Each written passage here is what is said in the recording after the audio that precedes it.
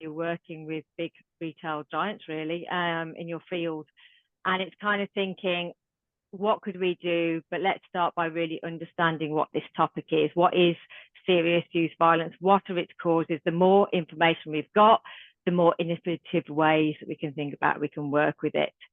So we're going to be starting with some, obviously, introductions in a moment. I've got some housekeeping and then a plan for the day. In terms of housekeeping, it's always nice if you are able to keep your camera on.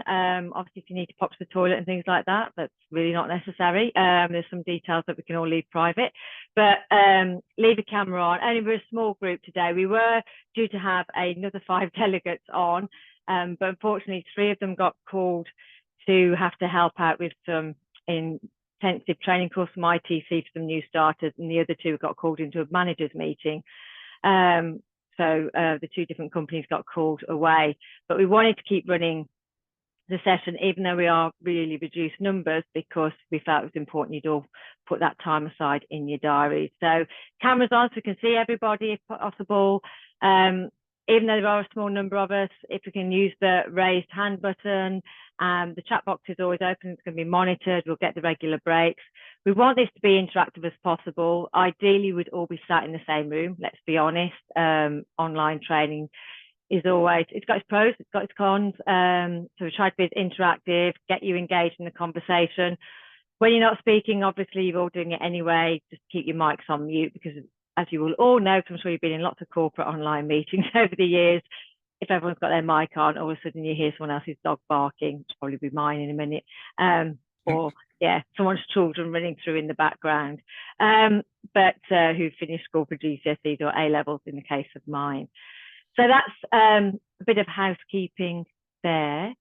Today's agenda, fairly packed, as you see. We're going to be doing some introductions, and that icebreaker is coming, I'm just warning you.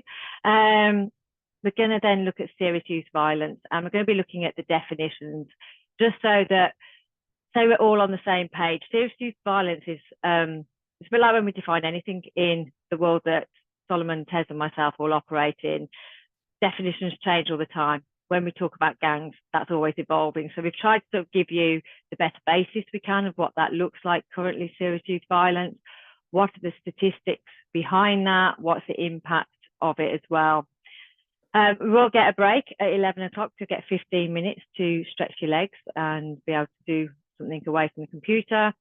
After that, we'll have a look at the forces, factors and frames around serious youth violence. It's kind of drilling down what's going on around the world that we can't control, what's kind of playing at a more local level, and how's that internalized for a young person.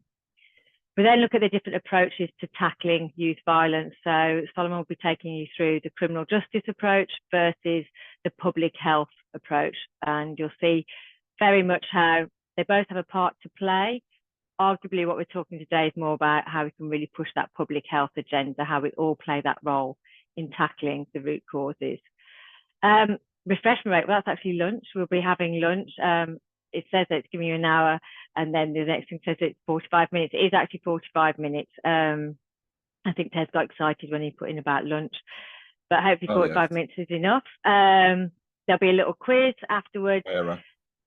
And then this afternoon, we're going to be looking at next steps and solutions. And this is going to be hopefully the part where we can break down into a couple of groups. Did you all receive the slides I sent this morning? I sent you a very short version. I can see Francesca's nodding. Sarah's going, damn, I haven't looked at my email this morning. The guilty face are like, no, not checked. Don't worry, you got plenty of time at lunchtime even. I just sent through a couple of slides. It will just help with the templates for the exercise that's at the end of the day around planning. We hope to wrap up, obviously, well, we will wrap up by 4:30 because you'll have literally had enough of the 3 of our Birmingham accents. You have got 3 Brummies on board for the whole day, I'm afraid. So you're not getting away from the Birmingham accents. So yeah, hopefully that looks all right. Is that, in general, a few nods or thumbs up? Is that what, yeah, you're all hoping for and expecting? Catherine, are you actually outside, or is that like a screen? Oh, I can't hear you. The clouds are moving and all sorts. Can Catherine unmute? Sorry, yes, I am outside. I couldn't get off mute then. Oh, yeah. Why is your weather's certainly looking a lot better? Whereabouts are you? Are you down south? Yeah, down in Weymouth. Weymouth's the place to be. Clearly not North Birmingham at this place. Well, I think Weymouth's always the place to be over Birmingham. No disrespect to my home city, but yeah, very, very nice. So that's the agenda. So introductions. Just we're going to go round the virtual room. I can call out whose sort of name is on my top of my little screen at the moment. So just a bit about, very basic as you'd expect, your name, what organisation are you from, what's your role there, and how long have you worked there. Then the cringe part. I'm waiting to see the guys' faces because, to be fair, do you know what? Tez and Solly could not get this when I said it. Who was your first celebrity crush, or your first person that you thought, oh yeah? To which Tez and Solly both looked at me blankly and had no idea. And who is it? Maybe secretly, that secret crush. One of my friends admitted the other day that her secret crush was William Hague. It's like, what the hell? What the hell? No offense, but You spoiled wow. me that because somebody might have actually said William Hague. Yeah, sorry, if you like William Hague. Now they're not going to feel comfortable to share with you again. So. Yes, Sarah's now thinking he's got to think of a new one now. Look. So yeah, so in terms of me, obviously I'll kick off, just you know who I am. I'm Natalie Kairosh, who I run my own community interest company. So I work in a social enterprise inspired to quit blades, very much focused originally just on preventing knife crime, talking about the reality of knife crime. You'll have heard my story at the conference, being a victim of knife crime myself, but that's very much expanded now about working alongside trying to tackle the root causes of youth violence, what part I can play to empower young people to move away from areas of criminality, so exploitation and vulnerability. So yeah, my first celeb crush, Michael J. Fox, probably. I'm old enough to be like when Back to the Future first came out, then my big sister took me. And I think it's just because my big sister fancied Michael J. Fox in Back to the Future that I fancied him. Either that would be Tom Cruise with Top Gun, not quite sure. Who is it now? It's not a secret. Everybody knows I've loved Will Smith for about the past 25 years. It really winds my husband up whenever I put on a Bad Boys film or something else, or I Am Legend. So yeah, that is me. Kev, you're at the top of my screen. Top of the hit list, eh? You are. You're not getting away. You said Tez then. Yeah, Kev Webster. I always get the old. I don't know if anybody ever watches Coronation Street, but you know, there's a Kevin Webster on that who I like to think looks a little bit different to myself. I hate to say it, Kev, it was the first thing I thought of. Yeah, I get it all the time. All the time. Everybody's always. I did actually say to my family, I've got Kevin Webster coming on. Yeah, I always get the How's Rosie and Sophie and Sally, all that sort of stuff. Anyway, yeah, Kev Webster. I've worked for Starbucks. I've been there about 18 months. I worked for Amazon right before that. Security and Resilience Advisor. We've got 1,200 stores, 370 equity stores and some licensed, but we work between the two. First celebrity crush, I would say Elizabeth Shue from Cocktail. I don't know whether anybody remembers the film Cocktail. Tom Cruise in that, wasn't he? Oh, Tom Cruise was in that. Yeah, there you go. There you go. And I would say now, Eva Mendes, who's married to Ryan Gosling. Yeah, so one of many. You got some tough competition there with Ryan Gosling, but yeah. So yeah, nice to meet you all. Nice to meet you, Kev. Thank you. Louise. Hello. That was easy for me, actually, the icebreaker questions. Very easy. I'll come to those last though. So I'm Louise Kadegi. Most of you know me anyway from Oris. I run a company called Oris. We have Oris Forums and Oris Media. I've been here 13 years in November, actually, believe it or not. So, which is amazing, isn't it? Considering I look so young, I must have started just out of school. My role, I'm not a retailer, but obviously we work together with all of the retailers that are on this call, and we've got about 140 retail brands actually that are members of the forums. And I just came along to this today because I wanted to understand a bit more for when I'm talking to retailers about what people can offer. I hear a lot of negative things about youth violence, quite rightly in a lot of cases, but I'd like to be able to talk to people in a different way about it and understand some of the reasons for it. And also point them in your direction, Natalie, Tez and Solomon, and you know how much I think of you and the work you do. So I would like to be able to help, point people in that direction for when they would need some help. So my first, I don't really like sport. But anyway, my first celebrity was definitely David Beckham. There's no doubt about that. And Anthony Joshua would be now. I think Anthony Joshua, I like him for lots of reasons, which is actually quite relevant to this call as well, isn't it? Funnily enough. But yeah, it's David Beckham and Anthony Joshua. So there you go. Oh, you purposely chosen no one embarrassing, haven't you? It's like, yeah. We're definitely not going to be a politician, I'm telling you that much. You just don't want to admit it was Boris, do you? That's I was problem, going to say secretly, but yeah, secretly it was Boris. Yeah. Secretly, it was the hair. Right. Thank you for that. Sarah, I've got you. Oh, you gone on mute? I know, I was a bit too quick. Hiya. So I'm Sarah Plummer. I work for Pets at Home. I'm one of the profit protection business partners, so I cover the South region, which is pretty much everything M4 and below. So I've got a nice chunk of the UK, which keeps me on the road quite a lot. I've been with the business now for almost 5 years. So it'll be 5 years in December. I did a very similar role with Arcadia previously as well.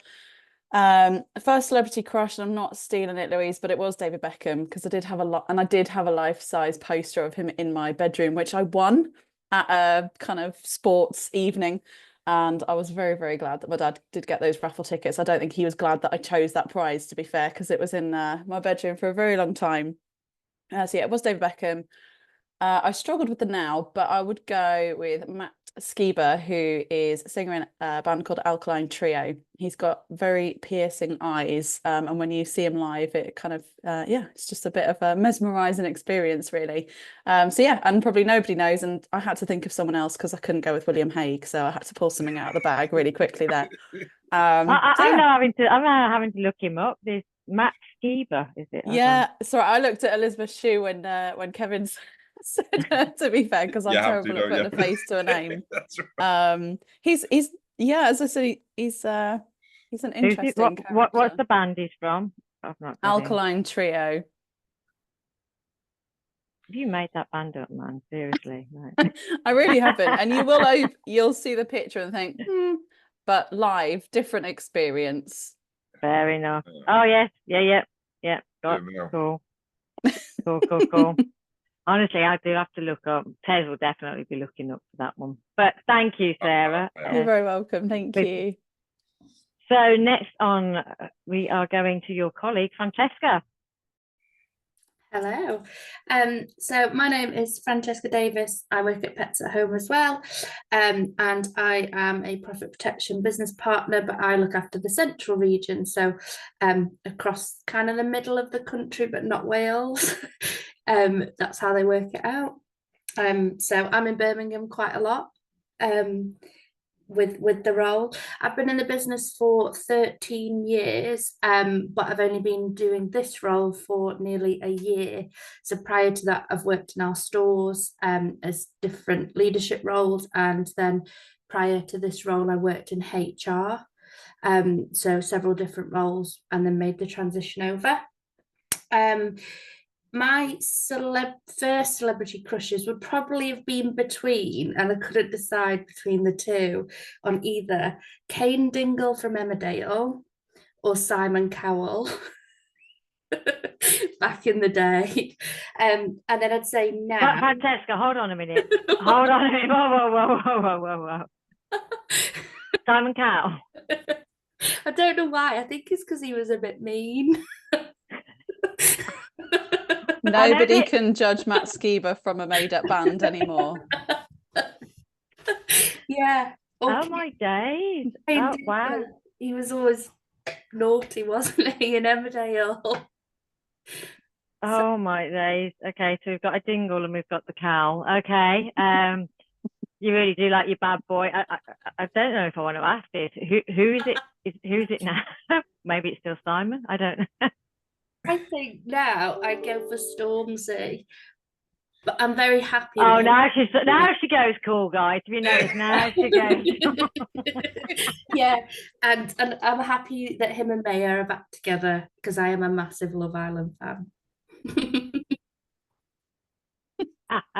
Thank you, Francesca. I do like the way you tried to save that then after Yeah. saying Simon Cowell. You like literally, I've got to turn this around somehow. Thank you very much. Wayne, you are next up. Hi, good morning, everybody. So yeah, Wayne O'Connor. I work for Primark. I've worked for Primark now for about 18 months. Previous to that, I was at Amazon and John Lewis Partnership. I also spent quite a lot of time in the military. What is my role? So I'm a regional security manager. So I cover everything above Birmingham and ROI, Republic of Ireland. So I have about 128 stores, and my colleague has the rest in London. Oh, who was my first celebrity crush? I would probably say Julia Roberts. Julia Roberts. I always really liked Julia Roberts. And everybody nodding. Everybody loves it. Yeah, exactly. It's a good call. Yeah, that's. And now I see a lot of her in. Hold on a sec. Julia Roberts, in what film was it in particular? Can I guess? Pretty Woman. It's got to be Pretty Woman. Okay. And nowadays it's got to be Rita Ora. Okay. Another nod. Another nod. Thank you. Fair enough. Good I like choices, Wayne. Good choices. Yeah. Good Cheers, safe Louise. choices. I don't know, as a host, that's quite devastating because they're quite good choices and I can't like read before them at all. So that's quite like, it's just like, damn it, he's actually chosen good choices. And then, Catherine, maybe you got off, but there you are. Catherine, you had moved on my screen. Catherine, so thank you for that, Wayne. Catherine. Hi, I'm Catherine. I'm the Group Health and Safety Manager at New Look Retailers. And I've actually been with the organisation for, just trying to work it out, 36 years now. Wow. So quite a while, mainly in health and safety, but did start off in HR, but that's probably because the Act wasn't even written back then. My crushes, actually my first crush was probably George Michael back in the Wham days, before obviously he decided he didn't like girls anymore. So that was my crush then. Devastating moment when it comes devastating. out as gay. Yeah, poster had to come down. You're like, no. And probably sticking with the Georges now, probably George Clooney. I wondered where you were going with that. I was trying to go to a list of Georges in my head. Okay. George Clooney. Again, yeah, both beautiful people, and still love George Michael, even though obviously he's passed. And yeah, I mean, yeah, I love the fact we all thought there was a chance, and then like we get gutted when they're like gay, as if there was a chance in the first place. Like, damn it, I'm never going to be his wife now. It's like me, like getting my hopes up, you know, when Will Smith had his first sort of split with Jada. It's like, nah, get a grip. It's not happening anyway. But no, thank you for that, Catherine. Tez and Solly. Tez, go first, then you can quickly do your intro. Yeah. Good morning, everybody. My name is Tessel White. I am the founder of the Serious Youth Violence Network, and also a community interest company called CIC.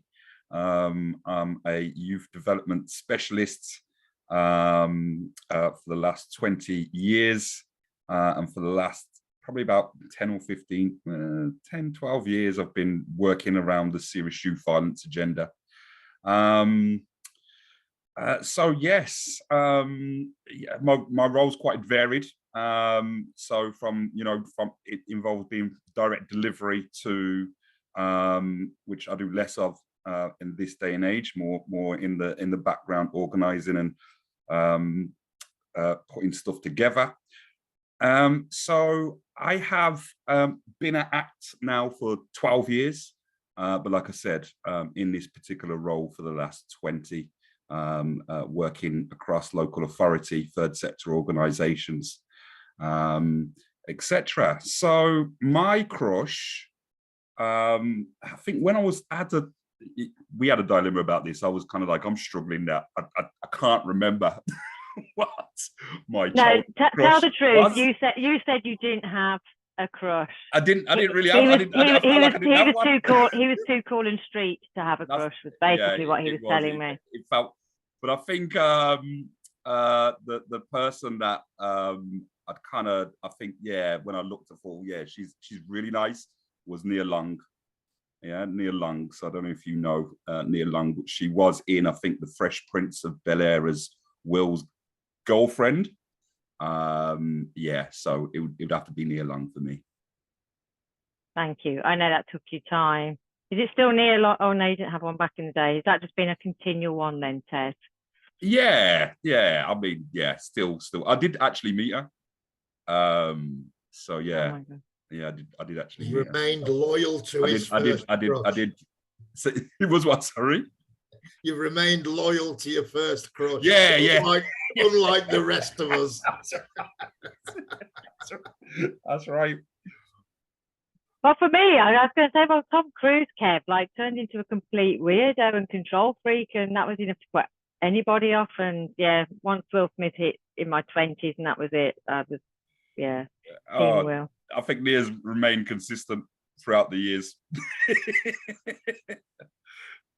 But no, thank you for that, Ted. And the thing is as Ted was saying about with the fact that he runs, a lot with the background and delivering of courses, to actually highlight, when I became a specialist with working with gangs and youth violence, it was actually at CIC's course, of which I did. It was a year-long course, lots of big assignments, weren't there, Ted, that we've done alongside that. There's a lot of work involved. But it was a real key stepping stone for me to order to transition from what was a very corporate role, because in the pharmaceutical industry 19 years, started working with young people that felt I needed to understand the world more. And that course was a real turning point, I think, for me, which is why I don't just talk about my story with young people about being stabbed. I actually now talk about a much more holistic approach. And that was really attribute thank you to the course, I think, Tess, that I had that change in mindset. And, hence why I talk to young people and go into, young offenders and prisons and all sorts. You was one of our better students, Nat. You was one of our better students. I got my assignments in on time. Thank you very much.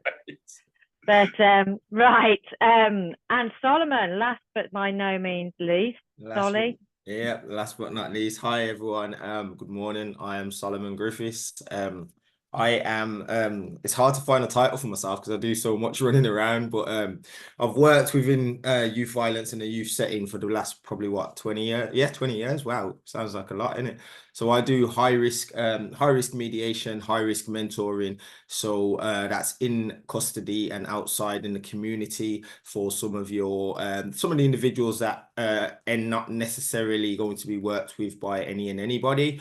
It's been a very challenging journey, but as we say, it's a very fulfilling one at the same time. So I do a lot of work around with ACT. I do a lot of training up and down the country, and now we're branching into obviously the training of professionals as well to make people more aware of what is happening around serious youth violence.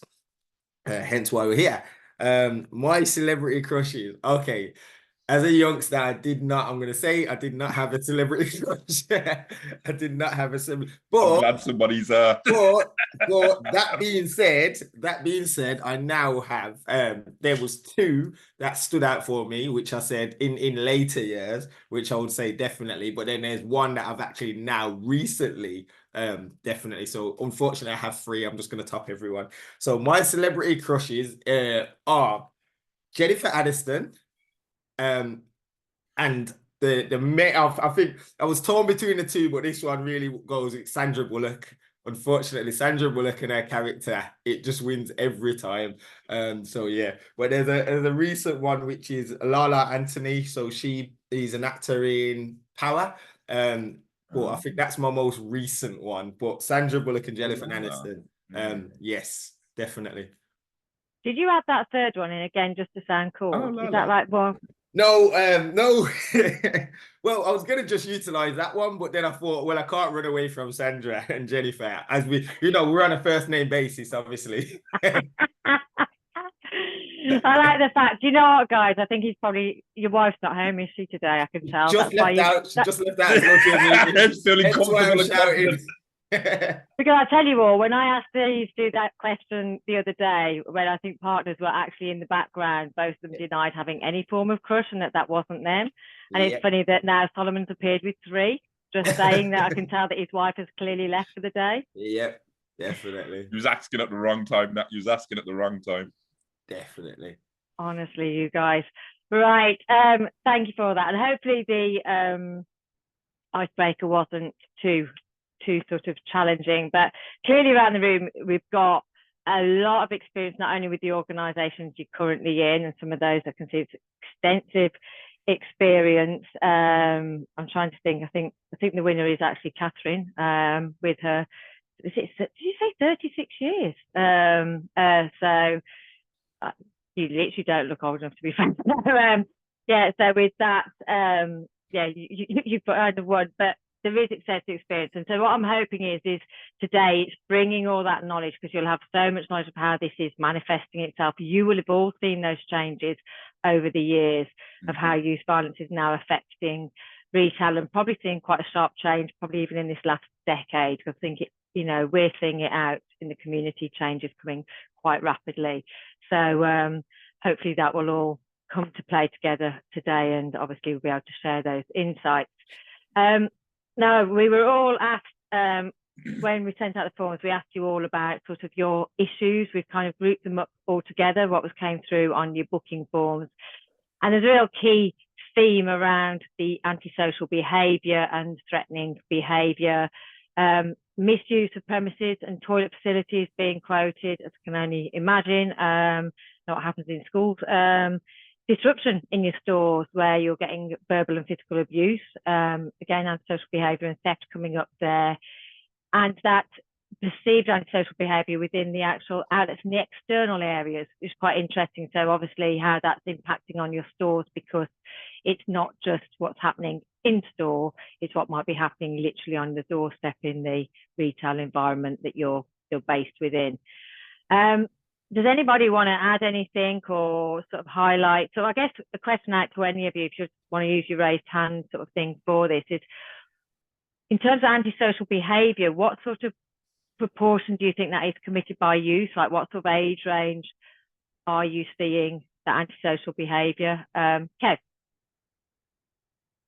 Yeah, I think a lot of ours at the minute it starts, I would say, around about 11 years, 11 and 12.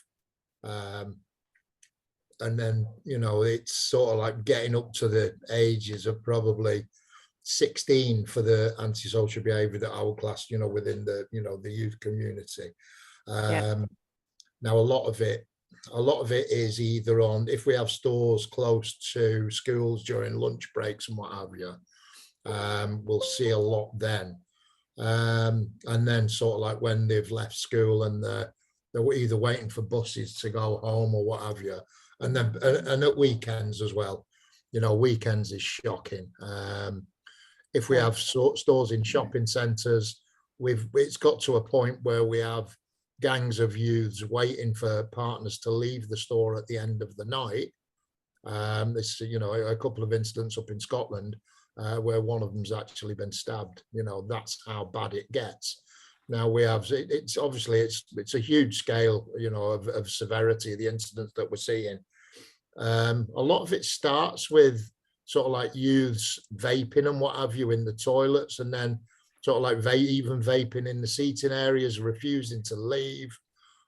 So that's the start point, and petty theft as well. And it just sort of like, obviously from that, the escalation is extremely quick, isn't it?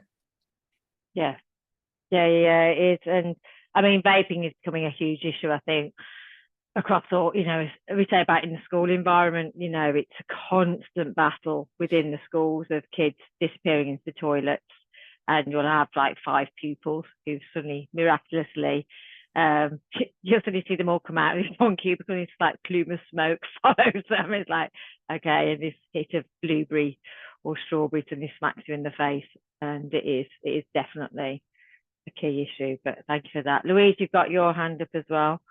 Yeah, so I'm just going to be commenting on stuff I hear in forum meetings from the retailers we work with, but TikTok is a massive issue with people just going in and just like abusing people just to get loads of likes, or going in and trashing a shop just because, or throwing fireworks into shops and stuff like that just to be able to put it on TikTok. So I'm not really saying that these are serious youth violence issues, but they're youth violence issues because they're hurting people and they're frightening people as well. So that would be the other thing I would probably add to that. And then what does that lead to as well? You know, the more likes they get, does that lead them on to do more stupid and more violent stuff? I suppose would be anything I'd add. Yeah.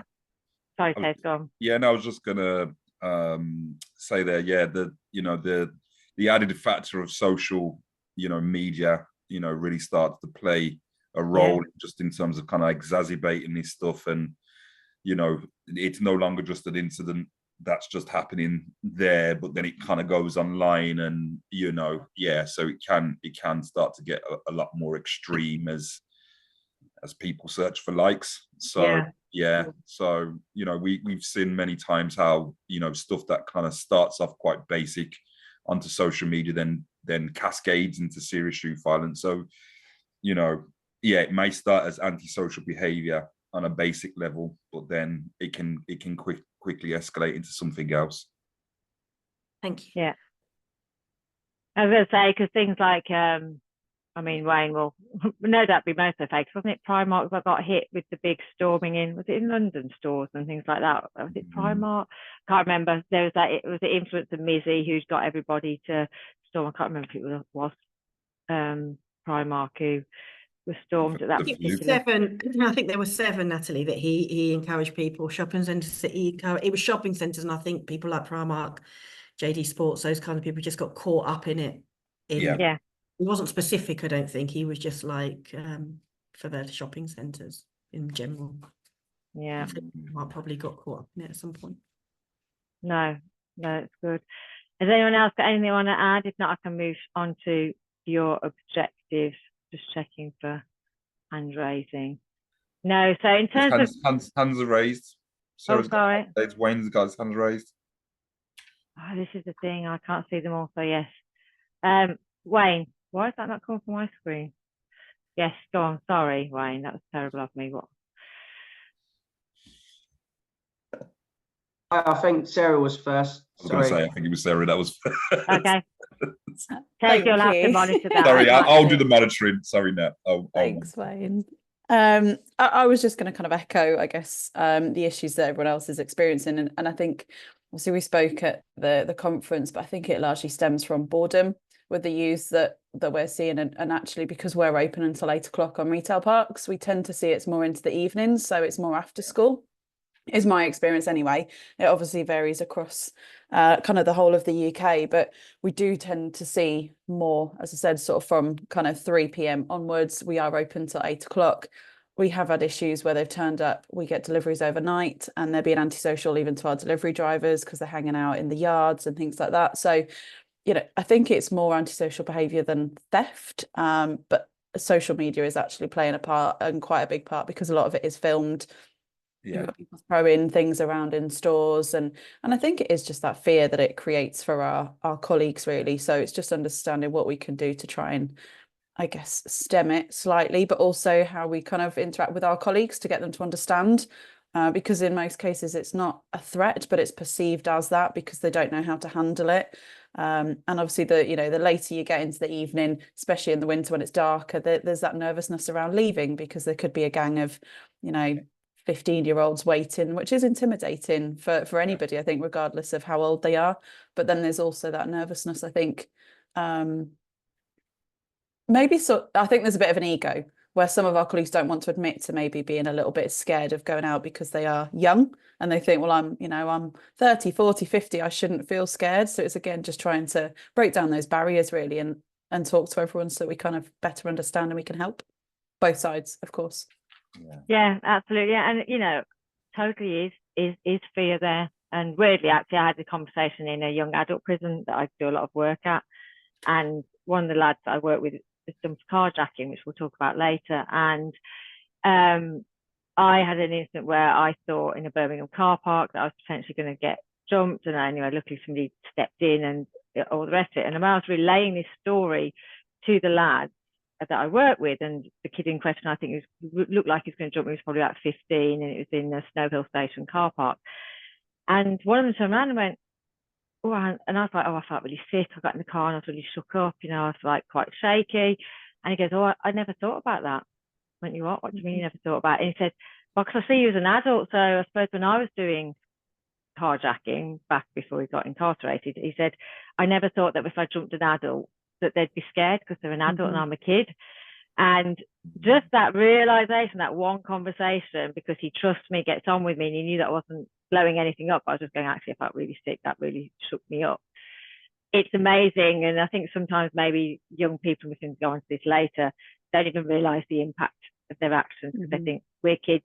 But quite rightly, as you say, 15, 16-year-old, if you all saw me at the conference, I'm not the tallest of people. I'm only about 5'4". You know, a lot of them are taller, and it is intimidating. We'll talk about how young people dress later, and then that's where distrust comes, and that's where communication then breaks down, and yeah, obviously things escalate. But yeah, some really great points there, as you say, about the antisocial behaviour and intimidation part. But Wayne, the gentleman that said after you. Ah, thank you. No, I agree with all the points. A lot of it is the lack of kind of opportunities, I think, that the kids have. We see a lot more on kind of our high streets, especially after school. We also have, you know, we have free Wi-Fi, we have seats near our fitting rooms where they charge their phones. Sometimes the caliber of our officers is not the best, and it's almost like a bit of a game sometimes.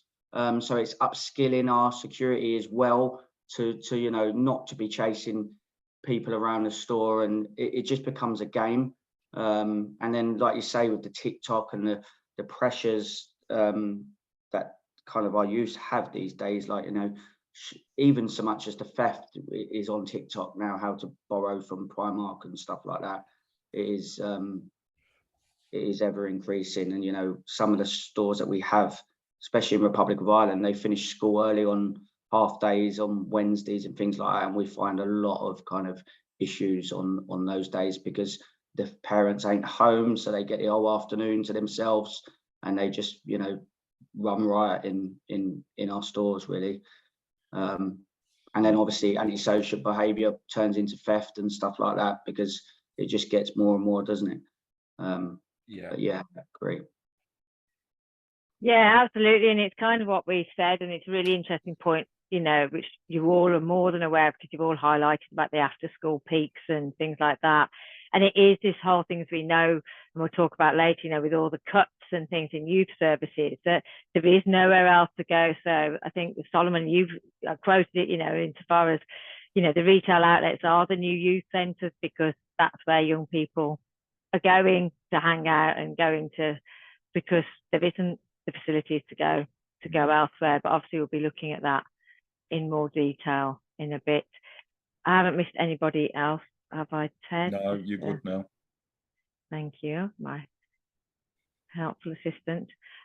So in terms of the objectives that you sent through, a lot around the word we see here, understanding, which is obviously what today is about. This is about filling you up as much as we can with knowledge that's relevant, because trust me, we could bore you for days with this subject, and days and days. In fact, Tez took me on a journey for a whole year, so don't let Tez get started, otherwise this could be the longest presentation.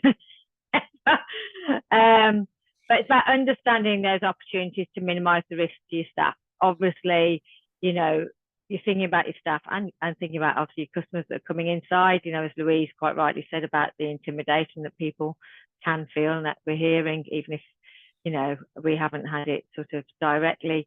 Understanding how we can deal with the situations better. So that point highlighted, Wayne, obviously you were saying about the security staff chasing them around. It's like chasing a puppy around, isn't it? The store, you know, just gets more excited and more hyped up and thinks it's a game. Great understanding of the support avenues. So what are the tactics that can help deter antisocial behaviour?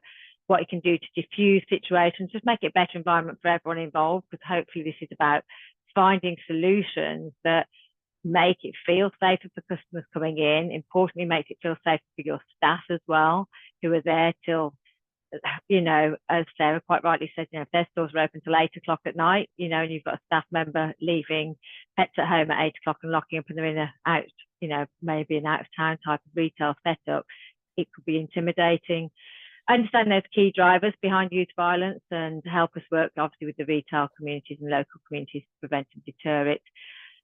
The final point, and obviously whoever wrote this, if you wanted to sort of say about a bit more about, it's obviously interesting discussing and understanding the stance of the law enforcement on this topic, because obviously you've had the recent government legislation, which I believe, was it October time, I think, last year, a lot of it coming into play this year. Although interestingly, smiling to ourselves, sort of updating myself on making sure we knew all the nuances. When you go on the Gov website to look at this legislation, it's like the government have like totally detached themselves of any liability, because it says in the big banner, this is under the Richie Sunak Conservative guidelines. It's kind of almost like a disclaimer of this was the Tories and this isn't us. So, you know, I know there was a big thing around the antisocial action plan about the hotspot areas, putting in extra policing.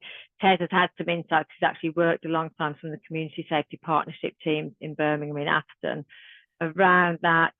And obviously, I think is it that there is more of a offence, a standalone offence now for assaulting a retail worker, where it should be a stronger, is it criminal behaviour order, I think, that we slapped on somebody, and then if they break that, potentially 5 years in prison. Although obviously we know they talk about putting people in prison, of which there's no spaces, because the government's trying to empty out the prisons at the moment, because they've got about 300 spaces left.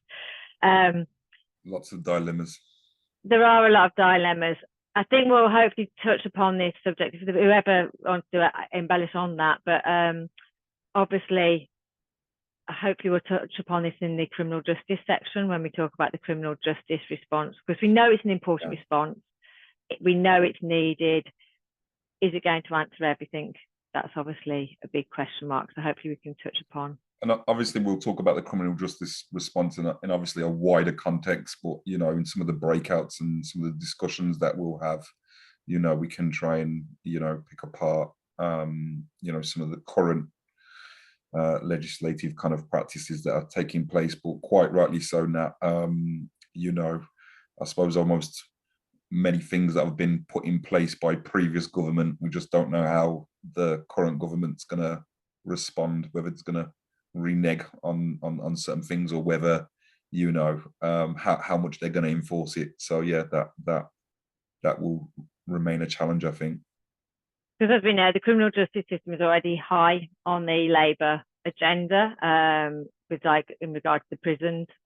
Although weirdly they said they were going to remove the early release scheme, and actually they've enforced it to a greater extent. They've reduced it now that people only have to serve 40% of their sentence. So Ted is half smiling. He knows this is a real bugbear of mine. So, but yeah, so we don't know, as Ted quite rightly says, whether the government will still stick with these changes to be protecting retailers, although Keir Starmer has come forward and said he realises it's an area that should be looked at. So in terms of those with the objectives, by the end of the day, the objectives of our course, what we sort of sat down and looked at, obviously considering all the points put forward with your issues and your objectives, is making sure that all participants have an understanding of what serious youth violence is and its different forms, understanding those causes and the different approaches that are being used to tackle it nationally. We're going to be making you all think about some knowledge mapping, about highlighting what we do know, what we don't know, about especially our problem areas.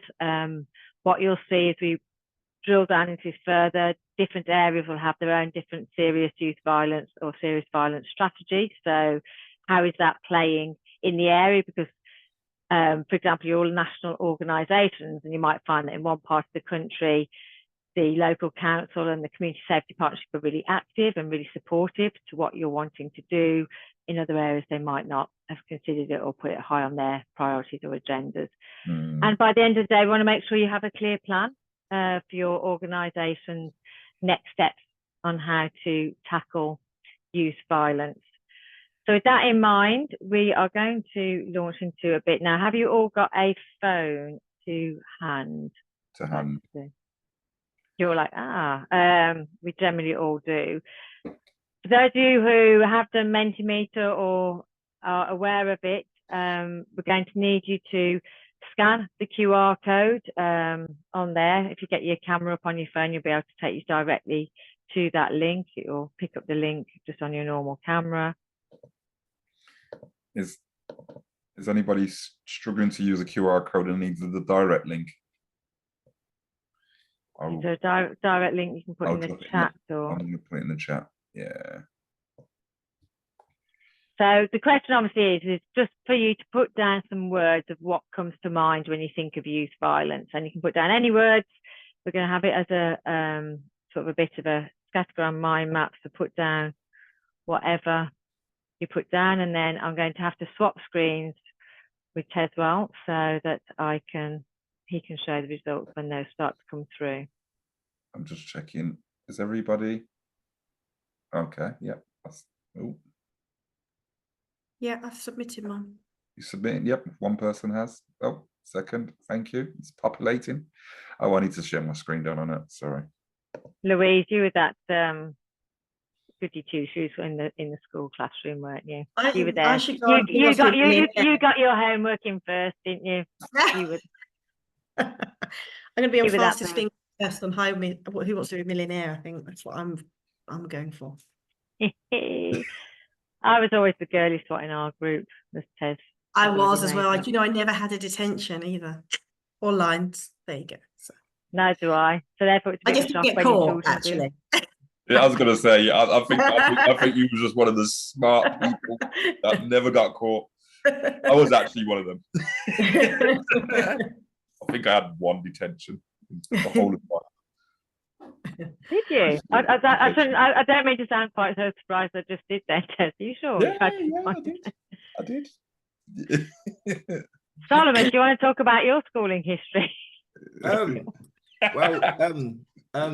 The school didn't know how to accommodate my needs. Let's just say that. It wasn't the best.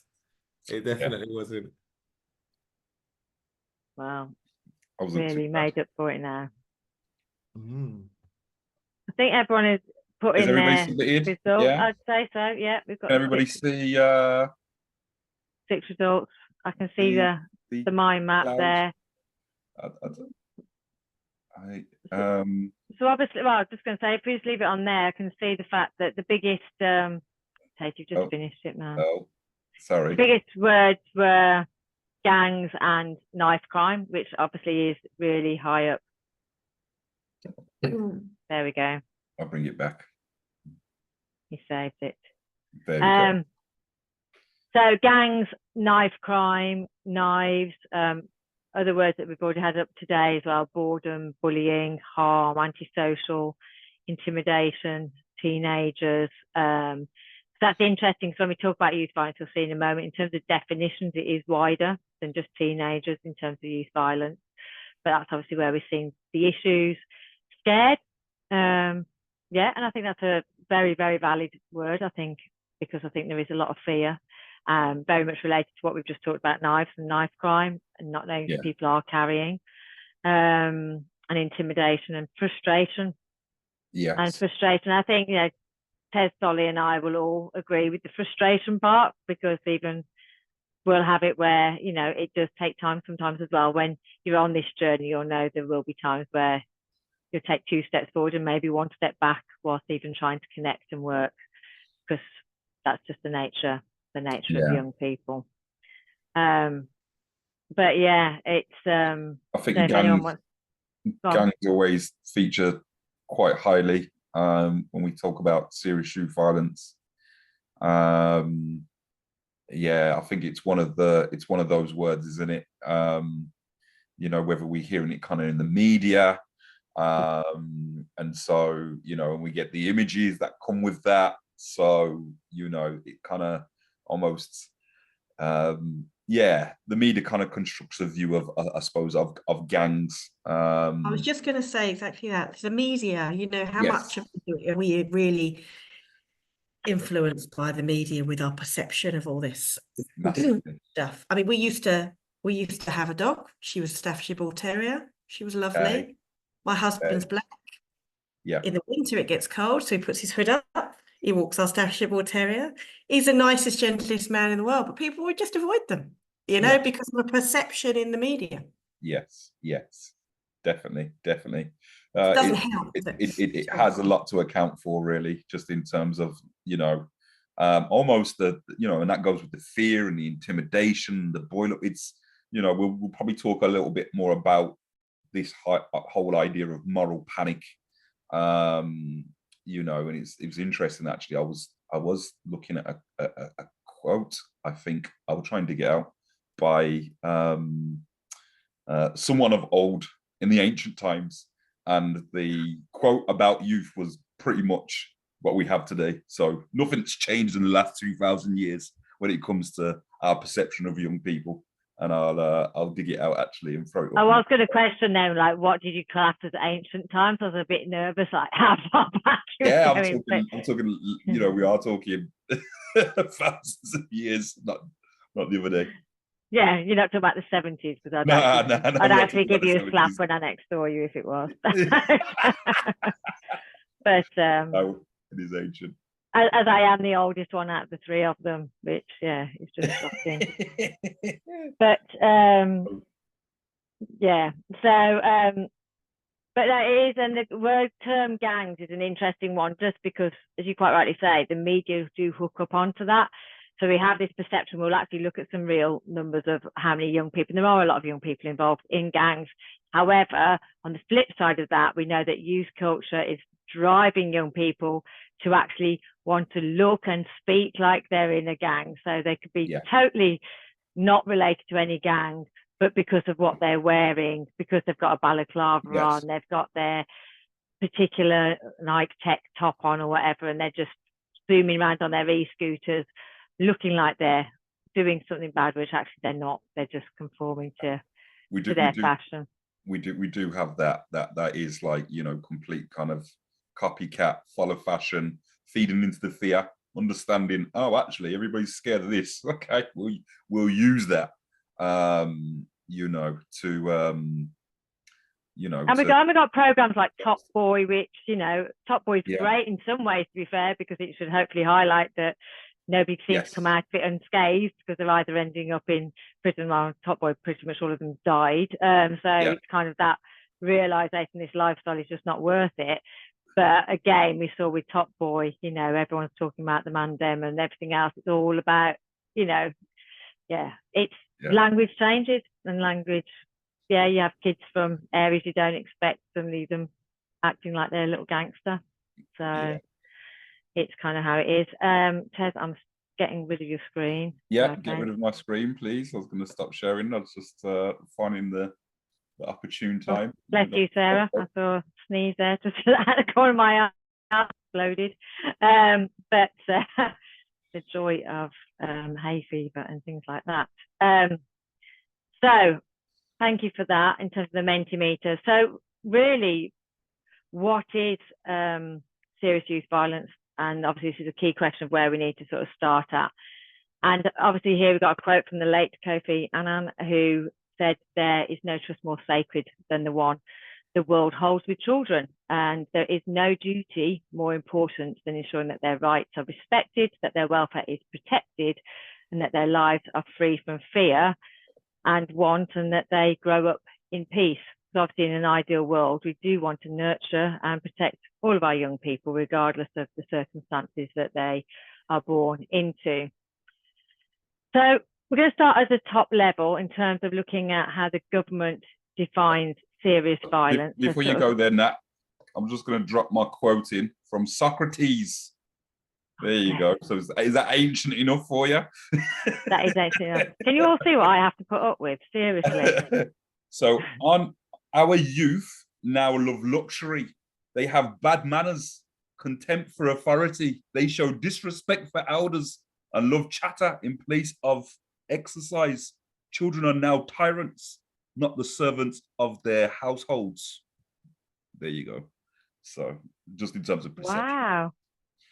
That's actually quite shocking, really, isn't it? It's like, Christ, yeah. Yeah. If he had any idea of what was going on now, the poor fellow would have just keeled over. Yeah. He should be finished. Straight away. So it is really, I mean, that narrative obviously has always been, as you say, propagated. You know, we all know that, I suppose, for all of us, you know, our parents' generation, grandparents probably looked at our age when we were kids and thought, oh yes, youth culture. They're awful. They're terrible. What are they doing? So yeah, as you say, it's always been perpetuated, but we know that it's now manifesting, because we see the statistics where it's manifesting in behaviours that are genuinely affecting.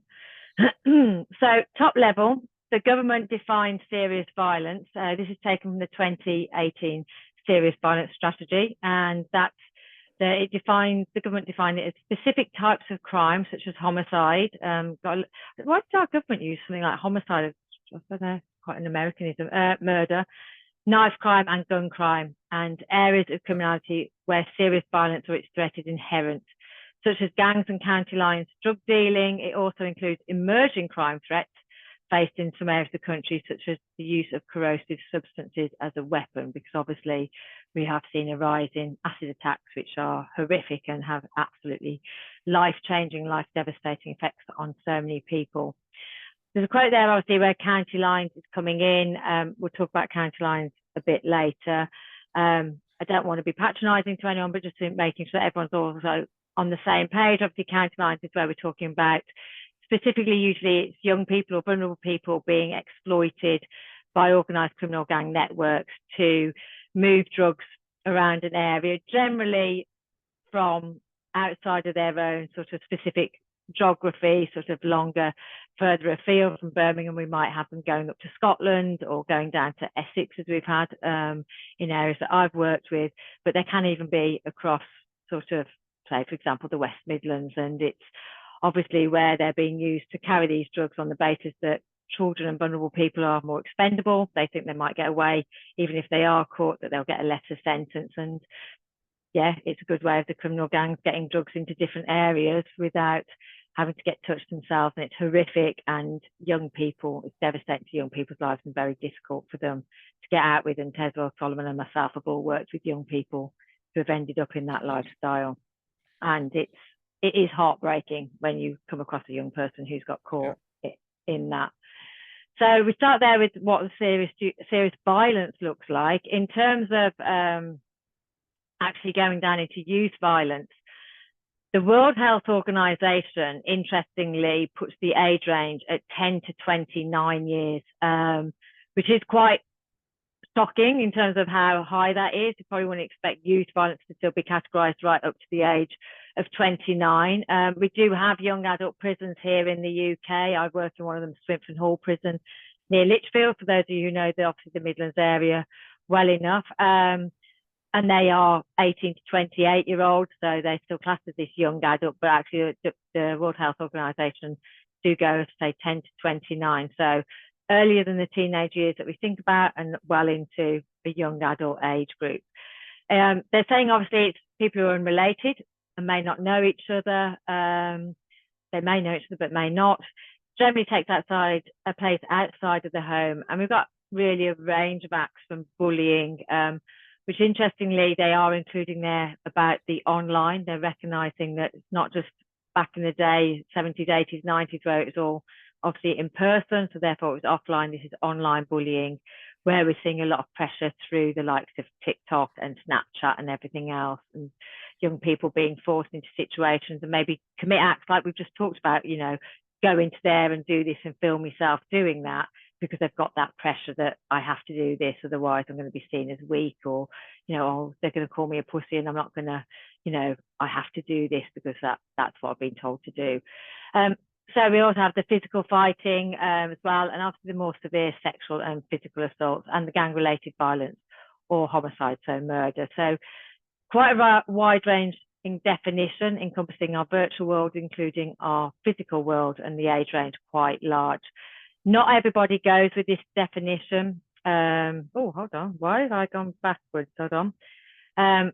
Serious youth violence on local levels can be defined quite differently. So obviously here in the West Midlands, where Ted, Solomon and myself all operate, they define serious youth violence as under 25. They don't go as high as 29, and they obviously include it as injury and knife crime. So different authorities have their own defined serious violence strategy, as I've mentioned, and they will focus on different issues, so such as public space youth violence. So it's really challenging because a lot of these definitions are based on judgments of the body who are defining it. They evolve with time, like we see gangs definitions always evolving, but we can sort of see similar traits. So what the age range is can be anything, as I say, from 10 years to 29 or 10 to 25. Anything there, Ted or Solomon, you want to add, or you? Yeah, I was just going to say that, you know, probably just reiterating what you were saying there around about definitions now and how definitions can change, and actually it's encouraged by the World Health Organization. And the reason why we're speaking about the World Health Organization is because, you know, youth violence is really a public health issue. And so it's been declared that at international level, which then, you know, puts almost pressure on, let's just say, you know, governments to tackle it in a particular way or think about youth violence in a particular way, which is quite it's one of the more recent developments. You know, if we're talking about youth violence over the last perhaps, you know, even 10 or 15 years, that we're being forced to look at it down this public health lens, which we're going to get more into a little bit later on. But this whole idea of definitions is because youth violence can show up very differently, you know, in the South than it does in the Midlands, to what it does in the North, as it does from country to country. So if you think about that broader definition and them taking it right up to 29, and that's because in other countries, that's where you may be seeing the bulk of people still being involved in this idea of youth violence up to the age of 29. So yeah, just a bit of context. Yeah, thank you for that. And it is always, as I say, just always a challenge, as we find in different areas of our work, about how these things can change. Yeah. So we have here sort of obviously some examples of the types of serious youth violence. Things of some of those obviously you mentioned in this category, like knife crime as well, robbery. You've got your serious and organised criminal gangs. You've got your urban street gangs, who obviously you're seeing about in you know, in your retail areas potentially. Yeah. Things that are affecting the nighttime economy, the county lines exploitation. This will come up time and time again, because this is going to be, you know, young people who potentially as well aren't necessarily in school full time, and are potentially the young people who'll be hanging around in retail areas where you're at, or they're passing through. We've got obviously violence against women and girls and firearms enabled crime, which unfortunately, gun crime, we are seeing on the rise quite significantly, especially in certain areas of the country, Birmingham being one of them. It's also not an exclusive list, so, you know, just to say that these are just a few types, just to show us how wide we're thinking when we're talking about serious youth violence. Oftentimes, I mean, that is, you know, the proper term that we're using. So oftentimes we'll hear the idea of gangs, again, a heavy disputed term, gangs is, where you go up and down the country. So academically, I think that, you know, they're trying to move away from this whole idea of gangs. And it's because of the discussion what we was having earlier on around perception, and actually what comes to mind, because you know, media does taint the perspective of what we think a typical gang looks like, and that has been already lodged in our subconscious minds. And we'll do a little bit around unconscious bias in a little while. But the reality is, you know, depending on where you go up in the country, I know if you're getting kind of news from London and you're seeing what's kind of taking place at the moment, you know, you're gonna get, you know, lots of young people being involved in knife crime. You know, it's going to be perceived as a predominantly black issue. So it becomes racialized as well. Some of these concepts and some of these terms do as well. But we'll go into that a little bit more detail a little later on. So it's just you know, widen out our lens in terms of what we're thinking about. Some people talk in terms of knife crime, and again, knife crime itself can be quite a limiting kind of view and perspective, especially when we start to you know, analyze knife crime within legislation. There is no such thing as knife crime in legislation, really, apart from actually they just changed certain laws now. Apart from selling knives, that's the only legislation that we have to do with so-called knife crime. But that we're a lot of the time we're dealing with things such as offensive weapons, you know, or what they actually. We're turning into the bladed articles, aren't we? As a bladed article, exactly. We have issues with screwdrivers and everything else. Right. So again, you know, we get this kind of play in terms of media and these ideas and concepts that, you know, are constantly thrown towards us, and then the imagery that goes with them. You know, we start to quickly develop ideas and views about who this is, what they are, who they are, where they're from, etc., etc. So yeah, but so serious youth violence is the terminology or official terminology, or you know, that we're utilizing, that the government is now recognizing, and it itself, you probably won't find any policies or any documents specifically dealing with that terminology of gangs anymore. You'll notice all the language now is kind of converted to serious youth violence and its wider perspective. Yeah, absolutely. And it is, as you say, it's keeping that diversity in mind of what that looks like. Yeah. So statistics wise, busy slide, I know, but just some important statistics. In terms of street gangs, obviously we say as it is a debatable issue in terms of what makes up a gang, but the two statistics at the top came from a piece of research done by the National Youth Agency, and this was published back in May 2020. Do you know what? It's actually a really easy to read PDF. It's called Hidden in Plain Sight. If you Google Hidden in Plain Sight, it's just a nice, easy to read document which kind of looks at the different issues around young people, especially in relation to gangs and vulnerabilities. One of the authors on that is a good friend and colleague to Teswell and Solomon and myself, Craig Pinkney, who's done incredible work. He's an urban criminologist, so he's an academic as well as somebody who's got a lot of not lived experience, but hands-on experience with working with these young people. And they looked at the number of young people. So this is May 2020 when it was published. So these statistics are taken before we hit lockdown, and obviously the whole landscape will have changed again since then, but this is our best figures that we've got.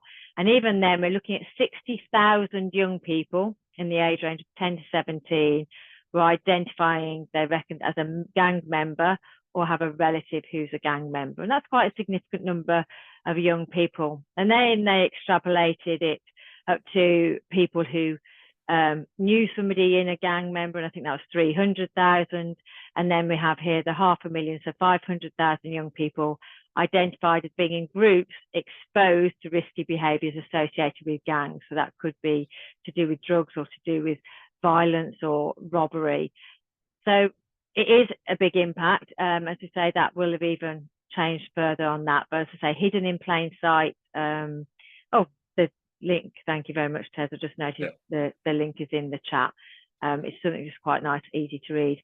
In terms of knife crime, we are seeing a massive change. We saw a massive spike before we hit lockdown. Obviously, lockdown, there's a slight drop, obviously, in the numbers because, as expected, people were not supposed to be going outside. There's less interactions, but we have seen that increase and that bounce back since we've come out of lockdown in from those years between 2020 and 2021. In the 12 months up to March 2023, there were nationally 244 murders involving a knife or sharp instrument, and that's of any age. Quite staggering, I guess, because that's obviously almost one a day. We're talking nearly 4,000 admissions for assault with a sharp object in the year ending of December 2023. When we think of county lines, sorry, what are you going to say, Ted? No, I just said there's a lot. It's a lot of admissions. It's horrific. It's horrific. That's, you know what, that's over 10 a day. Yeah. And I think some of shocking. Some of the forces, so whether it be, you know, the police and the ambulance, I know that, you know, some of their quotes depending on where you are within the country as well, just in terms of admissions. I think I'd seen something in Birmingham, but I can't remember what the quote is off the top of my head. I'll try and dig it out. Well, obviously, yeah, because it is only based on what they're actually categorising it as well, in terms of what the young person is, because we always have that sort of that we're up against. In terms of county lines, drug dealing, so going country or OT, we have this back from 2019 statistics, Ted, because I know it's 2,000 lines in 2019 was being quoted. Sorry, where are you? The county lines drug dealing, the fact that I think that's a pretty old statistic, to be honest. I think that's a 2019 statistic. I remember reading that from there. So back then we were even looking, you know, this is potentially 4 or 5 years old, 27,000 young people. Due to the increase in the demand in the drug market, we know that this number is increasing, and quite dramatically so, in terms of the number of young people being recruited. Not necessarily a huge increase in the number of lines that are opening up, because you've got your established gang networks, but obviously the number of people they're sending out into the street to be carrying across the country with drugs is increasing. Carjacking, obviously mentioned this earlier about carjacking. I think this was quite shocking. I was looking at this last night about the fact the vehicle crime study revealed that there's 8,000 offences that are committed by young people annually. I think I worked that out as, what was it, 22 a day? I think that works out on average, which is horrific. So we've got this number that are happening on a daily basis. Shockingly, 40% of carjacking is happening, it's been committed, by people who are 15 years and younger. Yeah. Where as well, I'm kind of thinking, linking into the world of all of you here, is obviously potentially in your outdoor retail area, Sarah and Francesca, thinking of like your pets at home, where you've got your car park sitting outside and things, and where that could be really impacting in those retail parks. And for Starbucks, you know, Kev, I'm guessing, you know, a lot of Starbucks, you've got your car parks right next to it, again, could be targeted for that kind of behaviour. Fraud and money. Yeah. Could I just check in with everybody? Is everybody kind of familiar with like county lines and child criminal exploitation type stuff? Are we? Yeah. Will pretty much knows what we're talking about when we talk about that. Okay, cool. Yeah, because I was just going to add that the you know, a lot of the young people who are kind of committing those car thefts is actually linked to organized crime. So a lot of the young people that are involved in your, you know, car theft, etc., a lot of that is, we had here in Birmingham, North Birmingham especially, you know, there were a couple of I suppose organized crime groups that were specifically you know, targeting, you know, motor vehicles, especially, you know, top of the range Range Rovers. If anybody's, you know, had a Range Rover recently, you know, insurance, you know, the insurance is almost getting refused now. You know, so you'll find Range Rovers going for cheap because nobody can't insure them anymore. So yeah, they're using like a lot of technology to easily unlock these cars, get access to these cars, and have young people oftentimes you know, who'll be involved in that process of actually stealing the cars. Yeah, and I can vouch that to living in North Birmingham and my BMW getting stolen from my house. And they broke into my house overnight while I was asleep upstairs with my children, which was happened to my neighbour. Pretty horrific to come down in the morning and find that your front window has been taken out. And my car was actually found near Birmingham Airport 2 days later. With some kids just casually, some teenager casually valeting the car in a pub car park and saying, I don't know who this, my mate just lends me cars. Who's your mate's name? Don't know who my mate is. But my car was being valeted. Although I do have to say, West Midlands Police on that particular story, I had to go to the car compound because they said it's been recovered. Do you want to get it back? And at that point, I was like, I don't really want it back. I'll be totally honest. It's that kind of thing that once your car's been nicked, it's like, don't really. But I went and gone to go and fetch it. And I opened the little drop down sort of compartment, not the actual glove box, but there's another one next to the thing. And this big pot of weed dropped out. So I'm really glad that West Midlands Police did a thorough check of my car when they said forensics came out, because there was a big pot of weed sitting in there and a front door key for someone's house, which wasn't mine. West Midlands Police did a thorough forensic check of the car when it was recovered. But yeah, and so again, but that was a young teenager who was actually found with the car, and he'd been driving it around. They'd tracked it. It'd gone to KFC and places like that. So yeah. But they didn't throw out my buggy out the back because I've got the car buggy. So at least I got my buggy back. But and then at the bottom of fraud and money laundering, and again, this can really impact in the world that you guys are in. We are seeing more and more young people being recruited in this, obviously with their bank accounts being used to put money through and things. So we've got sort of the recruited between the ages of 17 and 24. 6 in 10 money mules are actually under the age of 30. So we're seeing a real vulnerability there of young people's accounts being used to house, you know, taking so much money being sort of washed through in effect in that way. Obviously, concern for you guys is then these young people might be using this money in transactions, or that money's being used, and what that impact could be. The statistic there, 47% of teenagers have a fear of violence affecting their daily life. And I find it's quite a sad statistic, and probably explains why we're seeing young people acting the way that they are, dressing the way that they are, maybe getting involved in groups that aren't positive. And I've worked with so many young people who know that the people that are involved with are not positive for them, but there's a pure fear factor around the areas that they're living in, that they feel that they have to connect this way. So nearly half of our teenagers are living in this fear of violence. And then moving on, the cost of young people. In light, in overall, obviously, it's a huge amount of costs. Recent estimates obviously put the actual economic and social cost of serious youth violence at about 11 billion for that 11-year period. And within that period, we're talking the cost being at least £780 million per year. So this is costing the country, this is England and Wales, a huge amount of money, and we're seeing it rising.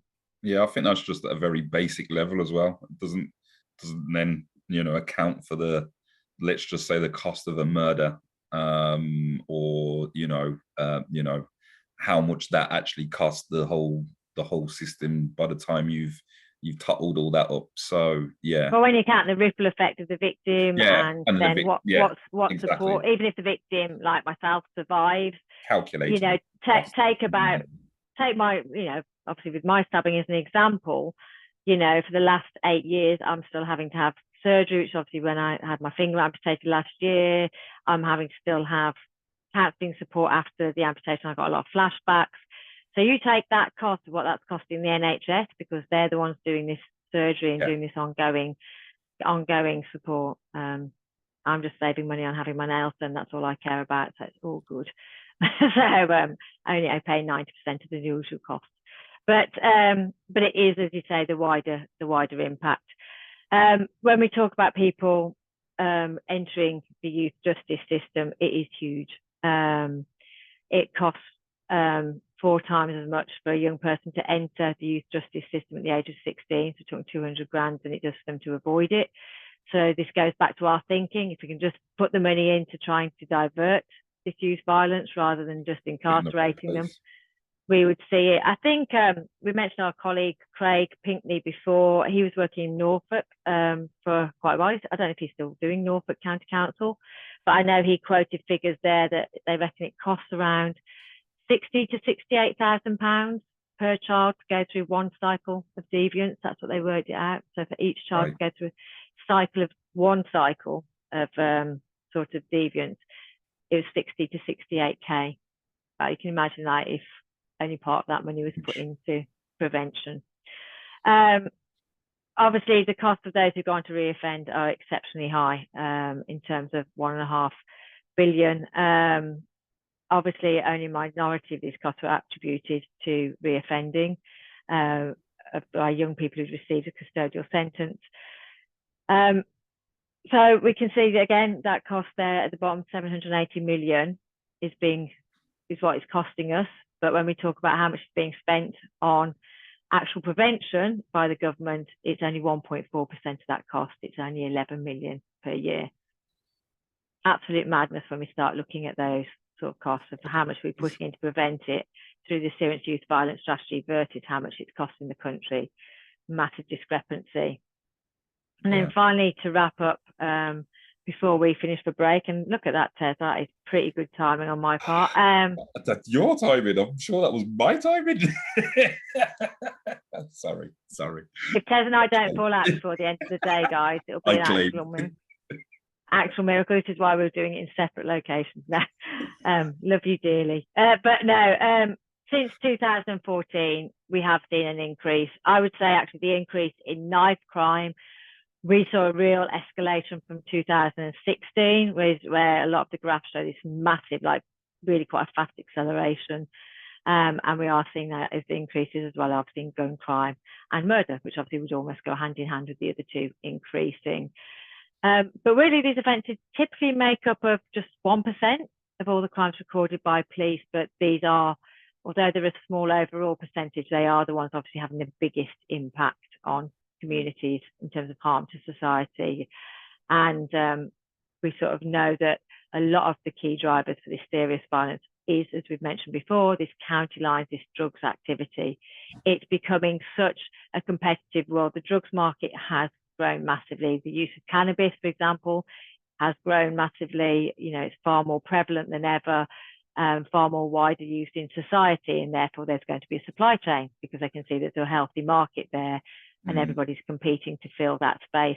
Even in sort of like the middle class areas with the use of cocaine as well, things like that, that's still very much driving as well when we're seeing that. Cocaine, ketamine, things like drugs associated like that.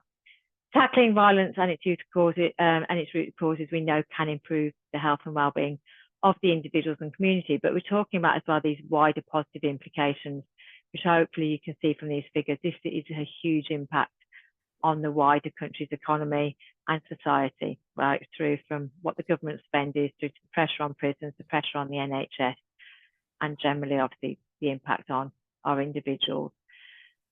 Anything to add there, Tez and Solomon, before we give everybody a little leg stretch, because we've put tons of statistics on them. I think we're good for the leg stretch. So it is bang on at 11 o'clock, even I'm shocked at my own timing. And so if we have 15 minutes, try and actually step away from your computer. I know it's tempting to look at your emails, and you might need to do that. We have got 45 minutes at lunch as well. Try and step away, grab yourself a cup of tea, and we'll see you back here about 11:15.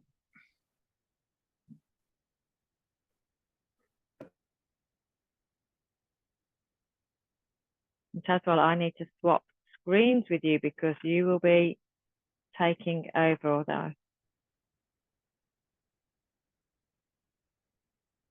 you're actually on mute. It's actually quite quiet and peaceful. Sorry. you like the rambling of my noise in the background, don't you? Yes, no, I do. Yes, Catherine, I will absolutely let you back in, obviously, no problem. I'm going to have to get something to eat as well, I think. Okay, I'll do my tech bit and I'll have a bit of. Would you like me to? I'll stop sharing a second, so you Yeah. give you Stop share. that chance. I'll see you in a few minutes. See you in a few minutes.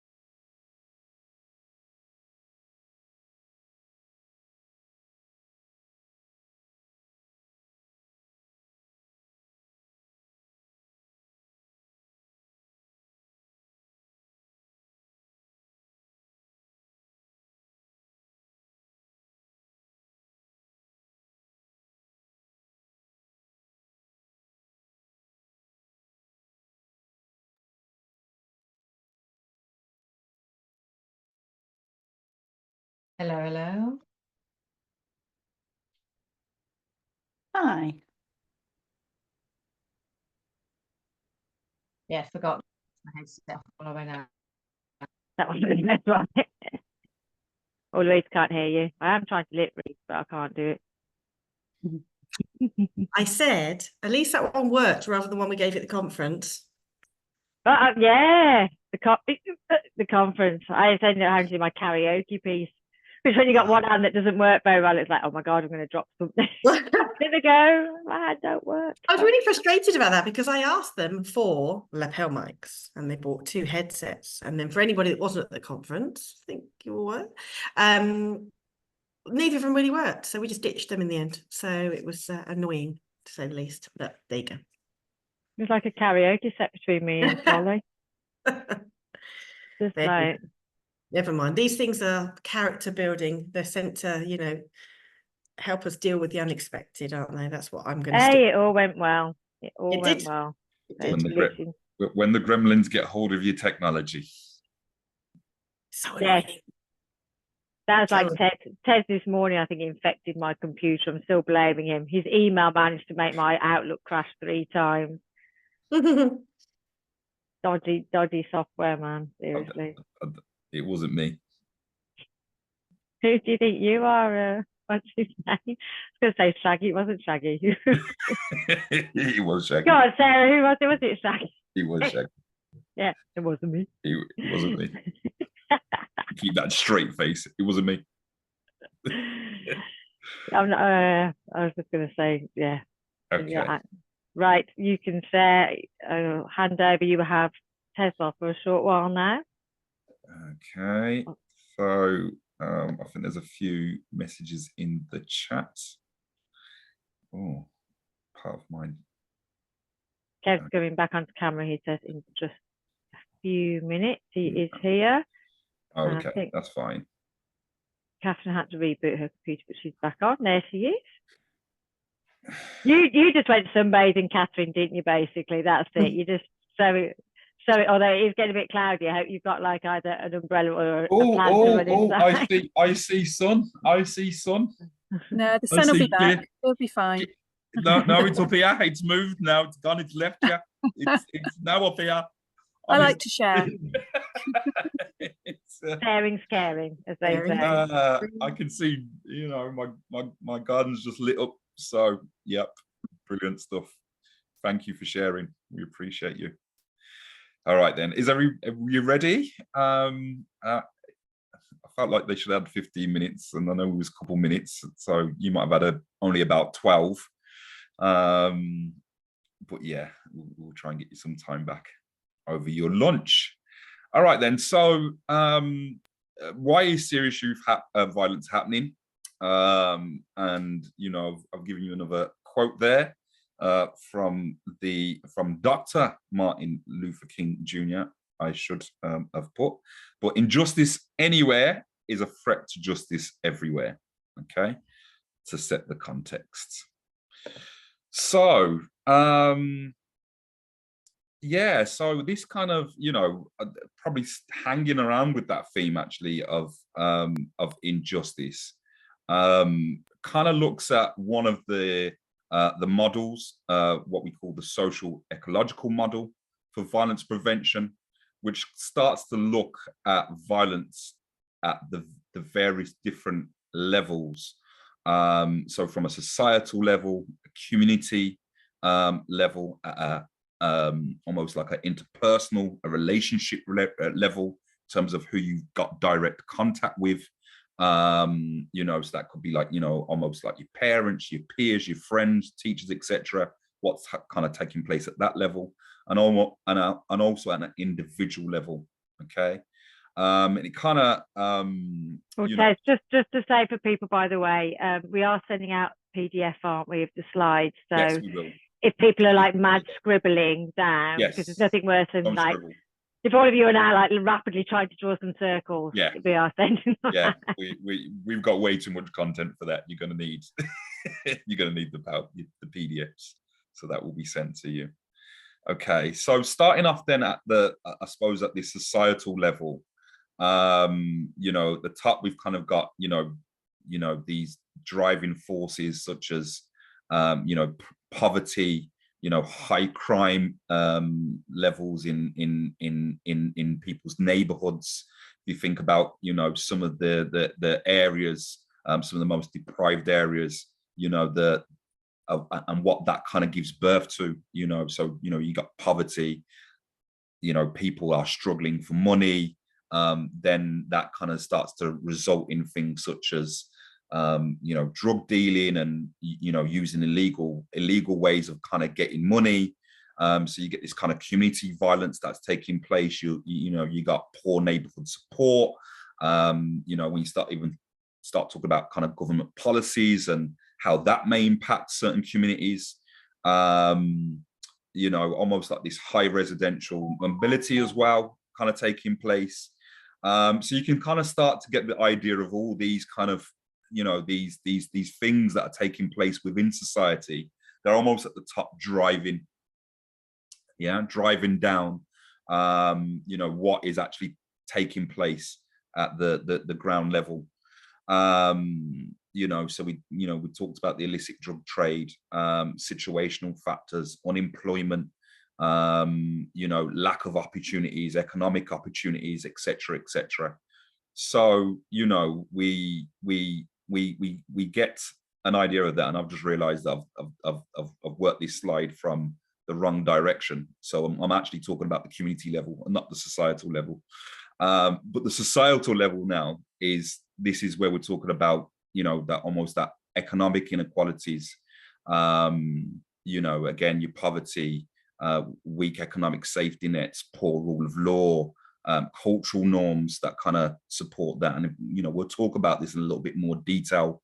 I just wanted to give you this kind of top level image, so you could kind of see it all in one place, and all of these kind of things that are, you know, kind of creating the conditions really for what we're dealing with today. You know, at a relationship level, again, poor parenting, or it might just be poor parent-child relationships.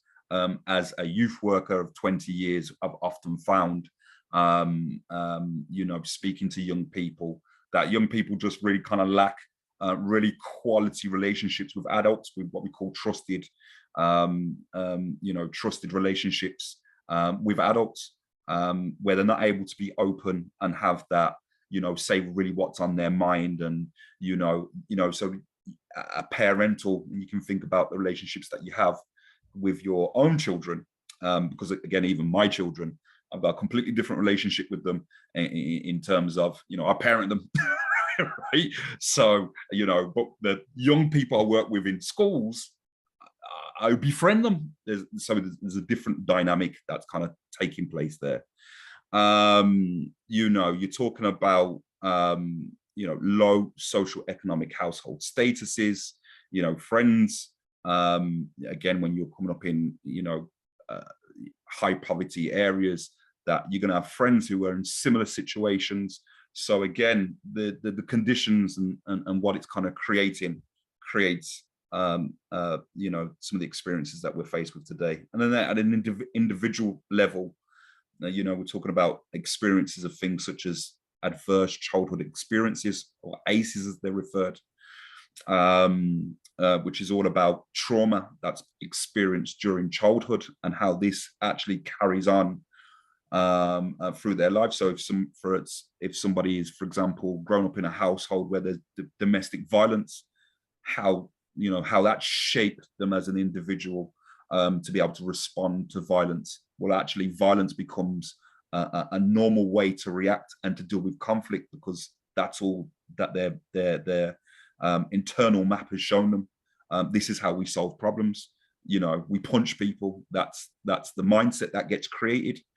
You know, then you're talking about issue, you know, poor mental health, alcohol and substance misuse, etc., etc. So this is just the top level. I didn't want to spend too much time hanging around. I think just on there, Wayne put a really good, you know, point yes. In the comments, you know, about it is about the lack of positive examples, because it is the lack of role model behaviours. And I certainly see it in the work that I do, that I do, again, it's those conversations with young people where parents are either fairly absent, as in they are physically absent, or they are emotionally absent.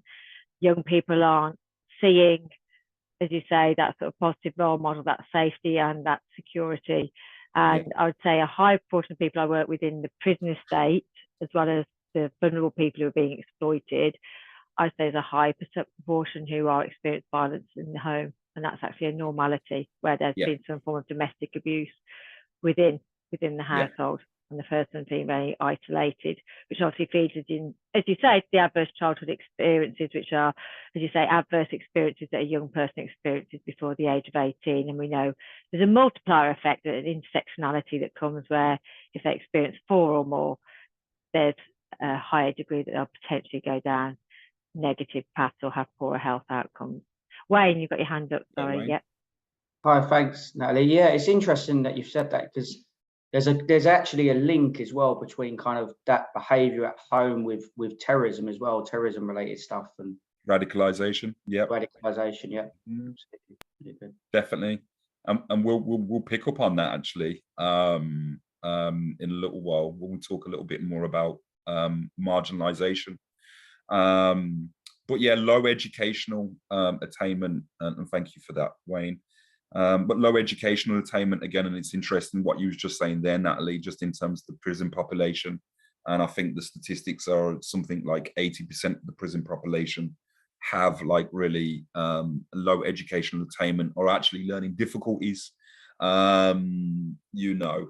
So have perhaps been excluded from school, have dropped out of the education system, and actually dropping out of the educational system, you know, there's something to say really for, I believe it's around 80%. I could be, is it 80%? Yeah. I know I've seen it's high figures like that, you know. It's something I'm very aware of when I work in the prison population. Obviously, if I'm doing slideshow presentations with them, that I always have to be very aware of the fact that the reading levels are very low.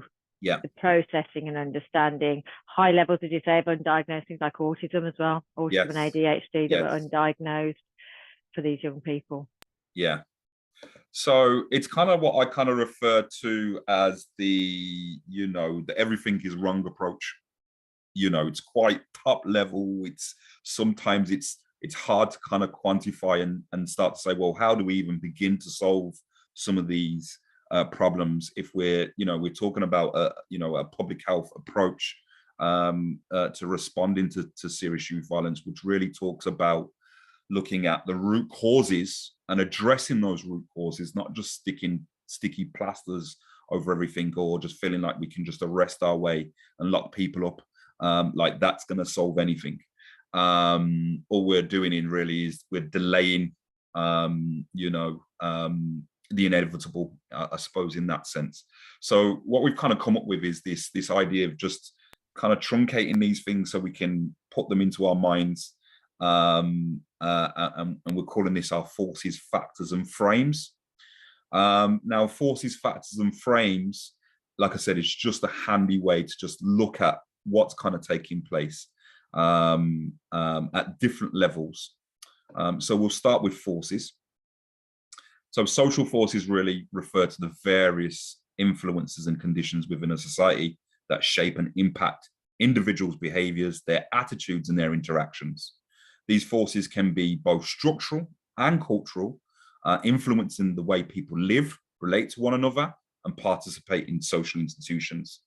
Yeah, so they're kind of playing out in just how they are shaping not only the structures, but also determining the kind of patterns of behavior that we're seeing and almost coming, you know, in some senses quite normalized. And so just to take a little bit more of a look at that, we kind of start off with, you know, political structures, your kind of government policies, your distribution of political power, and how that in itself can almost create those structural inequalities. You know, we're talking about things such as marginalization, and marginalization is really it refers to that process by where certain individuals, communities and groups are pushed to the edges or margins of society. And I've got a little bit of a video to show you on that actually, which will kind of demonstrate that for you a little bit more. So I'll say less about that because I think the video will kind of go into it a little bit more in depth. But actually, if we understand what marginalization is, you know, one of it's one of those concepts. Actually, it's not an easy concept to actually understand and get your head around. You know, Natalie, we trained her over a course of several weeks around marginalization and understanding what marginalization is and how it kind of actually impacts different communities and individuals. But I find one of the easy ones to understand marginalization, for example, or one of the groups that would be considered marginalized is single parents. So single parents are economically marginalized. Why? Because obviously they've only got one income coming into the household.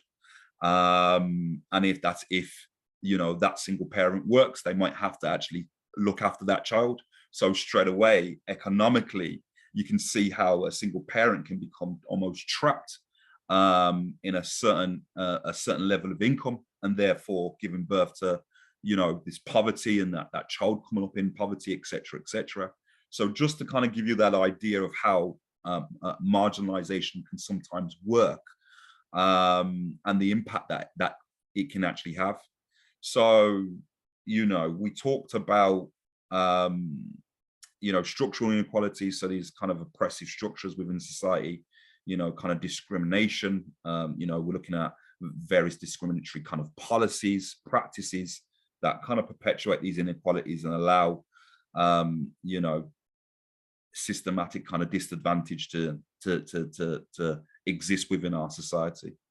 You know, poverty and deprivation, high levels of poverty, unemployment, limited economic opportunities, etc. Again, and so you can just see that these are, we call these forces. Okay, they are forces that are almost at the root causes of what we're seeing in terms of serious youth violence.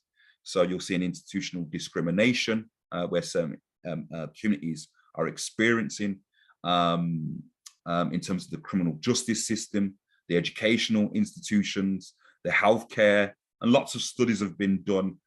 We can see them, a lot of things even came out, you know, in terms of reporting, just in terms of around COVID, how discrimination impacted actually who got COVID and how they were kind of dealing with it, and then the deaths that came from that, etc., etc.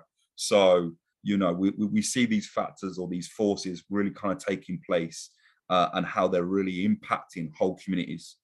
And of course, cultural influences, and that's like your shared beliefs, your values, your norms, your traditions.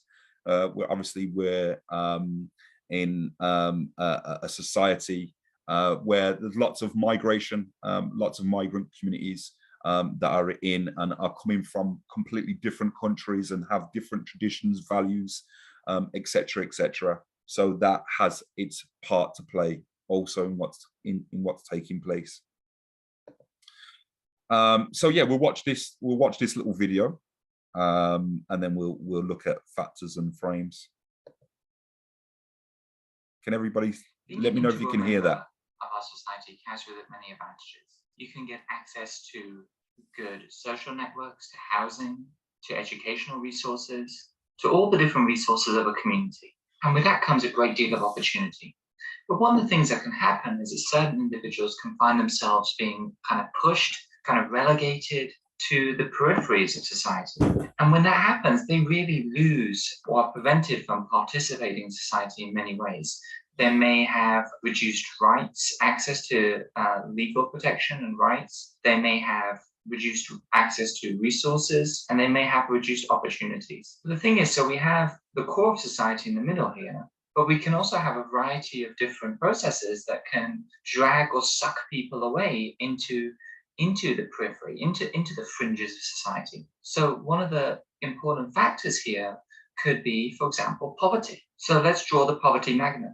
And the poverty magnet can literally drag people away from the core parts of society to the fringes. And as we move away from the center, these people are experiencing a greater degree of social exclusion. And this is a process by which we are derailing people from actively participating in society and sending people, effectively relegating people to the fringes of society, where they may not have, where they're basically denied access to many resources. Another important magnet that we can draw is the magnet of ill health, whether that's mental or physical. That's a huge magnet. Again, people who are physically or mentally ill may have a much tougher time engaging and interacting in society. And they too may be dragged away from the core part of society into the fringes. Also, we should bear in mind that certain groups may face a lot of discrimination. This could be an additional magnet. And these groups can face discrimination based on their race, gender, sexual orientation, and a whole heap of other different elements, such as culture, for example, or citizenship, or other preferences, such as politics. Another thing that we can consider is things like education, housing, employment. These are all very, very, very important factors. And with a lack of education, housing, or employment, people can again be very easily relegated to the fringes of society, where they're not really participating or able to interact, network, and gain the resources that many people in society have. So as we continue to talk about this really important concept of social exclusion, one of the things I want you to bear in mind is that we've drawn these separate magnets, but in reality, people who experience social exclusion, who are really pushed to the fringes of society, they often have many of these magnets combined. So they're dealing with tremendous forces that are effectively pulling them away into the fringes of society. And when that happens, when people are pulled away into the fringes of society, there's certain consequences that can happen.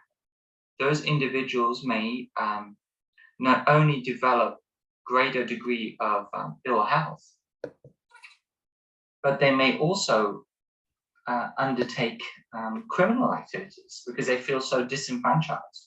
So those are two important concepts there: ill health and crime. So as we can see, social exclusion can have many different factors at play that we need to consider. There are many different things I want to consider when we talk about social exclusion. And one factor I want you to consider is the concept of segregation. And this concept is pretty important because this is a way of separating out groups of people and giving them access to a separate set of resources within the same society. Sometimes people describe this as being separate but equal. But we know from historic examples, such as apartheid in South Africa, or the treatment of African Americans in the US historically, that this is rarely true. Oftentimes, people who are segregated have substandard or really poor services. So if we consider our society again, perhaps segregation would look like this. One set of individuals would perhaps occupy only a part of the mainstream and the fringes of society, and they'd be segregated out. And segregation may be maintained by things like laws and public institutions, or there may be much more informal processes or hidden discrimination. As I mentioned, segregation often affects a lot of different services and situations, such as schools, housing, and historically in the US, even where you sat on a bus or which water fountain you drank from. And segregation has often meant racial segregation, separation based on the concept of race. Let's talk about another concept, and that's one of social isolation. And that's when a community may actually separate itself out from the mainstream and do so on a voluntary basis. And they may want to isolate themselves out based on their own religious or cultural or other factors. But they want to do that to perhaps preserve part of their identity. The Amish, for example, may be Okay, sorry, just went off a little bit off the deep end there. But the main basis of thought that was quite a great way of just showing you how some of these forces are operating on individuals, and also the mindset that I think that this starts to kind of create, but we'll explore that a little bit more when we get into frames. Okay, so the next idea is around our social factors, and that kind of refers to the various elements within a society that influences individual thoughts, behaviors, interactions again. But unlike social forces, which may include kind of broad structural and cultural influences, social factors are more specific and often relate directly to the individual and their immediate environment. Okay, so to give you an example of that, straight away we can start looking at things such as your family dynamics. The structure and dynamics of a family unit can kind of impact a young person's upbringing. Families characterized by dysfunction, abuse, neglect, or an absence of that, will start to contribute towards kind of feelings of anger, frustration, alienation, and also increase the risk factors of youth violence. So you can kind of start to see how that kind of plays out. This whole idea really of that poor parenting or poor parent-child relationship, and we're talking about things such as father absence, which there are several kind of studies into kind of father absence. And I think somebody mentioned, I don't know if it was Wayne that mentioned positive kind of role models in that sense, and having boys having fathers in their home who are positive, that they can develop, let's just say that a strong sense of who they are, and almost be kind of law-abiding citizens in that sense. Well, the thing with the father role model as well, isn't it, is the fact that when we talk about things like hypermasculinity, so a young man growing up. Yeah, sorry, Ted. Yeah, just no worries. Carry on. Yeah, just thinking about, for a young man not knowing quite what the boundaries should be, therefore feels almost they have to grow up quicker, they have to show themselves maybe as more aggressive because they don't have that positive role model of how they're going to temper that, especially sort of hormones flying alongside that. But they will then display hypermasculine traits, which obviously can be hand in hand with aggressive tendencies, the violence against women, the narrative against women. Louise, do you have your hand up? I was going to say Louise has got her hand up. Yeah, I was just going to, we live in Bracknell, which is, we don't live in the Bronx or anything like that. But we have our daughter, our eldest, she's 5, and she's in reception. And there are 2 children in there. I'm just going to be direct. They've got, their parents are no good. You can see the parents are no good by the behavior of them in the playground and all that kind of stuff. And guess what? They're the only 2 kids in the whole reception year of 75 kids that hit the other kids. Oh, wow. It's just such a a direct thing. And they're 5. They're 5 years old. Like every day I'm hearing of these kids hitting. Elodie got hit in the face by one of them the other day. It's like parents are just so disengaged. You see them after you drop off. They're at the shop smoking fags, chatting. And then you've got the other one who's just sat next to me in the introduction for school and said, I wish she'd hurry up so I can get out of here. And it's like, it's just such a direct link to what I'm saying, Yeah. No, it's everywhere, isn't it? Yeah. Anyway. No. Yeah, exactly. We also have issues as well, I think, with parenting. The fact when I talk about the absent parent is also the pressure this links to the bigger picture of life as well, where Tess is about, the single parent, having been, I'm married now, but I've been a single parent on, a couple of occasions within my life, and I've had extended periods of being that single parent. And there's a high pressure there because you're juggling your job and juggling that. And for some single parents, they are having to work longer hours. I work with a family who the mother has to work a night shift because it pays more. I think she's in the healthcare service and she gets paid more. And in order to cover her bills, she has to do the night shift. But then obviously the teenage children are being left with a sibling overnight. And therefore there's a lack of sort of, security and adults sort of just being there to make sure they've had their tea when they get home or in the morning, parents sleep. And that's not necessarily even a negative parent. That's a parent who's trying to survive kind of thing. Yeah. Wayne, you've got a hand up. I was just, before you speak, Wayne, I was just going to say we can kind of get caught up in that whole idea of parents, and we get into this blame game, kind of, oh, it's the parents' fault. No, equally, I would say, some of the young people that we have had to deal with, perfect families coming from picture perfect. There are other factors that are influencing them to be that way as well. Sorry, go ahead, Wayne. I just had to say.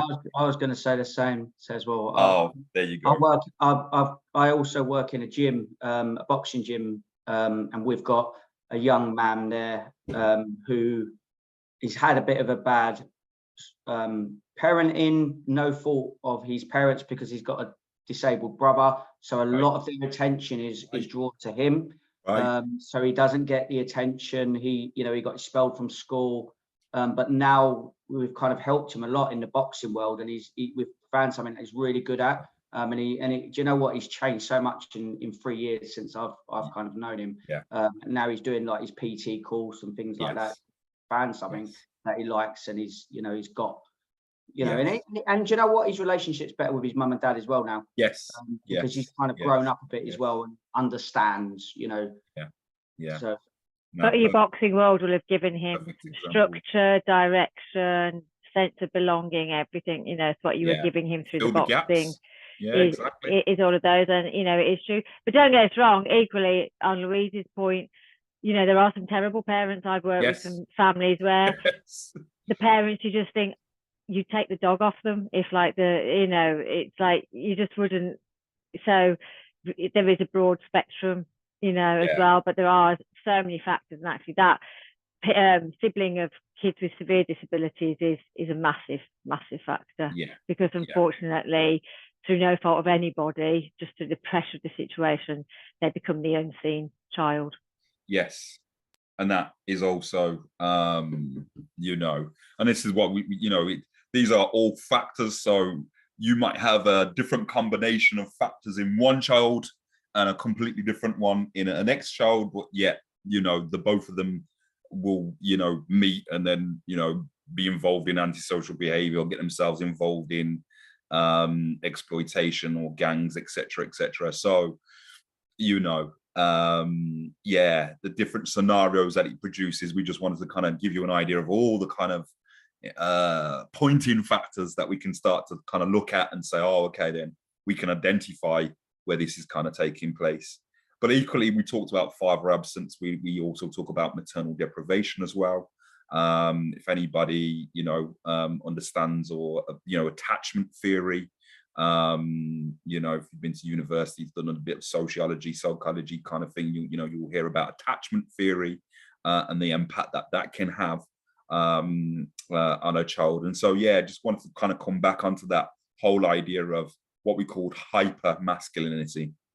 And hyper masculinity is where we see this exaggerated form of masculinity, where it kind of goes to the extreme. Now it's kind of like, almost toxic in the way that it presents, because somebody believes this is the way that I need to act in order to be a man. And we see that a lot amongst a lot of young boys, like I said, especially those where fathers are absent, and they're in the community. And so what happens then is they start to idolize the older members of the community who are up to no good. They may be the ones that have got the most swag.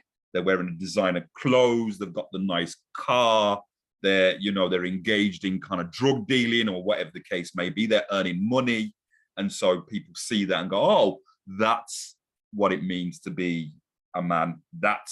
I need that in my life. And so you have impressionable young boys, young men aspiring to be like that, and that they become the role models. So not necessarily positive role models, but they become the role models for those young people. Domestic violence, we kind of explored that. Family members' involvement in serious youth violence. Let's not get away from the fact, again, some of the areas that I come from, we talk about whole criminal families, whole family's criminal, and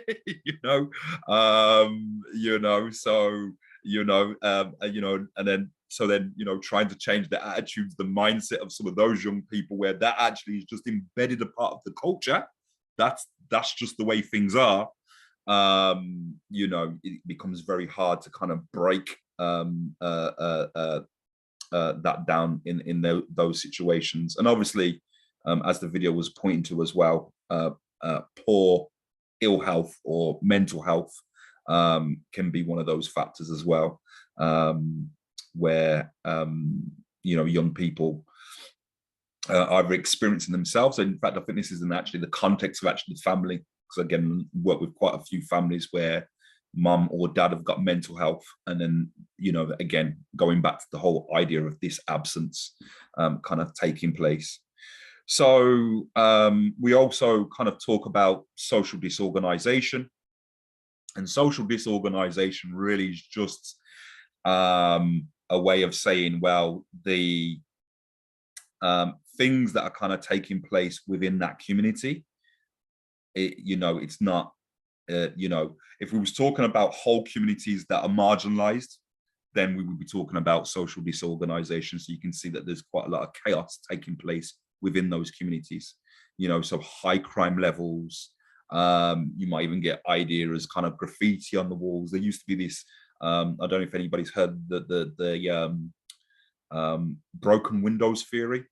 So broken windows theory kind of talks about basically where neighborhoods, where you're walking through neighborhoods and the neighborhood is in disrepair, there's graffiti on the wall, there's broken windows, there's abandoned buildings, that in itself cultivates an air of criminality, that like, oh yes, criminality can exist here, whereas organized communities where all the gardens are kept, and there's no litter on the road, and everybody kind of takes pride in their garden, that has a completely different dynamic. So that's, again, giving you this whole idea around social disorganization and what's kind of taking place in those environments. So again, poor rule of law, community violence is kind of normalized, high unemployment, deprivation, poor schooling systems, poor schools. We know about the schools that are failing their Ofsteds. They haven't got enough resources, they can't retain teachers, they're constantly getting supply teachers in. That drives the education of the children down. These are the factors that are some of these people that are living in these communities have to deal with on a day-to-day basis. Gangs, child criminal exploitation is a normal. I know certain environments, and where we are in Birmingham here and some of the communities that we work in, normal. That's just the norm. So, and then I'll finish with that cultural norms in that factor there as well. Also, again, just to add, peer and community influence, friends associate and engage in violence. And this is the one where, again, we've found quite those young people who like I said, the family home's great, nothing's going on in a family home, but the actual community that they're growing up in, where other young people are kind of engaged and normalize violence, and that's their friends, that becomes an issue for these young people also, because then they start to associate and engage in similar behaviors just to keep up and fit in to the circle of friends. Social media, massive influence. Actually, that's changed the game on a lot of this over the last 10 to 15 years. We've seen social media take such a hold, where actually where we would normally see, I don't know, we're in Birmingham, so there's always been gangs in certain areas within Birmingham. Historically, we'd have the burger bars who come from Handsworth area, and the Johnson's crew who come from the Aston area, and there's like a bridge that separates the two, and there's been historical conflict probably the last 20 odd years. We could almost like say, okay, then that was confined to that area. Social media now, everybody now is involved in, you know, we start talking about youth culture, and that's going to go into that a little bit more when we start looking at youth culture and how that impacts just your everyday children now, you know, no matter where you are, whether you're rural, urban, suburban, it don't matter. They're all caught up listening to almost the same music, you know, watching the latest memes or whatever the case that's come across their social media. And you know, that is having a heavy influence on how young people are kind of responding to violence also. That's how we have kids in rural Norfolk who are talking as if they're falling out of Chicago. It's like, yeah, you're in rural Norfolk, like, get a grip. This is not, stop pretending on, but it's part of youth culture. Exactly. So we see, you know, youth culture and media influence, and we spoke a little bit about media influence previously, just in terms of how that can you know, control the way that we think and feel. So it's also having the same kind of effect on young people as well. Louise? I was just going to say, I think it's changed a lot as well, hasn't it? I think some generations of people, I'm not excusing the behaviour of these people, some of their behaviour is terrible, and they hurt people and they frighten people and they do whatever, but as generations go on, you know, you all do things to be part of something, don't you? Maybe you follow like an culture, and whatever, you know, all those kind of things that mods and rockers. Exactly. That's right. It just seems to have moved on to a real extreme, and I just don't know where it can really go from here. If it can just get worse, or if it's going to put itself back. So unfortunately, hard to get a head around, but for them, it's as normal to them as it was up then. Yes, definitely. They need to get back. They need to get back to Wham, like in Catherine's days of George Michael and Wham. Posters of George on the wall. They'll be all good. They'll be in white t-shirts and swinging around. So it'll be all good. Yeah, exactly. It's just I don't know where it can go from here. That's what I'm trying to say. Like it's always got to a really violent peak.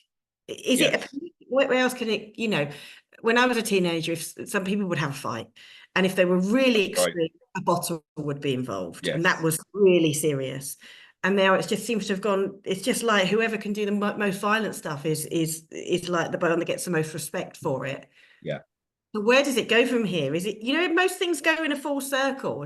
Yeah, I don't know. I think either you know, so society has to pull it back. Go on in. So what I would say in the answer to that is yes, we are sort of at a peak, but where does it go from here? It can get better, because what we're looking at now is professionals like yourself are starting to bridge the gap. So there's no longer that massive divide, or there'll no longer be in the next generation the massive divide with our young people. And when I say the next generation, I'm talking the 5, 6, 7-year-olds of today that are then going to start understanding that there isn't that massive divide no more, because people are starting to understand it from a different point of view. They're starting to understand the worldview that they are actually living in.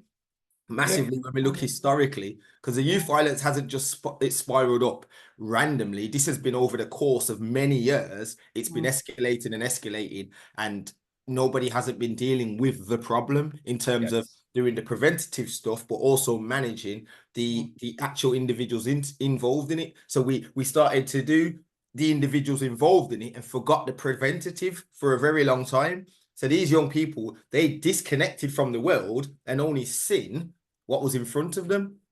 So when you're saying, are we at a peak? We are at a peak, and it may get slightly worse before it gets better. But when we look generationally, it will get better, because people will start to want to achieve more than just that quick fix or that quick bit of money, because they can see beyond their social factors. Basically, they're going to understand their social factors more, be able to be able to work through some of the aces that they've had previously. Do you know what I mean? Be around to relate. More people will be relatable to them. Do you know what I mean? And so it wouldn't start to change that generation. Yeah. You know what? I can give you another the school example again. Actually, it's exactly what you've just said without really realizing it. So, our daughter did get hit in the face by one of these boys, But she never told me about it. I just saw this boy, his name's Leon, it doesn't matter, nobody knows him. Leon hits sometimes, doesn't he? Has he ever hit you? She said, oh yeah, he did, he hit me in the face. Like, oh, okay. And she said, I said, what did you do? She said, Leon, stop that. I don't like it. She said, but it's okay, mummy, because I know he doesn't think like everyone else. And I was like, you're 4. Like, you've already just got this. And that must be just stuff, you know, and I will say it, that sounds really conceited, doesn't it? But that must be us at home talking to her about different people and stuff, which we do, but I hadn't really realised at 4 years old how much she was taking in. Yeah. So Solomon, your point is really good, and I hadn't, until you laid it out, I hadn't really thought about it. And that's the generational thing. Sorry, I'll come to the other person with a hand up, but that's a generational thing, because realistically, we rewind 10 years back, and that was said in your home, you'd be told, that young person, or I was told at least, they hit you again, you hit them back. And then now we're perpetuating violence, because if I hit them and they hit me, then I hit harder, and so on and so on. And all of a sudden, violence becomes the norm. Now, it's not extreme violence, but in a very small setting, if you hit me, I'll hit you back. And before you know it, the process has started to probably exclusion, to understanding violence, to be witnessing violence, to trauma. All of them things are starting to manifest within that young person. But now that we're understanding, as I said, a generational thing, that, oh, that young person doesn't really think like I do, I'm not against you. If anything, I will try and help you through when I can. But if not, I avoid. Sorry, someone's got their hand up. I'll stop for a minute. No, it's Sarah's really got a hand up. Thank you. Thanks, Solomon. Thank you. No, sorry, I was just gonna say, obviously we're saying we're kind of at the peak, but then it's really scary to think that the investment has reduced significantly. So if you think back to, I guess when I was growing up, you know, you had youth clubs, but the violence then was very different to what we're seeing now, and it's escalated massively, yet the investment has dropped off. Yeah. And that's actually quite scary. And Louise's example of, you know, the school, it's just shocking, isn't it, when you've got 4 or 5-year-olds and we're seeing it coming out in that environment at that age, because that's, and I think there's that normalization of some of this behavior for some of those children, obviously, in those environments. Which is really scary. So obviously it kind of highlights how important the conversations are today, but it's just, the fact that we're kind of at the peak, but it does seem a little bit, where does it stop and where does it end? Yes. You know, to your point. Thank you. Kev? Thanks for that, Sarah. I think something that worries me is, I think people's tolerance is decreasing. You know, I think we're pretty all conscious that there's a lack of support, and we're totally understandable that the police and local police forces are under-resourced. I think there's no escaping that, but the lack of support that retailers are receiving, certainly with regards to an issue like this, I genuinely feel that our store teams are beginning to become, you know, at first they become acclimatized to it and accept what's going on, and it's just a part of the job. You know, that somebody comes in and verbally abuses me, throws stuff at me, threatens me, you know, whilst I'm in a place of work, which is shocking, because then that impacts on their mental health and their well-being as well. That's right. But I genuinely feel that, I mean, I hate to say it, but there's been a couple of incidents that I've seen recently where we've had store teams that have actually come from behind a counter to confront people. You know, the problem you've got then is there's the repercussions of that. So it's so worrying. It's quite frightening. We're continually going into stores. I did a course yesterday, conflict management training courses and what have you. And you're just trying to give that little bit of knowledge as to how best to deal with a situation. But as I said yesterday, every incident, every situation it's one individual. You know, it's on its own merit. So you can't train people. You can give probably best practice. Yes. But you know, it is so difficult for the store teams. Yeah. You know, I agree with Wayne, what you said before, Wayne. You know, we try not to put security in our stores. We'll try to upskill people. We'll try to put additional CCTV, engage with local sort of councils and what have you, before we put a security officer on. You know, you put a security officer on a store, it's going to cost you £20-25 an hour for somebody to stand at the back of the store on the phone all shift. It's not only that, when it comes to deal with the conflict, they sometimes exacerbate it and make it worse. 100%, 100%. You know, because they come in, oh, we're security, you know, you get the conflict, you know what I mean? Like, oh, we don't care. And then we're back to this again. So well, that goes back to the Roadrunner state that Wayne was sort of saying, the whole cartoon, you know, running around after each other. Definitely. So no, we'll, you know, that Batari's box figure, isn't it? That it, you know, that it's hard. Mm-hmm. Yeah. You know, and I think, you know, this is why, again, you know, just going back to what Solomon was saying, really, you know, it is coming to a particular point, even in, I suppose, in the last 5 years, you know, and just dealing with certain organizations, and, you know, there is an evolving taking place. There's an evolution that's taking place in terms of mindset and understanding, you know, things like trauma, understanding, you know, the impact that has, and therefore how we're dealing as a society with these issues. Like, you know, even 5-6 years ago, you know, we had a campaign, the XCIC had a campaign that went around and taught knife crime in schools. And I just remember being at that particular point where we were banging on schools and offering them free workshops, and there was like, oh no, we don't really, no, we don't want the perception that we've got a knife crime issue in school, so we will hide from you, we'll pretend it doesn't exist.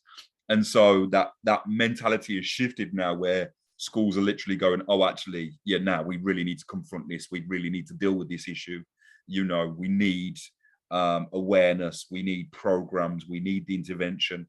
They might not always have the money, that's the issue at this particular stage, but at least they're now open, where before we were totally dealing with perception. Schools would not have us in because they believed that us coming in there meant that they was admitting that they had some sort of knife crime issue going on in their school. Yeah, literally, when I started my knife crime talks 5 years ago, certain schools would literally not have me in. Yeah. Because of that, because they're like, but if we tell our parents we've got a stab survivor coming in, it's a knife crime talk, you know, we don't want our parents to think, we're like, start withdrawing us, because again, they're you know, they're talking about trying to make sure that you know, they're the chosen school, you know, to get their numbers up, because obviously every child equals a certain amount of money. So, you know, they didn't want that to affect their admission and their you know, the rates that young people are coming to those particular schools, and want that reputation to impact them. Go ahead, Wayne. Yeah, some retailers are still the same. You know, some retailers don't like to admit that we've got issues. You know, they don't like to put security in a high vis because it's not the customer approach. You know, they want here to help on the back and things like that. And those days used to work. We've changed now. And you know, customers feel safer knowing that we've got security in place. You know, knowing that there is a subject matter expert, if you like, that potentially can deal with things. Yeah, I totally get what Kevin said as well with, you know, the caliber. Absolutely, that needs to be improved, like lots of other things within security and retail and stuff. But you know, we have changed the way we kind of operate now in terms of the frontline security. Without that, you look at places like Spain and stuff, you know, their retail security officers walk around with baton and cuffs. They're high vis, they look like police officers, and they're a profession, they get respected. Whereas over here, there's kind of little respect, really. It's kind of like toy cup. I know that's like, toy cup. That's like, you're playing it. We're gonna run round and run rings around you on purpose and film it. You know what I mean? Look at this, you know, and that's almost the joke of it. So no, definitely. And obviously the last aspect, which we kind of got into anyway, which is the cost of living, cuts to services, lack of your you know, your youth provision, lack of trusted relationships that young people actually have access to, and lack of positive activities. And that is, again, you know, drain on resource, you know. And there's a stat here that we've got 73% decline in local authority funding for England for youth services. So some damning statistics, And like I said, it may get a little bit more worse, but I think generally people are coming to the awareness of actually what's going on here. Let's get into the roots of this. Like I said, we have, good examples of public health approaches, and we're going to be talking about that in a little while, where public health approaches have worked and it's been evidenced. So, but with that, I'll pass you over to Natalie, I believe. I think this is your slide. Yeah, it is. It's just, I mean, obviously you guys would have seen this when we were down in Liphook, and it's really just, I think, to touch upon this again, because of the context of what we've just talked about, the social fields and the pressure from friendships and the peers and the media that's around it. And this kind of obviously reiterates it in real time of what our young people are living in terms of social fields and factors and forces. But basically, we've talked extensively about social media, the Snapchats and the TikToks. This is where young people have got thousands of eyes. The pressure on a young person, back in the day, pre-social media, if you were being pressured to do something, it might be that a group of 10 or 20 people are watching you. If something kicks off, there's some beef between two kids, maybe the class knows, maybe 30 students. Now, because of the visibility, something happens and a young person suddenly got to answer to 100 people, 1,000 people, people who are sharing the video, people who are making comments, people who are jumping in. It puts so much pressure on young people, and it's also driving their normalization. Brands have always been big, the likes of obviously your Hoodrich, Nike, North Face.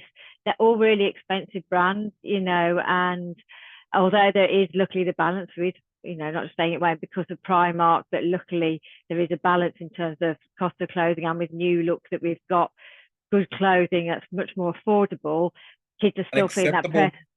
Yeah, there is acceptable because, I just remember, when we've grown up, if you went, your mum went and bought your clothes from Tesco's, you're in, so it's that, isn't it? Whereas you are allowed to have affordable clothing that isn't shameful. However, there's still a real pressure to have on top of those.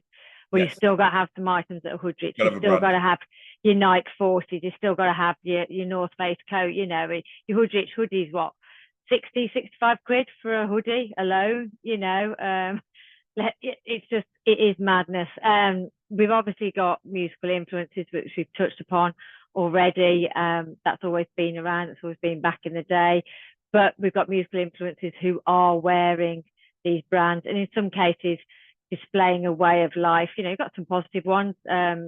Obviously, the lad there at the bottom with his Nike top is Dave. He's I think he's more grime really than drill, isn't he, Dave? I'd say, but he's not exactly a negative character. You've got Central C there, though, who's more sort of flipping up gang signs and has got his trap star and everything else.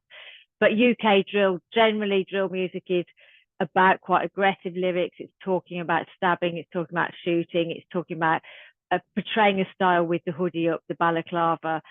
And as much as we go, oh my God, they're following this, the kids are dressing like this or acting this way, actually, we all did it, as I said in the conference couple of months back, I know that I did it. I was into more indie bands like the Wonder Stuff and the Cure and stuff, and my mum despaired when I had a big purple baggy shirt on and skinny black jeans and Doc Martin boots and painted my nails black, and she would just be like, what's happening to my daughter? So we all followed a fashion and a trend. In terms of what's happening on the world of also the access through their phones and on the TV, YouTube, Netflix, we have thousands of channels available. We only used to have 4 back in the day when Channel 4 was really new and exciting, and then we got 5 and nobody really liked 5, let's be honest, but hey, we're getting used to it. I still can't get used to Channel 5, I'll be honest. It still seems a bit of an old ball one to me. But Channel 4 was cutting edge, you know what I mean? It was cutting edge. But Netflix, think about the content of the programs on there. You go onto Netflix and there'll be like about 50,000 programs on how to be a serial killer, how to be a murderer, how do people get away with this, that, the other crime. It's constantly feeding this sort of narrative and normalization. There can be content warnings. It's, like with the gaming, we've got Xbox and PlayStation, we can have the games, and you've got your Call of Duty or you've got your Fortnites and things like that, and your Fortnite, you've got your new skin and you've got your new Rambo machetes, and kids are killing each other and they're respawning and blood splattering. We used to think that Grand Theft Auto was really bad. Tess and I were discussing this the other day. We used to think GTA was like really bad, and of course it's not positive at all. But actually, there's far more really violent, sword-based and fighting-based games that kids are doing. And no matter how much content warning might be on a video, kids are going to look at it. That content warning, if anything, is like blooming bees to a honey pot, because it's just like it. You know, I came up, and I see you, Wayne, come in. You know, I came up. You know, part of my youth culture was hip hop growing up in the 90s, and you know, parental warning. I'm not listening to your album if it don't have a parental warning. Yeah. You know, that's the thing that I came from. Go ahead, Wayne. I was going to say, I think porn's a big thing as well. You know, just what they see on like. You know, telling my son as well, you know, I know he's got that age now, he's 15, and I'm thinking, but kind of just actually engaging and saying this isn't what happens in real life. You know, it isn't what happens in real life. And just to think that they think that, or they're potentially watching this sort of stuff and think it's normal, and it's not. It's you know, yeah, the accessibility to porn is frightening. It is frightening. And you say then the normalization of consent, the normalization of this is what a relationship look like, this is what it can be. Porn is driving, huge amounts of, and vulnerability for the girls that I work with, a lot of vulnerable girls who have ended up sexually exploited, and some of them scarily don't see that some of the acts that they're made to do are wrong. Yeah, I actually don't think it's, or they'll word it to me, well, it wasn't that bad. Yeah. And you think it was that bad? It really was. And it's frightening. It's frightening. Yeah. It really is. And that you know, and that dovetails with even the music as well. So the music that's coming out quite now, where there's a terminology I'm looking for. It evades me at the moment, but it's kind of like ratchet, that's the word, ratchet culture that's almost come and invaded the music to the, you know, and you're seeing this rise of, and then you're listening to the lyrics and you're like, what the actual F is going on? You know, and then you're hearing this music, you'll turn on one extra and you hear it and you're like,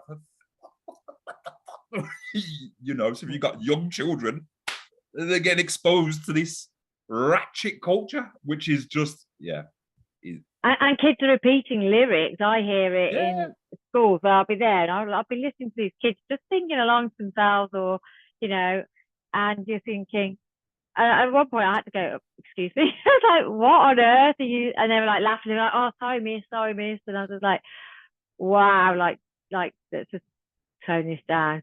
But obviously in the interest of time, so I think it's just good to think about that, because this is the point of that was also when we're thinking about a young person who's presenting in your stores, in your establishment, hanging around your areas, and we're looking at them and we're thinking, oh my God, they're, you know, whatever will come into our heads. But actually sometimes it's not necessarily it's a bad young person, they are conforming to what the pressures around them. But how we react very much fits very nicely into unconscious bias, because as we know with unconscious bias, our brains are wired that we will literally have certain shortcuts already in our brain, because our brain hasn't got the capacity to think through everything. It's not like if you meet someone on the street, you have to evaluate them. Our brain will see something and instantly it'll go, what's in my memory bank of what have I grown up with? What have I heard in the media? What maybe my parents or friends have said about this particular subset of the population? And then my decision is instant. It's not even thought about. It's just an instant thought of, this is how I'm going to react. So an unconscious bias is where we just have this set of thought patterns. We all have them of when we see something, how we might perceive it and what our outcome is. We have here a short video. It's different to the one that I showed at the conference. It's just to show another example. So Tez, if you're able to play the video.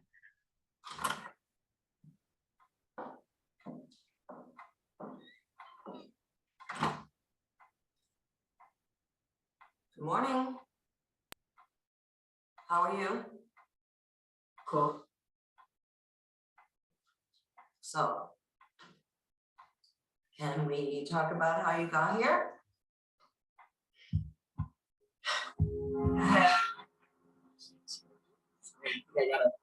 Kids, I'm telling you, go right here. They ain't doing nothing. Go right here before I'm told cops.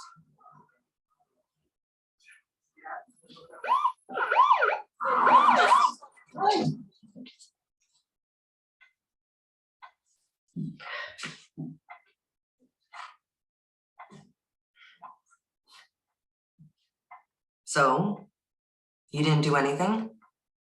Nope. And what's all this?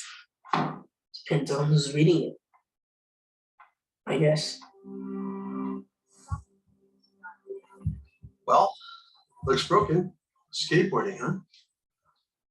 Yes. Is this the first time you've hurt yourself? No, I get her all the time. At home? At home. He hurt himself skateboarding at the park. Okay, ma'am. I'm gonna have a counselor come in and speak with you. A counselor? For what? He's okay. Well, I done told you them trips were gonna put you in the hospital. I'm sorry.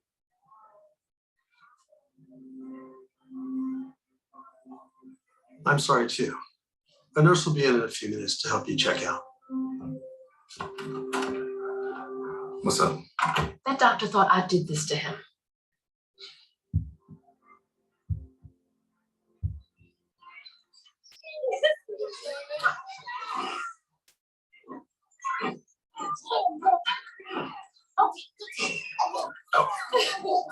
How you doing?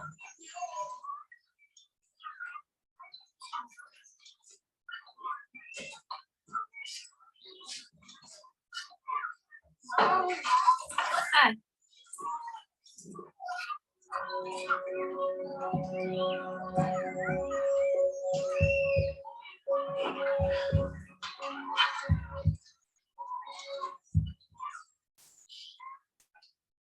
It ain't fair. Fair has nothing to do with this. This is about you taking responsibility for your actions. Look, I know so many young men just like you that didn't do anything. And yet, most of them are in prison. You don't know me. I ain't going to no prison. If you don't want to end up in prison, you're going to have to get some new priorities and probably some new friends too. Look, you're not getting any younger. You need to get an education so you can get a good job. Like you just like everybody else. You think you see, but you don't see. You see what you want to see. I see what's in this folder. It shows me what you've been doing. I ain't doing nothing. I am not doing anything.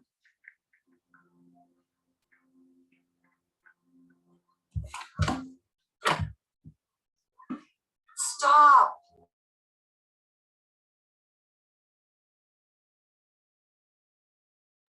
Says you need to unmute.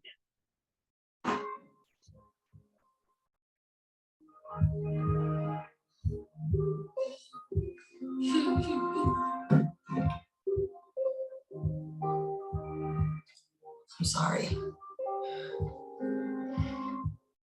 I am so sorry.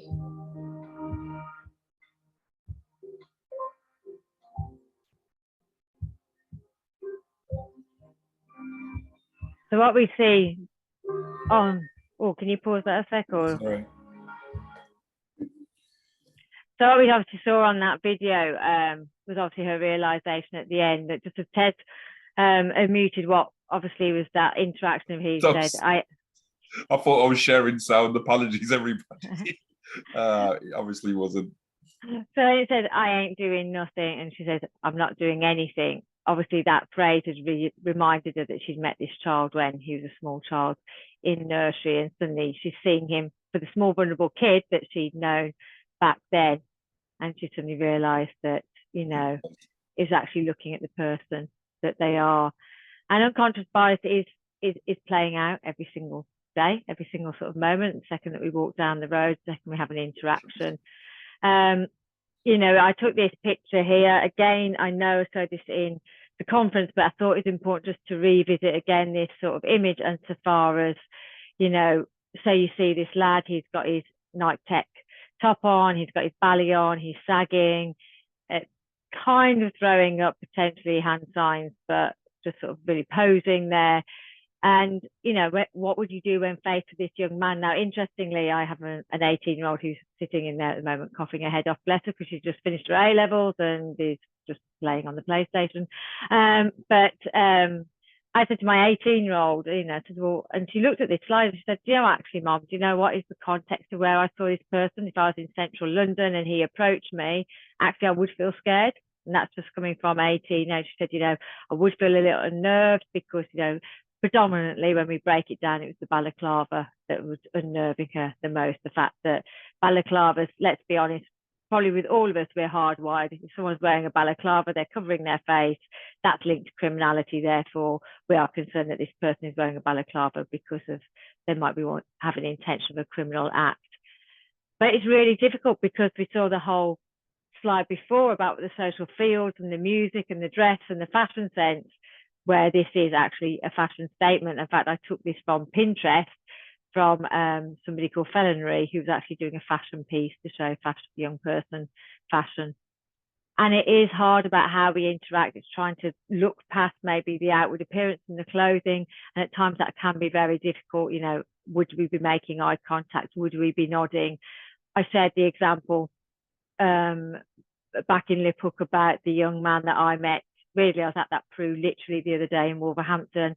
I was in a pupil referral unit. It is quite a secure pupil referral unit. It's got very high fences. It's got quite a horrible prison-like feel to it because you are gated in within this playground, but it is done in a way, it just has got that very sense of quite oppressive sense. And I was walking across their yard and past the young man who was coming in a little bit late with his hood up, and he had a half sort of balaclava on, just sort of covering his nose, but face mainly concealed. And I made the effort of obviously making sure that I looked at him, smiled, nodded, and instantly he pulled his hood back and pulled his ballet down. He's like, "Oh, morning, miss," big smile.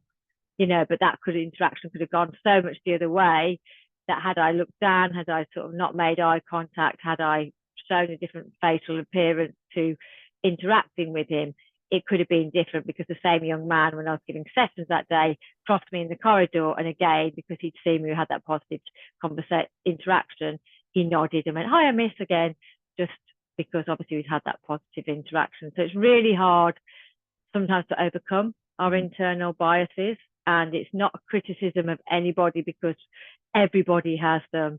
It's about where we have to challenge them and think, what can we do to try and understand, is this a person who's dressing a certain way because their youth culture is dictating that, or is it that they have also got a criminal intent and they are a threat? And it's very hard to distinguish. And one of the solutions we'll talk about later that Sol and I have obviously brought up before is when we talk about the detached youth workers, where actually they may be able to help with distinguishing about what of these groups have ill intent or which don't. So talking of Solly, I believe I am, oh no, Seth, you've got a couple, you've got to finish off your frames. I'll hand back to you before we hand back to Solly. I'm going to keep it quite brief though. So we're still on the 3 Fs. So we took a bit of detail, but we're still on the 3 Fs. And the last one was frames. So again, this is the socialization and the internalization of those external factors and forces that shape the young person's outlook on life by influencing their identity, their values, their beliefs, and their worldview. So their whole perspective is being informed by all their experiences that they're having. And the process that occurs through kind of interaction through family, peers, educational institutions, media, etc. So, you know, you can see that actually, you know, there's a cause and effect to everything. And so again, you know, you'll see low educational attainment, alcohol, substance misuse, hypermasculinity we've already gone into. One of the ones that we haven't really gone into, which we'll talk a little bit more about, is the unmet needs. So whether that's physiological, safety, belonging, esteem, etc. We're also talking about identity issues that are being caused, such as something called double consciousness, poor self-concept, and the idea of being invisible. And just on that, sorry, just I know you're going through quick. Double consciousness, you all understand, or I don't know if you do. Well, do you want to explain that bit? Yeah, I was like, oh, I'm trying to move with time, but, I know, but just so people, yeah, because it's quite an important point of how a kid is. will, basically how a child will show themselves at home and be maybe that beautiful kid, very well mannered, very polite, and yet they step outside, and because of society dictating, they've then shown themselves to be totally different. So you have some parents who don't even recognise their child. If their child gets arrested, they're like, hold on, but they look after their nan at home. Yeah, exactly. It's that, and we see it all the time in terms of how young people just present, really, how they present at school, around their friends, different to how they actually present at home. You know, so yeah, so there's an identity for you when they come home and around their parents, and then there's the different identity, completely separate identity when they're amongst their friends, which is a different child entirely. So we call that's that double consciousness, and they can often be battling. The term actually it comes from oh gosh, I've forgotten his name now, it slips me, but I'll come back to that. Double consciousness, that I should know this name as well. It's just, yeah, it's probably that time. So we've also got neurological disorders, history of victimization as well.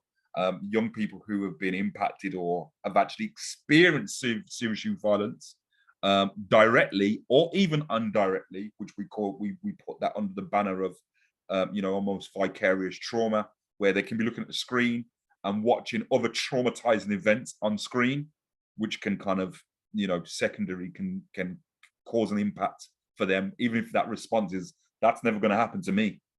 I remember videos going around of young people, for example, being caught up with other young people, and they were forcing one of the children to strip on camera while they filmed him. And so that was kind of completely traumatizing, embarrassing, and the level of shame, but also actually for those that were watching that video, of them going, that's not happening to me. Nah, they're gonna have to kill me.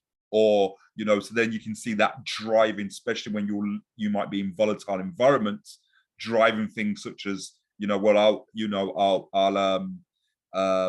carry a weapon then, because, I need to protect myself. There's no way I'm going to experience that level of shame.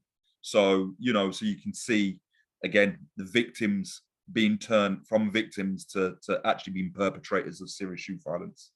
And of course, a history of violent behavior. The physiological safety needs, love and belonging, esteem, you might have recognized Maslow's hierarchy of needs. Again, we're just talking about, again, if these needs are not being fulfilled, the young people will seek them out if they're not being served and provided, if safety is not being provided for young people by their parents, by their families, or because they feel safe in their community, then they're going to start to seek out other groups that can make them feel safe. I know young people, for example, who will join gangs just because they've got to go through gang territory to get to school. So, oftentimes we can again have this idea of, like, this is, this is a decision that young people just consciously wake up and decide, I'm going to become a part of a gang. No, this is literally a survival. And I'm just reminded of a story actually where a young man that I knew, very good lad, I would say, very good lad. One of the days we was in our local shopping centre, and I seen him bowling through, hoodie up, doing the most, and stopped him. Was like, look, what were you doing? You know what I mean? This is not you. Again, that whole double consciousness. This is not you. And he's like, survival. That's how he was muttering. This is just what it is. I've got to survive. I have to put on this persona, because if I don't, actually, they're going to see me as a victim and treat me like a victim, and that's not going to happen to me. So I'm going to change the way that I'm operating just to avoid that level of conflict. And so we can see that again on your belonging. This whole idea of needing to belong is being played out through that as well. Okay, so sorry, Solomon. Some delay till we got back to your slides. No, no. Thank you anyway. But I think the double consciousness is important. It's always important. Yes. The double consciousness, because we play that within our roles. But you will see. So the double consciousness is very important. I'm only going to touch on it for a minute. But also when we're saying that. Who are these young people? Now, users, retailers are actually getting to see one version, because when them young, I'm going to use young men as an example, step into your establishments, they become somebody else. And there's many contributing factors to that, whether you've got security there, whether they respect your brand, whether they're with a bunch of friends, all of them sort of things is how they play out. But the main thing I want to say is how they respect your brand and how they look at your brand, and what do you perceive, that unconscious bias? Do they see you as a retailer that is helping their journey in any way, shape or form? Now, literally you are, because we've got Pets at Home, we've got New Look, we've got different retailers, but they've got to see as they are you helping them? And if not, then therefore that hypermasculinity walks in when we see that security guard and think, oh yeah, he couldn't stop me if he tried. You know what I mean? If he wanted to stop me, he wouldn't get to stop me. And all of a sudden we start to see different things play out. But the double consciousness for me is a major thing, because as we say, we're not seeing the same young people that are at home. They're not seeing the same young person that's sitting down at the dinner table, or we're not seeing a young person that gets upset at night or gets upset at certain things. So therefore, I think that's a major role to play. Okay, so how is violence being tackled? Violence is being tackled. Communities can not only take up youth violence when they work together and address. Was that connectivity? Yeah. Okay. Yeah. When they work together in its root causes, create safe spaces for young people, and invest in young people's future. I think we've been talking about that to a degree, because we have to invest. When we had to ask that question as, are we at peak? I think Louise asked earlier.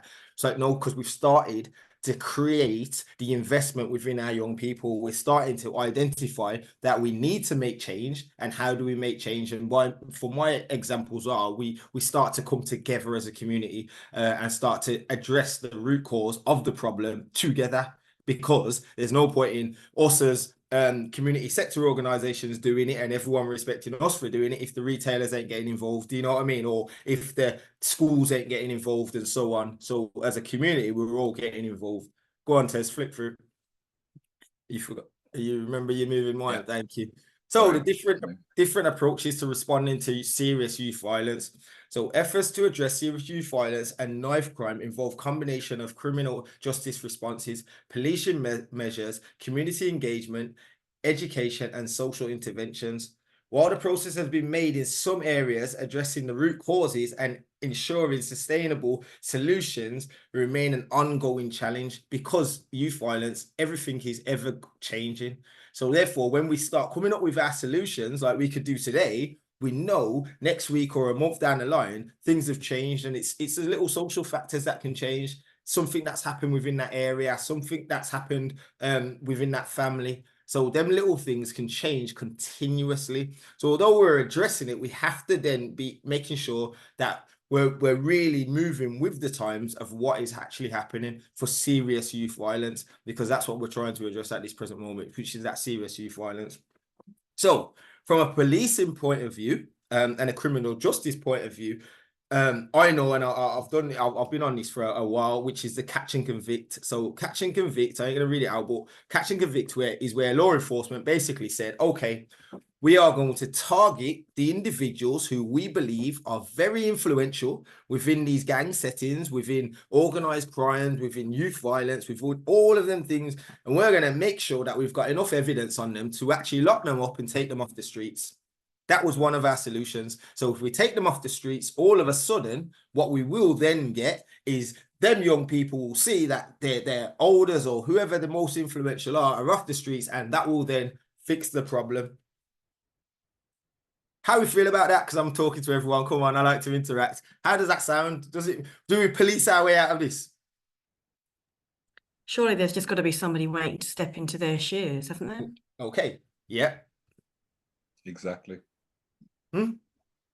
Exactly. Well, and that's exactly what we're looking at, because going down that heavy-handed approach, yes, it works to a degree because we do take individuals off the streets, but change it into a different setting. Would it work if you put a security guard on every aisle of your store? Would you then stop all shoplifting? Or would you then create another problem? Go on, Kev. I think you was coming in.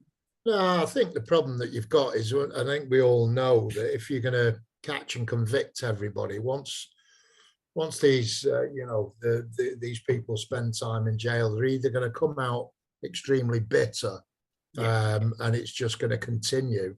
And it's also what they're going to be doing inside. They just create that brotherhood again with other, fellow criminals. I mean, it's obviously a part of it, but is it the solution? No, I don't believe it is. So predominantly in Birmingham, I can say this: the catch and convict went out, and that went out in about 2008, where Birmingham had a massive spike in youth violence crime. So there was a mass amount of shootings, mass amount of stabbings and stuff like that. And they thought, okay, then if we can target certain individuals that were involved in gangs and take them off the streets, then obviously everything will go away and stop. And then fast forward now, 18 years, 16 years later, we're in this youth violence epidemic, which it is, because what you then done, you took rules and laws off the streets at the same time.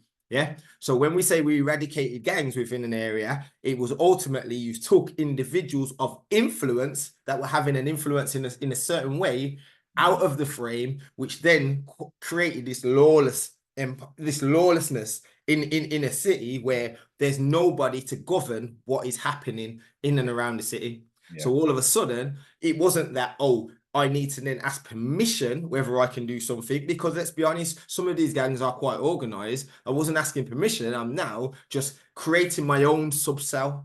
I can become the boss of my subcell. My group of friends, all of a sudden, I am now the new leader. And then we got more and more and more and more leaders. And all of a sudden now we've got a load of urban street gangs who are all operating, trying to outdo the other gang in a sense, because if you that can walk around with knives, we can walk around with guns. If you that can run into stores and take items, we can do a bigger store. Do you know what I mean? And it's just that constant lawlessness. And then same thing happened in Manchester with Moss Side, Cheetham Mill areas. Yes. Once the ringleaders and the the top boys, should we say, were taken out, it just exploded up there. Yeah. And then it exploded exactly that. But then we do creates the vacuum. I think that's what we talk about. That this vacuum, creating a vacuum. Yeah. That you what you're actually doing. Actually, you're removing the structure. Exactly. The structure goes. Yeah. It dissipates, and then you're in the Wild West. Yes. There's no order. Yes. Which is where we're at now. That's what it feels like. This is what it's like, well, can it get any worse? Like, nah, this is chaos now. We've almost stripped away, because even criminal organizations have order. Yeah. Criminal organizations won't want, necessarily unnecessary attention, because of, more petty forms of crime, so you'd almost young people we expect to fix up from operating that are going to potentially expose them for petty crime as they're moving up the chain, moving up the ladder. Yes. So when you take away that structure, then you're left with pandemonium. So in some senses, the gangs were actually, as bad as they were keeping order as well at the same time, which is crazy. Yes. Yeah. And then what we did is a lot of relocation as well. So we spreaded individuals out to different areas, which then going into different areas, you then become the boss and start to do that. So as I said, criminal justice approach to that was catch and convict, where it works to fill up all of our prisons, which are now full. It didn't work within our communities because we created lawlessness. So one of the ideas, as we said, worked in one way but didn't. So then we had massive investigations. We had investigations arrest, which were certain of the same thing. But then when we look back at marginalization, they were then targeting certain areas or certain individuals to try and create them investigations and make them arrests, which is the same as catch and convict, taking them young people off the streets, creating, as I say, I keep using this word, lawlessness. So when we look at it now, and I want to look at just quickly and briefly, I'm not going to read through that, but the prosecution and legal consequence. What is the consequence to some of our actions at this present moment? Now, for our young people's worldview, they already are being told all over the media and all over the news and everything that our prisons are full. Our prisons are actually full at this present moment. So therefore, we can't just send young people directly to prison. We're also being told that if you're under 15, you are very much less likely to go to prison unless it is actually a serious crime. And there's a mass amount of evidence to make sure that you can send you there. So naturally, the narrative around our young people at this present moment is I'm not going to prison. I am not going to prison. I've got a young person now, and I'll use the example because it's a retail establishment that it was, and he decided that he was going to steal £1,000 Coke from a retail establishment. But how it was set up, and I don't know if you know, it's a shopping centre, so there's many floors, and it was in Salvages in Bullring, and he was on the top floor, and he decided to, for some reason, this shop assistant decided to let him try on the Coke. And all he did is run straight out the store and throw it over the balcony to somebody who was waiting on the bottom of the store. They then got the coat and ran straight out. Now, in his eyes, without realizing it, his thing was monetary gain, which I've just made £1,000 from that coat. But realistically, when you come down to the law enforcement, they actually said, because he was caught straight away by security. They actually then said he actually didn't steal the coat. He didn't steal the coat because he didn't take it out of the store, the actual establishment. So he didn't take it out of Bullring, somebody else did. So naturally, when you're looking at it, where we're looking at it from a retail point of view, where he stole a very significant amount of money at a coat, he's just got an NFA straight away because he didn't steal the coat, which then puts the narrative into his head that this is now a crime that can be committed. Go on, Tej, you're muted. Am I muted? Oh, yeah, sorry, I thought you was talking. No, I just said, in fact, I don't know what I said now. Yeah, carry on, no worries. He ain't never muted. He ain't ever muted. Oh, sorry, yeah, sorry. I just see his lips move. I'm here for ad libs. Okay, so when we're looking at that now, and I'm looking to work with that young person, he's looking at it like, wow, this is something that I can actually do because I've found the loophole within the law. Yes. And it's now credible for him to do that because all of a sudden he's already on numerous amounts of charges, and he keeps getting told by every judge, suspended sentence, it's a suspended sentence, it's a suspended sentence, and now his crimes has now found a crime that is it works for him. Go on, skip to the next one, Tez. I think Sarah's face, by the way, just said it all. Yes, I know. Sarah and I basically at the same time are like, that's a bad prosecution because I would be 100% saying that the intention to permanently deprive was there. 100%. Yeah. And that's why they changed the law with TDA, right? Taking and driving away. Yes. The Theft Act. So now it's called TWOP, taken without owner's consent. That's right. Because they wasn't going to take the vehicle and keep it. They were just going to go for a joyride. But they could never get prosecutions. That's right. Yeah. So and that's it, and that's where I didn't even realize that the law would go down that route. As soon as it happened, I thought, oh yeah, this is going to be the one that is going to get him a custodial sentence. But that actually shocked me. But then, as I said, it shocked me as an adult. But in working with him, and he's saying, well, I could do this again. I couldn't say absolutely because the prison system and the criminal justice system had failed me because in my work, I can't say anything to this young person except please don't do it again. Do you know what I mean? Please don't do it again. But and that's the thing where we're facing.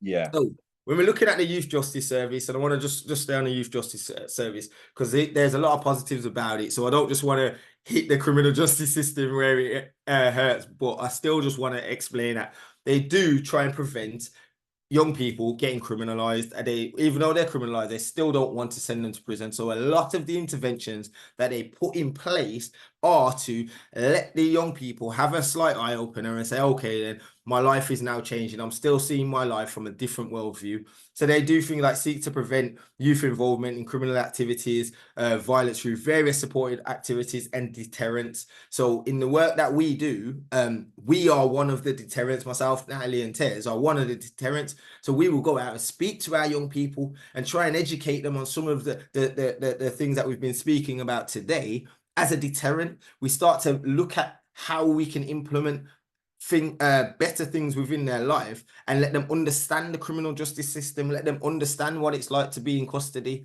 understand what it's like to be in jail. So we are one of them deterrents, but it's a multi-agent collaboration, as we see. So when we're working alongside them, we're ultimately working alongside the police. We're ultimately working alongside the schools. We're ultimately working alongside some of the social services and all of the multi-agencies involved with that young person. But we all have to be on the same approach. Does that make sense? We all have to be, I can't be the relatable one because then they'll sort of play me off against some others. So if we're all on the same approach and have the same mindset of what we want to achieve, then it starts to work and it starts to take shape. But other than that, we are in a grey area where a young person can be told different things by different professionals and it just does not work. Yeah. Yeah, everyone with me, go on to. Yeah, and I was just gonna say, and the reality of when everybody's not on the same page. Yeah. And that can be for lots of it could be just mindset, perspective, approaches, how they feel they should deal with this particular scenario. So yeah, that can create certainly conflicting messages for the young person as well. Yeah, and that's what continuously happens. But then that's where we go into, as I say, that mentoring state and that positive role model state, which the youth justice do well because they've got some really good workers that are involved in it.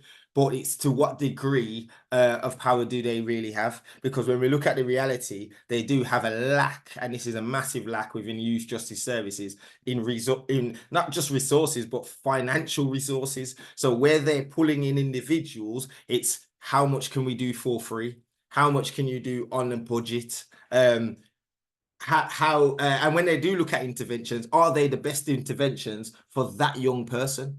Do you know what I mean? So although we can't all be relatable, are they relatable? Is it going to work for that young person? And unfortunately, that's where the struggle happens, and it just becomes a tick box exercise where a young person gets to the youth justice service, they stay for 20 minutes, they sign a paper. Oh yeah, how are you doing? Are you okay? Yep, it's all right, and I'm back out.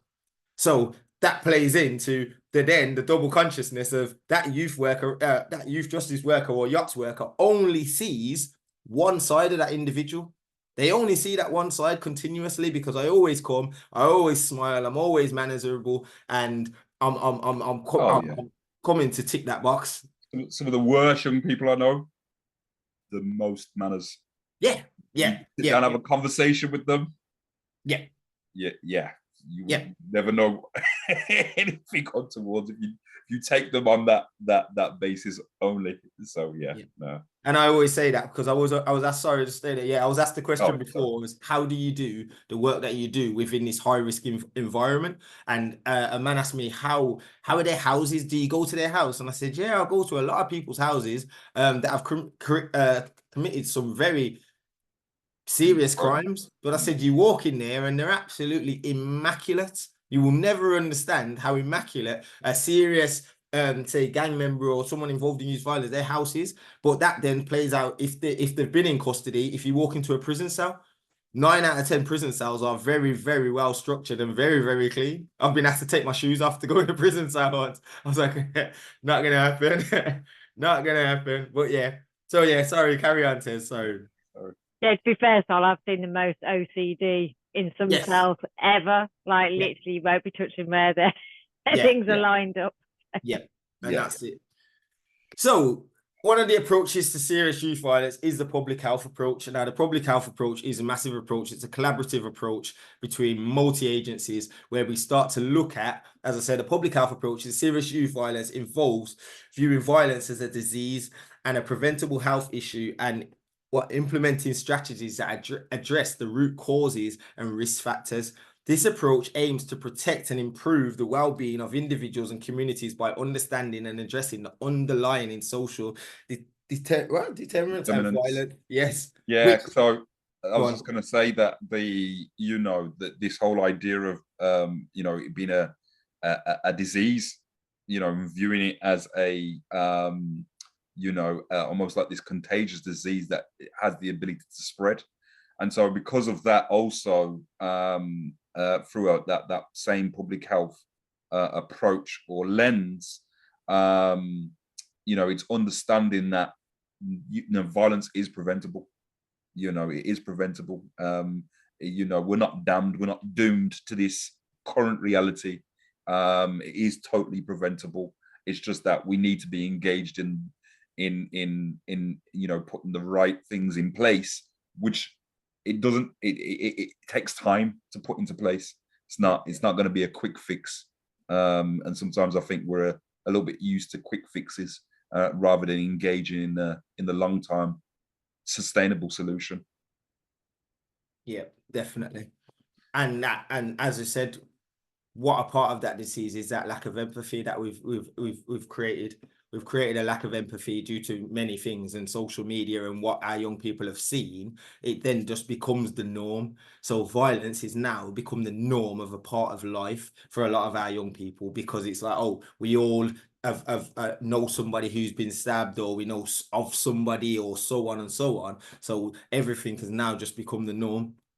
So our community engagement and empowerment, this is where we're actually, organizations are coming together now. We are actually coming together, and we're starting to understand some of the causes. We're starting to understand these things that are affecting our young people. And when we're engaging them, we're engaging them in a way not to just directly change that aspect of your life. We're changing the holistic side of your life. Where are you living? How are your family backgrounds? And all of them things that we've gone through in some of the contributing factors, we've started to address and change. So that public health approach starts to look at that from the wider angle around that young person. So when we mentioned earlier about some of the families, then we'll do family intervention work. So MST, no, they've changed now, IFT, I think they've changed it. They will get involved and start working with the likes of the parents to start understanding the parenting, the parental dynamic of the household. Are they in suitable accommodation? What is their financial status? And it's about empowering communities to address what's happening within their community. Because I think Ted said it, what was it? The broken window syndrome? Broken windows? Windows theory. Yeah. So a lot of our young people are saying, okay, then it's my environment. It's where I live. This is what happens within my environment. This is the norm. And if they see that their environment isn't working for them, then they will not work for their environment. Do you know what I mean? If their area isn't working for them, they won't work for their area. If their people ain't working for them, they will not work with their people. And what they then tend to do is to burn it down, as we've seen in different scenarios and riots and stuff. We'll burn down our own communities because we don't feel a part of our community. Our community isn't working for us. Yeah. Go on, Tez. So, as I've just explained, I said the multi-agency collaboration, which we're all getting involved in, which is health. Health is a big part of it. That's why we're having a massive, if you notice, we've got a massive increase in our young people that are experiencing mental health issues. So some because we're identifying it now. We're now trying to identify, is there anxiety, is there trauma, is it all of the different mental health issues that have been going on that have not been addressed? And I've just been sitting there dormant, that nobody, that taboo, that, oh, I don't want to see a counselor, or I don't want to speak to anyone regarding my mental health. Now we're trying to address it as a part of our interventions. A lot of the work I do, although I'm not mental health trained to a high level, we still have to start addressing some of the things that have gone on within that young person's life, and then signpost where we can, because anger and aggression is coming out and we don't know where it's coming from. what's also happening is as well is obviously just the number of admissions in the hospitals. So hospitals are picking up a lot of the slack because they have to go and deal with the trauma of a stab wound, a gunshot, or they're dealing with the violence. They're seeing the impact of the violence because it's coming through the hospital. So that again is forcing people to take this whole thing of actually we can't just be closed to these communities and what's going on in there, because every service itself is being brought to breaking point because it has to deal with the issues that are coming through their front door, so to speak. So and go on, Tez. And this one, a major one, is trauma-informed care. To recognize and address what trauma is, to understand. Our young people are being traumatized every day from a lot of things that they don't believe are traumatizing them. As I said, the music they're listening to, their films they're watching, the games they're playing, Natalie, things like that are traumatizing them because they're making it become reality. And then when you look on sort of mainstream media and it says, there's a high proportion of knife crime, people are being stabbed, people are being killed daily, then all of a sudden that paranoia kicks in where, okay, then I need to now either defend myself because something may happen to me. So I start to walk out with a knife. I start to act out aggression that isn't actually there. Now, basing it on sort of some of your experiences with security guards and stuff, a security guard could naturally just ask you, oh, sorry, mate, could you take your hood off? And the aggression that comes back from that individual is like the security guard attack them. Do you know what I mean? Because they've already got their backup. The hypermasculinity kicks in. It's, you can't talk to me like that. And a lot of that hypervigilance is like, I'm on edge anyway. I'm always on edge. I'm already dealing with 101 different anxieties that are going in my head. So the mere fact that saying something to the wrong person at the wrong time, the response is 10. Yes. Where you'd think, well, that wasn't warranted. I didn't say nothing to you that was that too, untowards in that sense, but you're getting, because we're not understanding what the anxieties are, and not necessarily dealing with those anxieties. Also the mentality of judge by 12 rather than carried by 6. And that was what came into my head when you were saying that. I'd rather be judged by 12 members of a jury than carried to my grave by 6 people. So kill or be killed mindset comes into play. 100%. And that makes you react differently straight away. So when we look at such things as poverty and the lack of education opportunities, our school systems, I can't say they are directly failing, but that what we are doing in our school system is not being able to manage our new young people, because as we said in some of the teachings, we've got new teachers coming in that ultimately ain't as resilient as some of the old school teachers that need to understand behaviors. So it's very easy now to just say we're kicked out of school. All of a sudden we're in Prues, we're in them sort of places, and we're doing half days. So we're pushed out into the big bad world already, and we're still children. We're still children. So at 2 o'clock, where I'm naturally supposed to be in school, I've already finished that one. I've gone home, I've got changed, and I'm out in the big bad world. And then everybody, depending on how I look, is now looking at me like I'm an adult, although I haven't got through my childhood days. So it's understanding where they fit into society when things start to go wrong in these systemic changes. Is everyone, you with me with that? Because our young people are literally, it's like, and I remember it, and I always give my own examples. I was kicked out of school at 15, I think I was.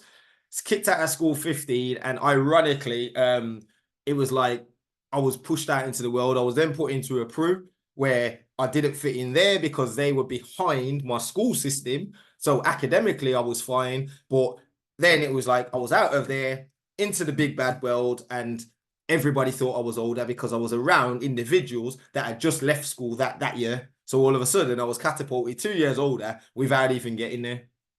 I was just going to say a PU is a pupil referral unit. Oh, yes, sorry.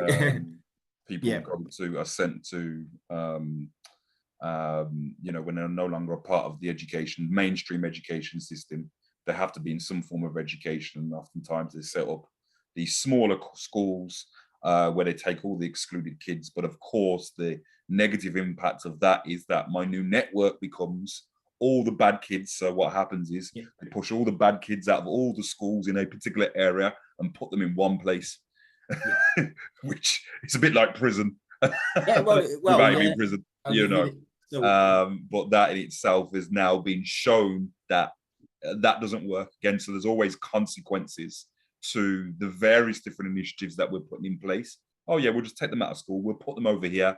They'll be fine. We'll educate them in smaller classrooms. But actually, you know, it starts to create even more significant problems.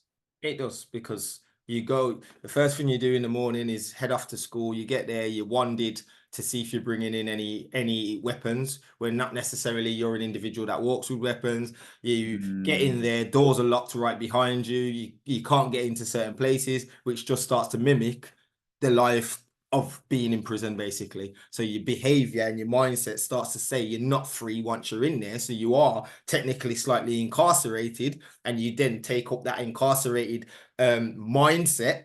So when you're incarcerated, what's the best feeling in the world is when you are then set free, and then they are set free at a certain time to go out, and then all of that energy then is dispelled into the community, which is, you're very happy to be out.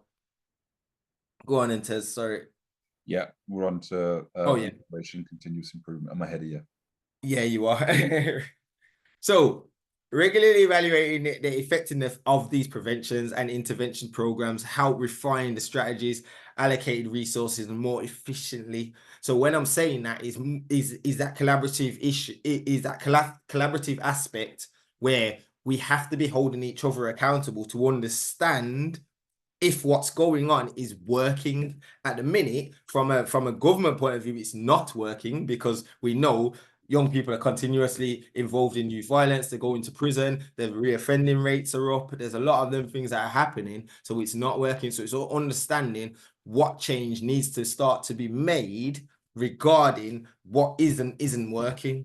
Because we know going into proofs and coming out isn't working. Go on, Tez. Yeah.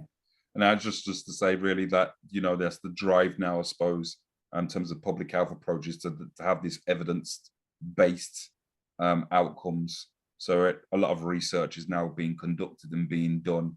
Earlier on, when we was talking about the stats in terms of the government's invested in violent reduction units, the Youth Endowment Fund, these are bodies that are now being set up to gather data, analyze the data, do the research and get the information. But we're very new as a country into this. You know, VRU's established what, 2018, 19? You know, so we're only 5 years along, I suppose, in this, you know, with the country being at this particular point, and still yet there's a lot more that needs to be done. But the whole idea is that having evidence, so using things and models that have already been successful. Oh, actually, we didn't get to that. I was just going to say the rules on the next slide. We didn't do the slide yet. Yeah. So this is it. So the government is implementing the public health approach. As I was saying, from 2018, they announced the serious youth violence strategy, and that's where they made these particular announcements. So they was going to provide funding at that time for 18 violent reduction units, and they've increased that to 20 now. They've invested 200 million over 10 years, 20 million per year for Youth Endowment Fund, to basically research initiatives. So one of the things that Youth Endowment Fund is that they will fund programs, but put them through rigorous testing so they can identify what works and scale that up. So going back to what Solomon was saying is actually, who was it that said it earlier on? Actually, somebody was saying about, you know, just, you know, are they going to get any better? Well, in terms of implementing our public health approach, we are very early stages, and it takes the best part of 10 years for things like this to be embedded. One of the studies, or one of the test cases that is used quite regularly, is Glasgow. Scotland was basically the youth violence capital of the whole of Western Europe for the best part of 15, 20 years. You know, and they'd implemented their own violence reduction unit there. And after about, certainly, I don't know if it was exactly 10 years, but about 8 years, they'd seen a drastic change in terms of the violence that they were seeing in Scotland. So, you know, there's evidence that shows these are the steps that we took, these are the changes that we implemented, and over a period of time, you know, we managed to curb the level of crime and violence that was taking place. So they're going to provide grants to public, third sector, non-profit bodies working on early intervention, establish serious violence task forces to provide oversight. They creating new legal duties on local public services to provide and collaborate and create plans to prevent and reduce serious youth violence. And one of the most recent things that's just happened in perhaps the last year, I believe, they've brought forth the serious youth violence duty, which now puts a lot of responsibility on key agencies and organizations to literally have a strategy and publish that strategy of how they're responding to serious youth violence locally. So these are the changes now. So every council now has to publish how they're actually responding to serious youth violence, whereas that's never been the case before. You know, and amending the existing legal duties in the Crime and Disorder Act as well. So again, we're talking about very much around serious youth violence, but a lot of this also then applies to antisocial behaviour also, as a bit of a prerequisite before it spirals into the chaos of serious youth violence.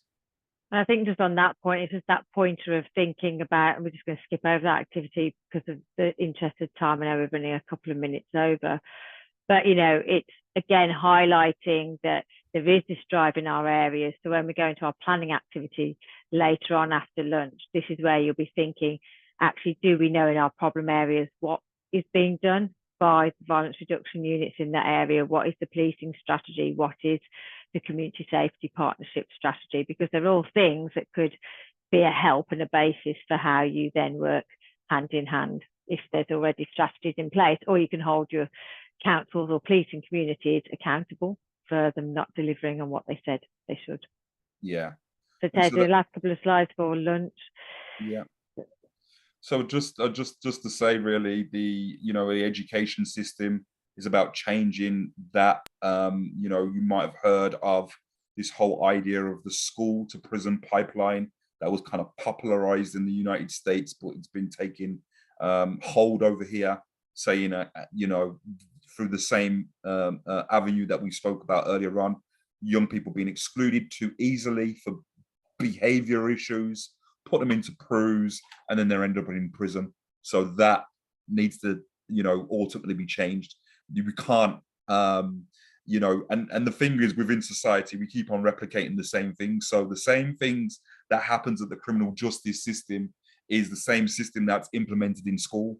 So, but they have behavior points and positive and negative behavior points. So when your behavior is too bad, then we reprimand you in a, you know, by putting you in isolation. Isolation is like being in prison for the day.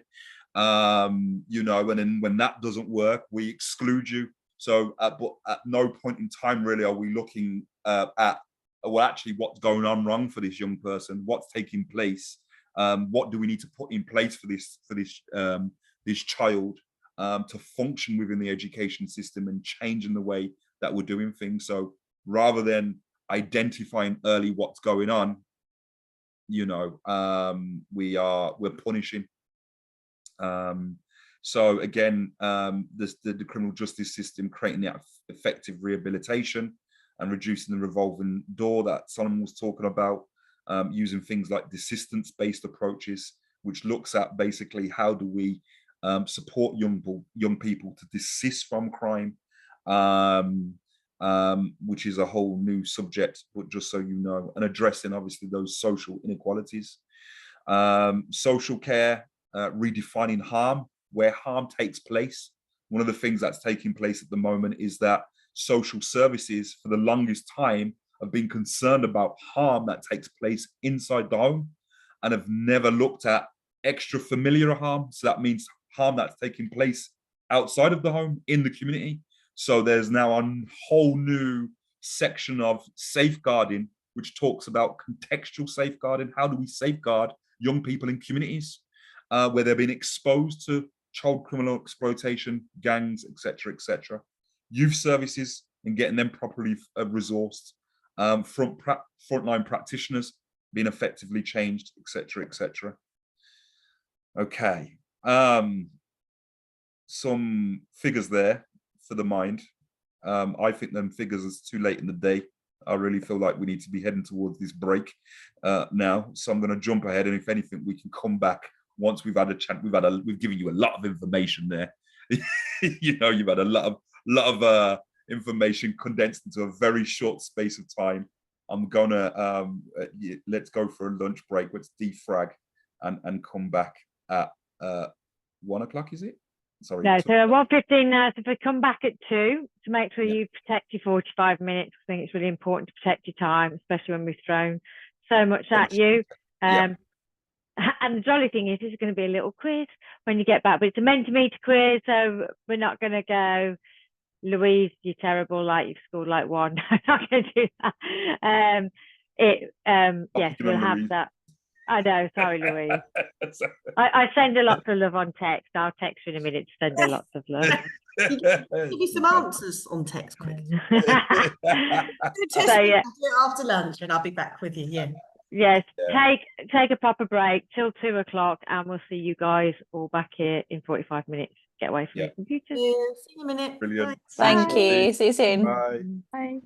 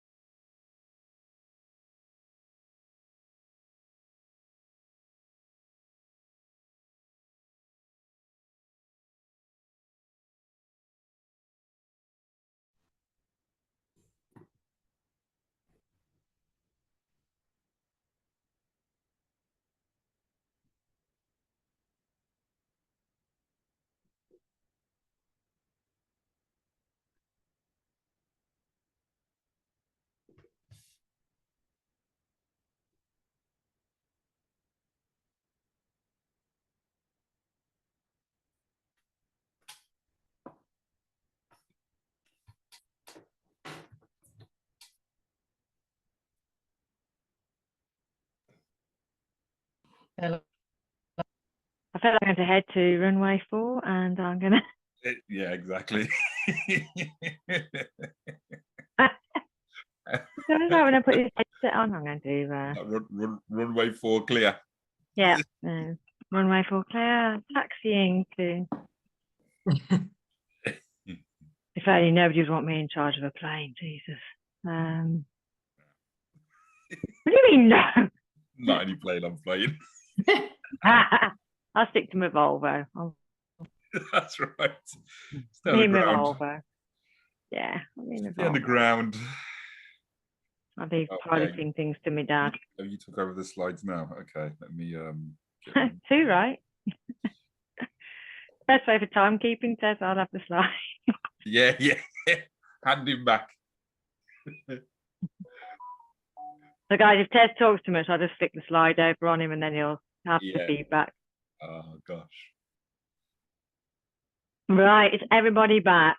Sorry, I'm just slurping in this espresso. Back in the room. I think so. That's good. I think Catherine's back because I think Ready. Catherine, put a thumbs up emoji so I know that you're there. That'll be. Let me get my Mentimeter open. Oh, what's going on there? It's not supposed to happen, is it? So hopefully you all had a nice break. How the heck does 45 minutes go that fast? I wish it went that fast when I was in the gym doing cardio. I'll be totally honest. 45 minutes does not go that quickly on a cross trainer. That's all I can say. Yeah, so hopefully you have some time to get away from your screen, have a stretch of your legs. This afternoon, we do have another break scheduled in. I can't think the exact time. I think it's around the 3 o'clock sort of mark or just before then. So we're going to have a quick sort of section now. We're going to recap quickly. I'm going to hand over to Ted just to speak on some of the stats that we sort of talked about. Is it that side that you wanted to start on? Oh, no, that's to do with the cost.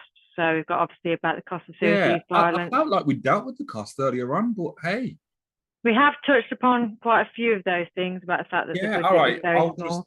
I'll do a quick. Or do you want to just talk on? I was going to say I'll leave it on that we'll have a look slide. very quickly. And if I'm repeating myself, you can just let me know. I don't know what it seems like.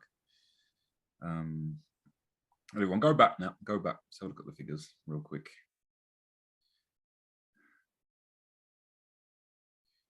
Right. Let me just check in with people. Have you seen this slide before? Sometimes I'm looking at stuff for so long, I no longer know. Okay, good. Okay, so just finishing off from before the lunch then, about how much we're kind of spending. It's a bit of my criticism really, for more the government officials, just in terms of we need more money and resources down at the public health approach, so the spectrum. So we kind of looked at basically the cost of serious youth violence in England and Wales were estimated to be 780 million per year. But yet the government only allocated around 11 million per year, which was 1.4% to the serious youth violence strategy in 2018. Government is currently spending around 14.8 billion per year on the criminal justice system.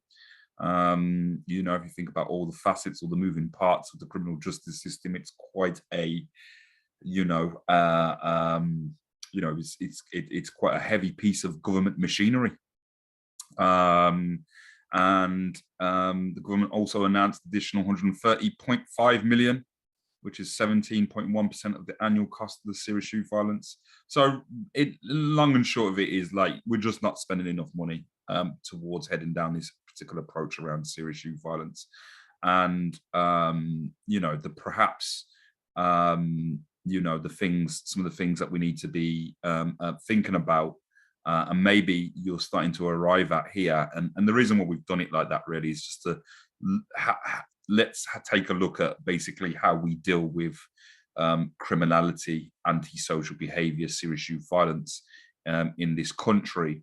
And actually, in what ways are we following the same mold that's already been laid out for us as a society? which, you know, is, you've heard us say it before, just kind of going down that criminalizing element and not seeking to address the wider root causes that lead to serious youth violence, really. So as you can see here, we've also talked about, there was 23 million directed at early intervention programs, 35 million towards VRUs, 1.6 million to creating opportunities forums, 10 million towards domestic abuse perpetrator programs, and 34.4 million directed to further criminal justice-based responses. And the government directs 14.8 billion of the annual budget, but only 70.1 million towards a public health approach, which was about 0.5%. So it's just, it's not enough. But perhaps, you know, some of the other aspect of this is, again, looking at more corporate organizations, corporate social responsibility, and seeing what they can do, especially to tackle serious youth violence, antisocial behavior as it is affecting them. Hence the reason why we're talking to you guys this afternoon. I thought it was a mini, sorry, you lot in a private dialogue. Sorry, well, I don't know if it was applying to me in terms of what I was saying. Sorry, noise in the chat, excuse me. So yes, that really, just to kind of encapsulate what we've just kind of looked at, what a whole system multi-agency approach to serious youth violence prevention, which is the way in which the government is responding. It is trying to pull together a whole systems multi-agency approach. It's very much trying to transform the criminal justice system to become more trauma-informed, which is certainly happening. We're training people up and down the country. We spend a lot of time training people in youth offending teams, probation, national probation services, and, you know, working towards a more holistic perspective on actually how we tackle these problems. So change is happening.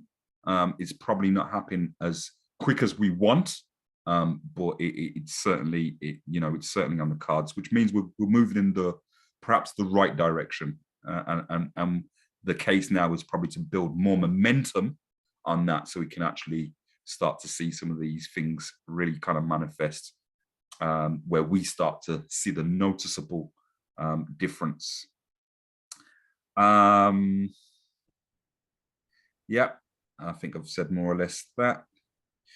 So that was it. Actually, I'll just read through this very briefly. So government has made some steps tackling serious youth violence, but question marks still hang over the government whether they're creating the right policies, tackling the root causes properly, and resourcing initiatives to effectively tackle serious youth violence. The committee report on serious youth violence, House of Commons in 2019, both pointed out policy issues such as short-termism, inadequate funding, resources and manpower, as stated in the House of Commons report of the last decade. Many of the ties that bind communities together have been severed, from youth workers to neighbourhood police officers, community safety teams, and safer school officers. The paper also states current policies and practices, particularly focus on crime control, are limited in their scope because they fail to sufficiently acknowledge the impact of systemic racism on BME groups, and in this instance, young black males. Okay. So that was just the final conclusion before the break. I just thought before we get you to absorb any more figures, we needed a break. I think picking up on the point there about the short-termism and the thinking, you know, in the sector that we're working in, you know, Soltes and myself, you know, this is the thing we're always up against, is short-term projects that we get funding for a very limited time. And, you know, we start initiatives, and I've just had it, you know, you'll get, oh, it's great feedback, it's amazing, but our budget's being cut and we can't do it any longer. So you feel like you're almost letting down then another cohort of young people who are like, but are you not coming back to see me, Natalie? You're not, you know, and it's heartbreaking to be, there's times that you'll carry on seeing people even if you're not getting the funding for it, but obviously you know, all of us are limited in that capacity of what we can actually do. And that's where we're talking this afternoon about the bigger picture is so important, about where yourselves are coming in as larger corporates, of, you know, just what you're able to do and potentially look at longer term plans, because a lot of projects, as Tez and Solomon well know, we get like 6 months funding or maybe a year, and it can be very difficult if you're lucky. Exactly, if you're lucky. So skipping forwards, there'll be phones out again if you've got them to hand. It is another Mentimeter. This time it is a quiz. As I say, it's all anonymous. It's not going to highlight anybody's wrong answer. Name and shame. Name and shame, yeah. Just be No like, name and shame here. We're trying to claim. Yes, it won't be like Wayne took far too long to answer that question. No. But yeah, so if you can scan again, or if you're still in the Mentimeter. Oh yeah. Have you got it all started? Yeah, people are showing up. We've got one. We've got two. We're here at three. Here we go. So, you know, I can do the whole video. Do you want me to? 5 in the back. Here we go. 6. Okay. Well, I stopped sharing then, because that means it's got in. Do you want to share so you can? Oh yeah. No, that surprised you. Yeah. I forgot that bit. Guess who had a big lunch? So yeah. So. There we go. Okay, I just need to get to the point where I can move this forward. Okay, so first and foremost, which are the following best describe serious youth violence? We've got 100% of you saying that violence involves young individuals that leads to serious harm. So let's have a look. Ching! Oh, well done, everybody. Well done. Excellent. 100% there. Next question. A public health approach to serious youth violence focuses on A, increasing police presence in communities, B, viewing violence as a disease and addressing its root cause, C, prosecuting young offenders, D, implementing curfews for teenagers.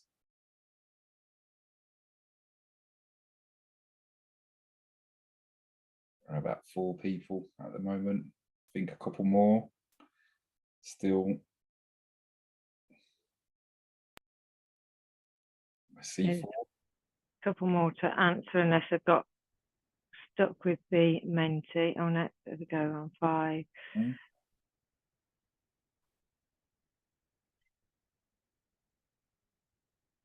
There we go. Yeah, brilliant. Yeah. Okay, so the survey says 83% says B. Is that right? Yeah, B. And 17% said prosecuting young offenders. Okay, so B. It is. Well done. So again, that's reiterating the whole treating it as a disease and looking at it all holistically as how you can prevent. Excellent. What percentage of teenagers have a fear of violence affecting their daily lives? Oh, it's a bit we get to see. Who's been paying attention? Or how well you're able to absorb information and retain it, we should say. Yeah. Okay, 6 people say C. Cha-ching. Well done. And even with that statistic, I think realistically probably is higher than even 47%. And I'd say areas, it probably varies as well. Yeah. What is the estimated annual cost of serious youth violence in England and Wales? Is it A, 1 million, B, 10 million, C, 780 million, or D, 1 billion? The answer is correct again, 780 million. Well done, everybody. How many young people across the UK identify as a gang member or have a relative who is a gang member? A, 5,000, B, 10,000, C, 30,000, D, 60,000.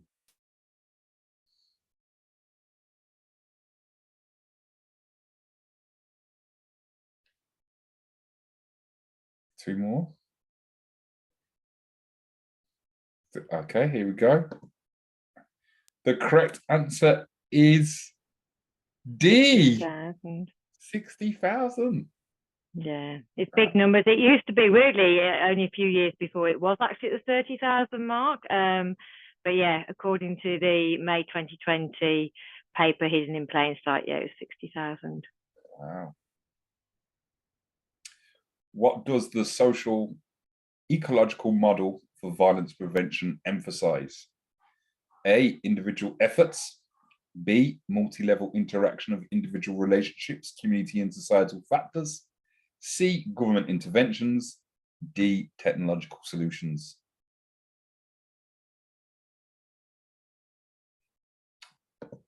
Yeah, everybody got that one right. Done. Which of the following is an example of community engagement in the public health approach to serious youth violence? Is it A, increase in police patrols? B, empowering communities to address the root causes of violence? C, building more prisons? D, implementing stricter penalties? And all six have said B. Very well done.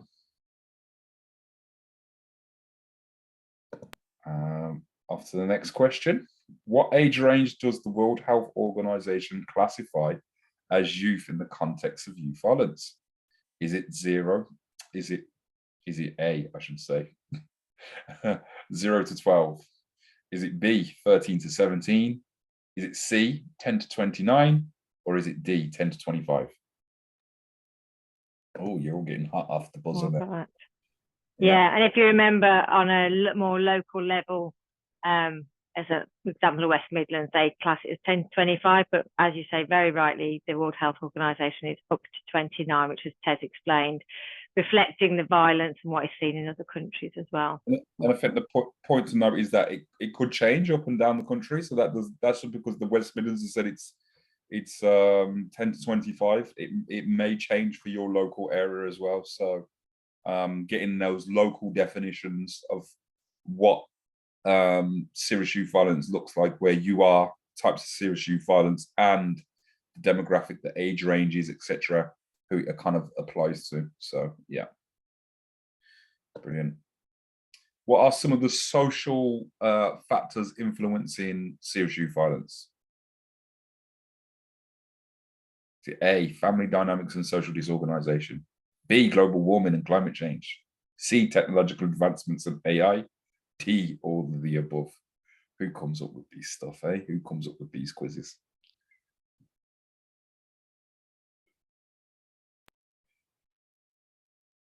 Don't even look at me, Tez. Well, I was just saying, like, you know, I don't think we've spoken about global warming or climate change or technological advances this afternoon. So yeah, brilliant. Well done, everybody.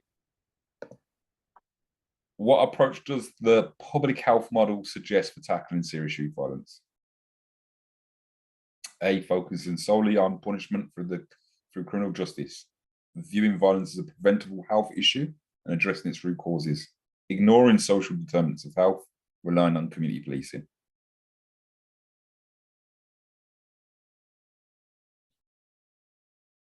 There's no right answer for this one. So you are right. Yes, it's B. I'll just let you know. It is correct. Yeah. It's B. Well done. I don't know amongst you. You will only know if you got 100% on your small little test there. But it's the number of gang members wrong. Actually, to be honest with you, I was going to go for 10,000. If I'm really honest, doesn't go for 10,000. I saw everyone going towards 30, so I clicked that one. If I'm really honest, you know, but I was wrong. A lot of us are wrong, actually. Yeah. Yeah, I'm with you on that, Louise. Oh, no, at least I was honest about my yeah. Yeah, exactly. Honesty, we love it. Yeah. Thanks. On a quick one, there was a question. I tried to write it down before it disappeared, but it was a question about what was it? The public health approach. No, I've lost it. It was about the public health approach, but to me, it was just a little point of discussion because I think all answers were done, at some point during this public health approach since it's come out. So although the answer was right, they had tried to, I think it was build more prisons, and they had tried to increase sentencing. Yeah, that was the question. I can't remember the one, but that all of that has been done and wasn't. So I think each one of them were done. And that deterrent didn't work. So when we said build more prisons, because we was going to do more incarceration, and then the increased sentencing, that then was it was done, but then it was always seemed as disproportionate against marginalized communities and how many more spaces do we have left in prison at the moment? 700 spaces left in the whole of UK in prisons. So, and that being said, they only opened up the new one. Is it in Leicester? What was it called? Yes. So they only opened up that in the last how long. So it's like all of a sudden the incarceration rates, it's massively rise. I mean, it's overcrowded already, but it's just good to highlight the fact that in our youth violence settings, they're not trying to send young people to jail because the jails are full. But also when you start sending them to jail and they do want to, you know, turn their lives around or whatever, want to try and get a job, then that goes against them as well if they've been to jail, doesn't it, as well? So it's not really. Yeah. I have a question actually. I don't know if you're aware of the apprentice levy with any employer that got over, I think it's a £3 million wage bill. They pay a certain amount into this apprenticeship levy to train their staff. Is there anything that's being done or that you envisage could be done for, because I'm guessing a lot of the businesses are going to go, well, this is all well and good putting this in the community, but we haven't got the budget for it. Yes. As they're seeing it as a public health issue, is there anything, do you think, that could be, even if it's not now, that the government could be lobbied to do something similar? Because the apprenticeship levy, hardly any of it's actually being spent. I don't know if you know that or not, but it's not really, most of it's not being spent. So is something like that, having a pot of money to put into youth somehow? Yeah, should definitely be done. You know, so yeah, you know, having a levy that businesses actually have to pay into, because you know the resources are tight. So yeah, why not? If we've got things like the apprenticeship levy, like you said, it's not being used. I wasn't aware it's not necessarily being used. Yeah, why not? Why not? That sounds like a something that we should definitely be moving towards. Obviously, we've got. Oh, sorry. No, it's okay. Go on. What you say? No, I agree with Lou totally on that, because that's, I mean, the budget for us this year on security it's absolutely flown up. Well, we've blown the budget, should I say, trying to combat all of the issues that we're having. Obviously, this being you know, antisocial behaviour being one of them, additional cameras, guard spends, you know, Yeah, I can imagine. But on top of that, we're losing sales because we end up taking merch off sale, so that basically it can't get either stolen or thrown. So it's got to be, and I know, singing from the same hymn sheet with all this, it's got to be a collaborative approach from the bottom up. You know, and I'm pretty certain that if we go, because we've tried working with local communities and what have you, and said, look, we're willing to support and we're willing to donate. What are the options here? And we don't really get anything back. It's like they're quite, you know, they're not aware of what they want to put in place or what they can do to put in place to support. Because I don't think they're in a position where they've got a pot of money where they can go, right, well, we'll put X in if you put Y in. Yes. Which is really frustrating. I think that's the key thing of what you just said there, is not knowing what to do. And it's kind of sort of going, we know we want to change these things, but we don't know what to do. And on Louise, on your point about, you know, would this be looked at as a change in terms of like apprenticeship levies, you know, whether that could be, it'd be interesting to see. Obviously, James Timpson has just been put in, hasn't he, as the Secretary of State for Prisons, with James Timpson and the Timpson philosophy about giving employment to offenders. And he's very passionate about that link between business and rehabilitations, and be interesting to see how his take is on it whilst he's, you know, in place as minister. And I know sort of a bit of excitement about whether he will change things up and sort of come with a very different or fresh view. I've got a collar in myself about something, but yeah. And just one other thought, I'm just thinking, I think Starbucks, I think you're a member of the British Retail Consortium, aren't you? And I believe you are. Anyway, whoever's members of the British Retail Consortium, this is really a job for them, for you to be going to get them to lobby at government level as well to help with some of this. And maybe Natalie, Tez, Solomon, maybe it's someone for you to be introduced to. Yeah, I mean, we're happy to champion, you know, gosh, you give me a government to champion at the moment, trust me, I'm there and at it. So this is their job, isn't it? You know, on behalf of the retailers, and they're the ones that have got the seat with government to be doing some of this stuff. So it might be worth an introduction to them. I think for me, and then saying what can we target and what can we do, I think we have to look at more the victims of crime. Because we've done a lot of the rehabilitation coming out of prisons and stuff like that. But if we're looking at some of the victims of crime and how we can then get them into some sort of say apprenticeship or work or whatever we can invest into them, because 9 times out of 10 you find a perpetrator starts off as a victim.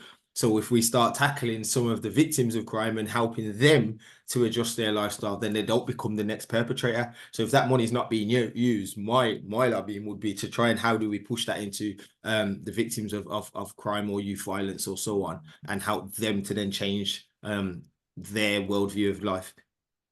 Yeah, absolutely. And I think certainly. Sorry, go on, Ted. I was just going to say, well, you know, just in terms of obviously lobbying governments and things of that nature, you know, obviously we know a lot of policies kind of come about oftentimes through kind of just like, you know, the public demanding responses. We see that a lot with almost like a moral panic around serious youth violence, the demand to do something about it. You know, we've seen, you know, over the last 10 years, various policies around serious youth violence has come off the back of, you know, some tragedy that's taken place somewhere, which has kind of caused, whether it was, I think it was Letitia and Shakespeare and Charlene Ellis in Birmingham, the 2 girls that got shot in the early 2000s.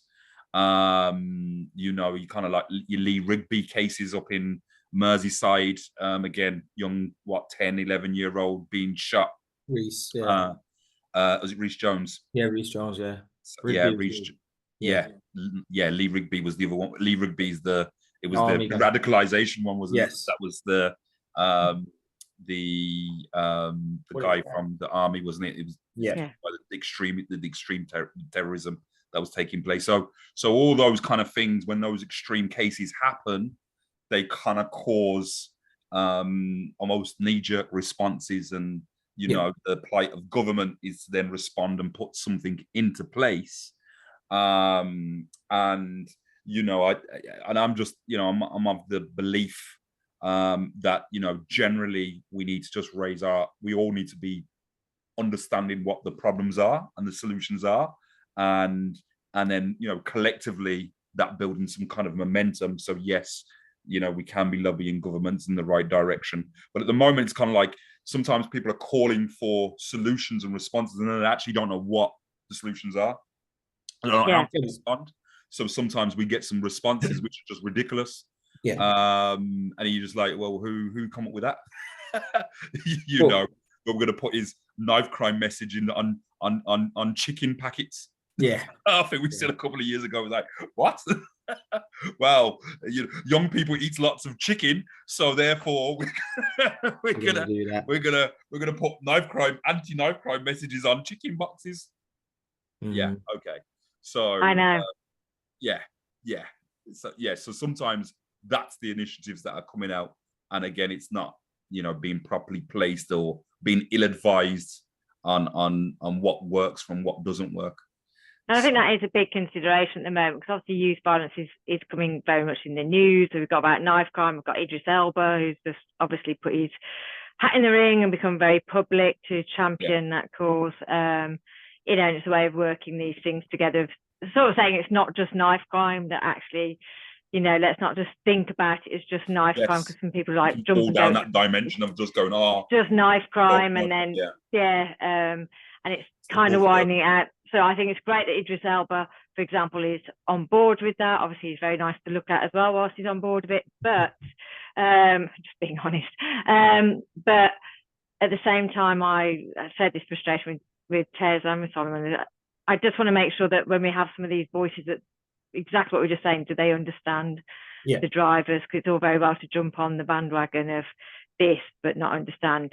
But obviously, on the interest time, we're going to talk about these steps of how we can respond to serious youth violence, because this is where we can now channel this energy and thought process about sort of next steps and do some plan development, and kind of just a very basic 1, 2, 3, 4 steps here, which Tez has developed very much in line with sort of when we're working with practitioners and upskilling practitioners in this field, so other youth workers like myself. Apologies, Amazon are now ringing my bell repeatedly, but hopefully my daughter's going to get that, so the dog's now going crazy in the background. So it's step one, obviously, is what we're doing today. Can we become that we have developed an understanding of youth violence, get the context? Do we understand what the strategies are in our areas? And as a takeaway for part of today might be that you think, well, I'm going to look at my problem areas and I'm going to try and understand what is actually going there as a bit of homework. There's something I want to do. You know, you might highlight certain areas of your country that you feel are particularly problematic. It's all about building the network, what we've talked about, this whole multi-agency collaboration. It is about, do we know the key organisations, agencies, what are they doing already, and what are the gaps? We don't want to reinvent the wheel, so we don't want to be going down the path that some people are already covering off, but actually where would we fit in within this bigger picture? And do we understand what the actual impact of serious youth violence, as Tez has sort of said, and Solomon, it's all about, you know, different areas will have different forms of youth violence. It will manifest itself in different ways. It will have different causes. It will have different reasons. We can see that there's a whole multitude of reasons that lead to youth violence when we talked about the marginalisation, the poverty, everything else. But that picture will change from whether we're in Birmingham, whether we're down in, you know, Bristol, whether we're up in Liverpool or if we're up in Glasgow. You know, it will all look different in different areas. And then it's kind of understanding where our role would be. You know, obviously there's people who are organising response, which are kind of probably like our violence reduction units, people like that. There's people responding. There's the people on the ground. Those will be your security teams that are there responding on the day. You know, we've got somebody kicking off in the store. We need to get, you know, intervene, clamp down in that moment, that very acute setting. Or is our position, and hopefully this is where we can see ourselves in this group, is can we lead on this prevention strategy? Is it that we can be the preventer? Is it that we can think about how we can coordinate those around us to come up with some form of prevention strategy or pilot for prevention strategy? I hate that word, strategy. You think I'm an actual motivational speaker, I can't say the word strategy to save my bloody life. But like as it is.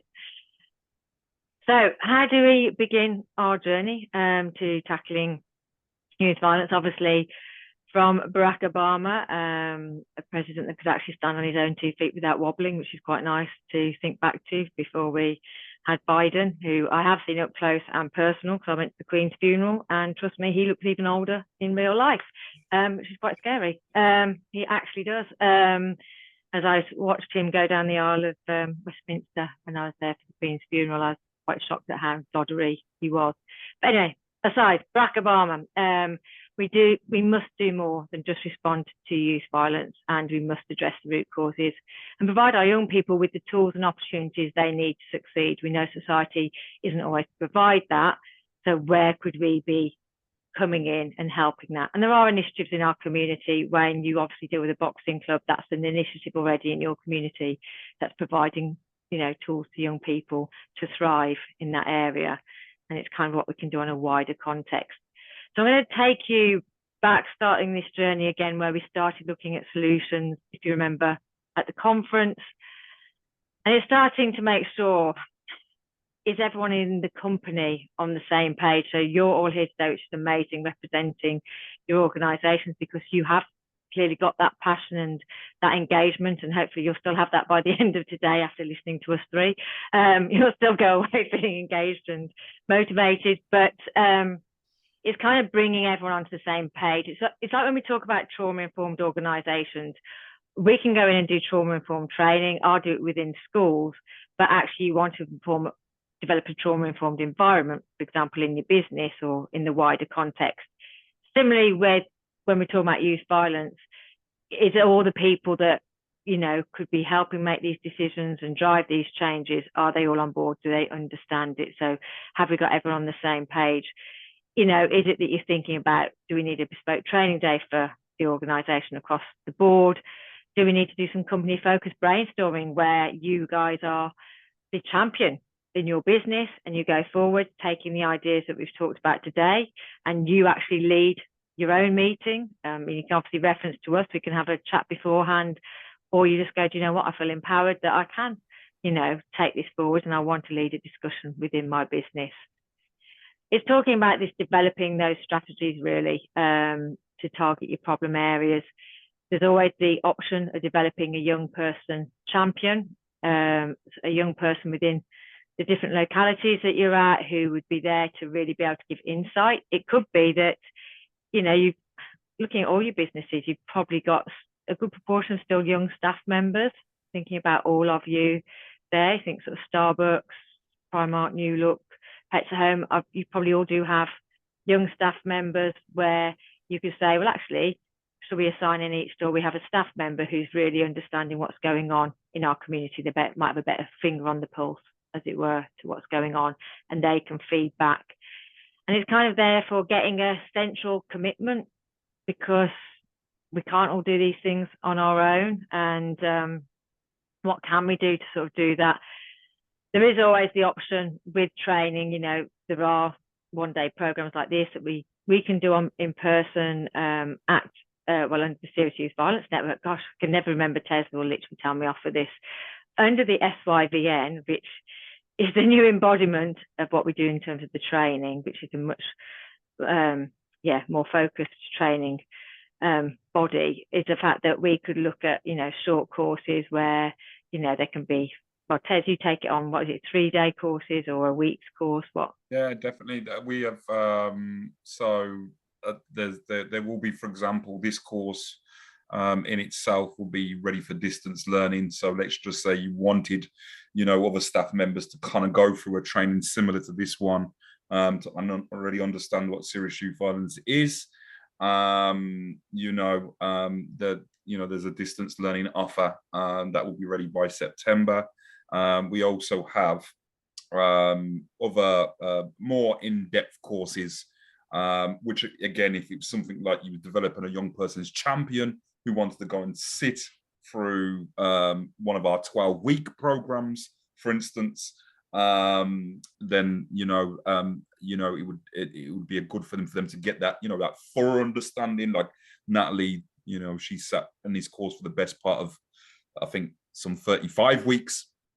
So yes, well, there are a number of training options there, really, from very basic training that they can kind of undertake to more comprehensive programs, just depending on what level you're operating at, really. So yeah.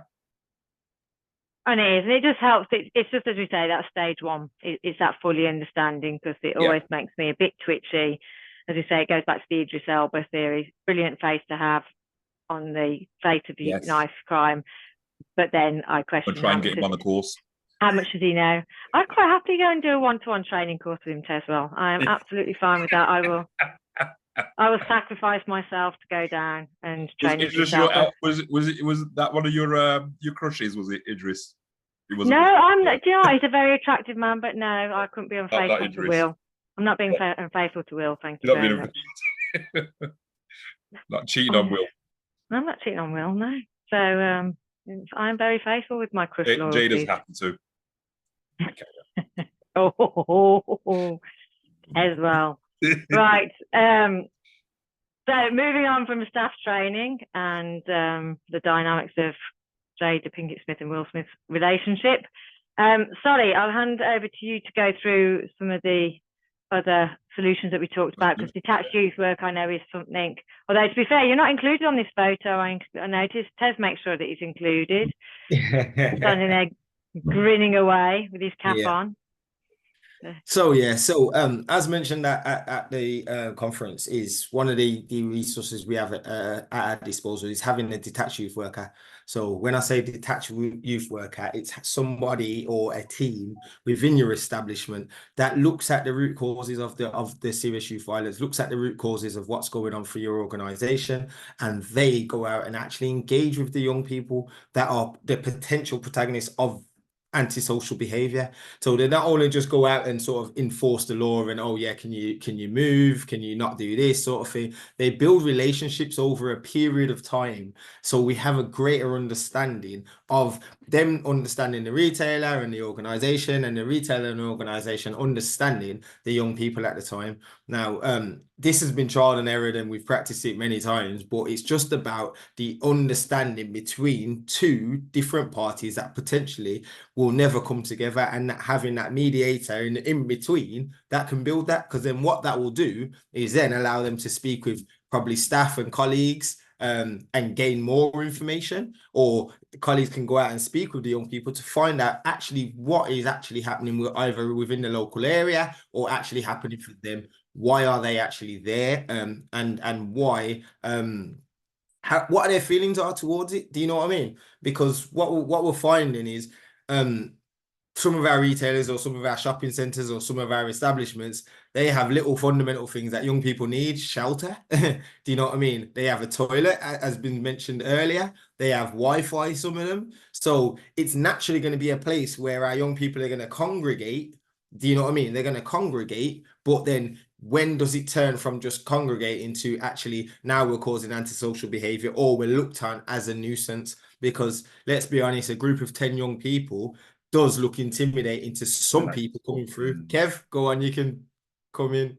No, I'm just wondering if we can network with, you know, the various different sort of areas, youth workers through yourselves, or, you know, what's the best way to arrange that? Yeah, I'd love to get them all in for a coffee, basically.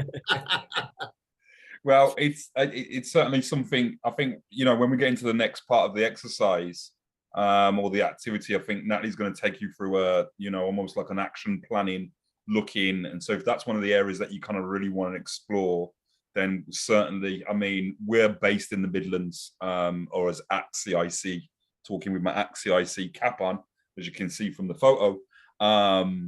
You know, we're based in the West Midlands, so we deliver detached, you know, in and around the West Midlands, and that's not a problem.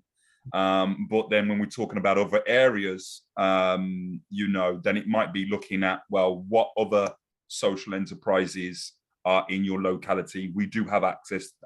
We have the Serious Youth Violence Network, so we've trained over 200 people up and down the country. A lot of them are CICs, which are community interest companies. A lot of them run youth organizations or are involved in different things. So maybe it's something that we can point you in a direction with somebody that can help you in your locality. So those are the options that we can certainly explore. And then, you know, or what, you know, one of the aspects of that, you know, might be, you know, some kind of form of kind of consultancy in terms of how do you run it? How is it? What does it look like? And certainly we can help you on you know, the structural aspect of things, of how do you develop that, and then how do you kind of maintain that whilst commissioning maybe a detached team in your local area to deliver some of that work. So certainly we're here to help you with that. We can support, no problem. One thing that they detached, sorry, was you going to come in, Natalie? I was just going to say that, yeah, because I mean, I won't state who it is, but we are speaking to a retailer currently about trying to sort out a pilot program with them, with one of the big retailers, following on from the conference, in fact, about how they could pilot a detached youth worker program around some of their hotspot areas. They've chosen the Midlands so that we can do a very quick pilot, but definitely there are ways that we can tap in and get support. Yeah. Sorry, something I wanted to sort of just reiterate on and hammer home in terms of how detached can work different from organizations. So what we're saying is we can actually go and target hotspot areas. What tends to happen within our work is you sort of do so well, everything goes away for a minute, And then all of a sudden the funding gets cut, and it's like, oh, well done, great job. Now, what we're identifying and what we know is it's young people operate on hotspot areas. So the focus may be at this establishment for a few weeks, and then they'll move on to another one for a few weeks and then another one. So then that problem actually will come back around. So it's about dealing with it, which Detach can then target each area, because our young people are not going away. It's just making sure that we're actually speaking to them and have the relationships with them, because I always find that as soon as Detach get deployed, young people naturally gravitate away from them. And then once we can continue to make sure that we're present in most areas and we have them relationships, rather than just pushing the problem to somebody else who's then going to eventually push it back. Yep. All right. Next yeah, slide. and I think, yeah, as I say, and just very quickly on that, and it is about, you know, thinking about, I think Solomon's already mentioned, it's about being the voice and being the mediator, and being the case that, you know, your security firm or your staff could go, do you know what, we keep seeing this group there, then that youth worker can go and speak to that group and therefore give you a bit of intel and go, actually, no, they're all right, they're totally calm. You know, we've sort of said to them, maybe think about their language, or like sort of watch how they're acting. But it's a way of de-escalating situations very, very quickly. And another quick point, by the way, guys, on that photo, because it is up there, just to show that Tez is punching. His wife is on the far left in the red jacket, who's the beautiful lady there. Just saying, mate, sorry, but your beautiful wife on the left. I get that deserve, yeah? I deserve that yeah, one. you deserve. Okay. She's very, very Not pretty. fired. She's very clever, very beautiful, and very good at what she does. But Wow. I'm moving on. The driving force, yeah. You can tell Cheryl I said that. Oh, yeah. So naturally, as I said, we've done this model, and those that have seen it at the conference, we just need to highlight it, which is the Organisation Foundation for Futures, which utilise the space to create a youth hub. We did speak about it in the conference, so I won't go over it too much, but it's very important to suggest that if you do have any spaces or anything that is available, how we can start to think, can we create a slight youth hub where the young people now feel more comfortable to congregate or to be in or to do activities, and that builds a connection to your organization, which then sort of builds your brand within that younger generation. Because Foundation for Futures, as I said, it was in Iceland, it was a derelict space within Birmingham, and they then took it on board and funded it themselves, to be fair, and literally turned it into a youth hub where young people can come and feel ultimately very comfortable. Now, that can happen in the smallest of spaces. That can happen in the back of some shops that we're just utilizing for a storage area. It can actually happen on in different ways, and it just takes one of probably the detached youth worker and a member of staff or so on just to facilitate it, just to go there and build the relationships. Even if it is a designated spot where a young person can actually charge their phone or have a glass of juice or whatever it may be. But it's just about building them real relationships. Highlighting that is it's a model that's actually working in Maryhill, Birmingham at the minute, because of the simple fact that's what they decided to do. Maryhill had a massive influx of young people congregating after school, on the weekends, and they decided to employ detached youth workers, which was an organisation I was doing some work with, who just literally were making their presence felt within the shopping centre and in and around some of the hotspots. They were able to build relationships with these young people. So they were the first point of call if there was an altercation or if there was a problem. Now, I know it was mentioned earlier about security having to chase young people and so on. This massively declined that, because security would actually then reach out to the detached worker, and they were able to say, oh, well, we know that group. Let's go over. Let me have them conversations. And that's how it initially started, until they've actually done they've done the same model of what Foundations for Futures has done now. And don't quote me on it because I'm not really adverse on all of it, but I think they've put a charitable organization within there, which then doesn't have the same rents. But yeah, so they don't have to pay as much. Yeah, the business rates I think have changed, aren't they? Yes. Or it's to do, therefore it's a sort of supported funding, or sort of little rent required. So it's kind of, you come in and operate, and then we can provide the space, kind of thing. Yes. So it takes the business. That organisation has gone in there, and then they have actually continued the work with the detached team because it's actually working. And Merry Hill as a hub, what they did is sent out reached out to most of the retailers within that establishment, letting them know that they are there. And now it's become a collaborative effort between the retailers to maintain the detached work. And it's now been, I think it's commissioned for another year. And Merry Hill actually have now put some funding into it as a give back to continue that work, because the relationships between the detached youth workers and the young people is coming on massively, and they're seeing a total decline in some of the antisocial behavior within Merry Hill.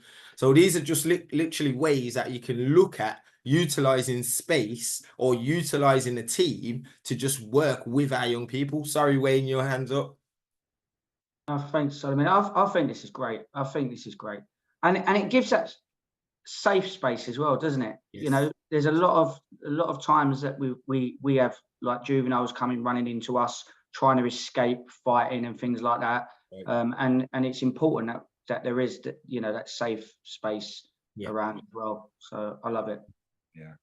In the team at Merry Hill, they've witnessed that. They've had to put certain people on buses, you know what I mean? They've walked certain people out, or they've actually took younger people over to a group who they thought was intimidating and introduced them. Do you know what I mean? And just introduce them as this young person and so on, just to dispel that young person's view of that is it. They're a big group over there, and walked over, introduced them, and they were like, you know what, you're all right, mate. You know what I mean? And had that little interaction, which probably changed the whole view of that young person in terms of anxiety, in terms of walking through the center, all of them things. But as well, they are very, very present. So in terms of your families that are coming to the center, they're actually seeing that the center is making a conscious effort to keep everybody safe and to make sure that everyone is on the same page and help our young people. So I think it's a massive tool to utilize. Key point Wayne raised there, that actually shops can be that place where young people run to when they're, you know, feeling like they're under attack or something's going on, to run into a shop to, you know, for that safe space. So yeah, exactly that. That's it's an important point. Yeah, we've seen that happen time and time again, with you know, certain situations, scenarios, and unfortunately we've also seen the situations, scenarios where, you know, young people are kind of pushed out and like, nah, don't run in here. Well, that comes down to how society is looking at our young people at this present moment. So in terms of when we look at the training now, and if a staff team was trained in how to deal with that, or if there was a slight procedure, if that came around, then we wouldn't just be pushing the young person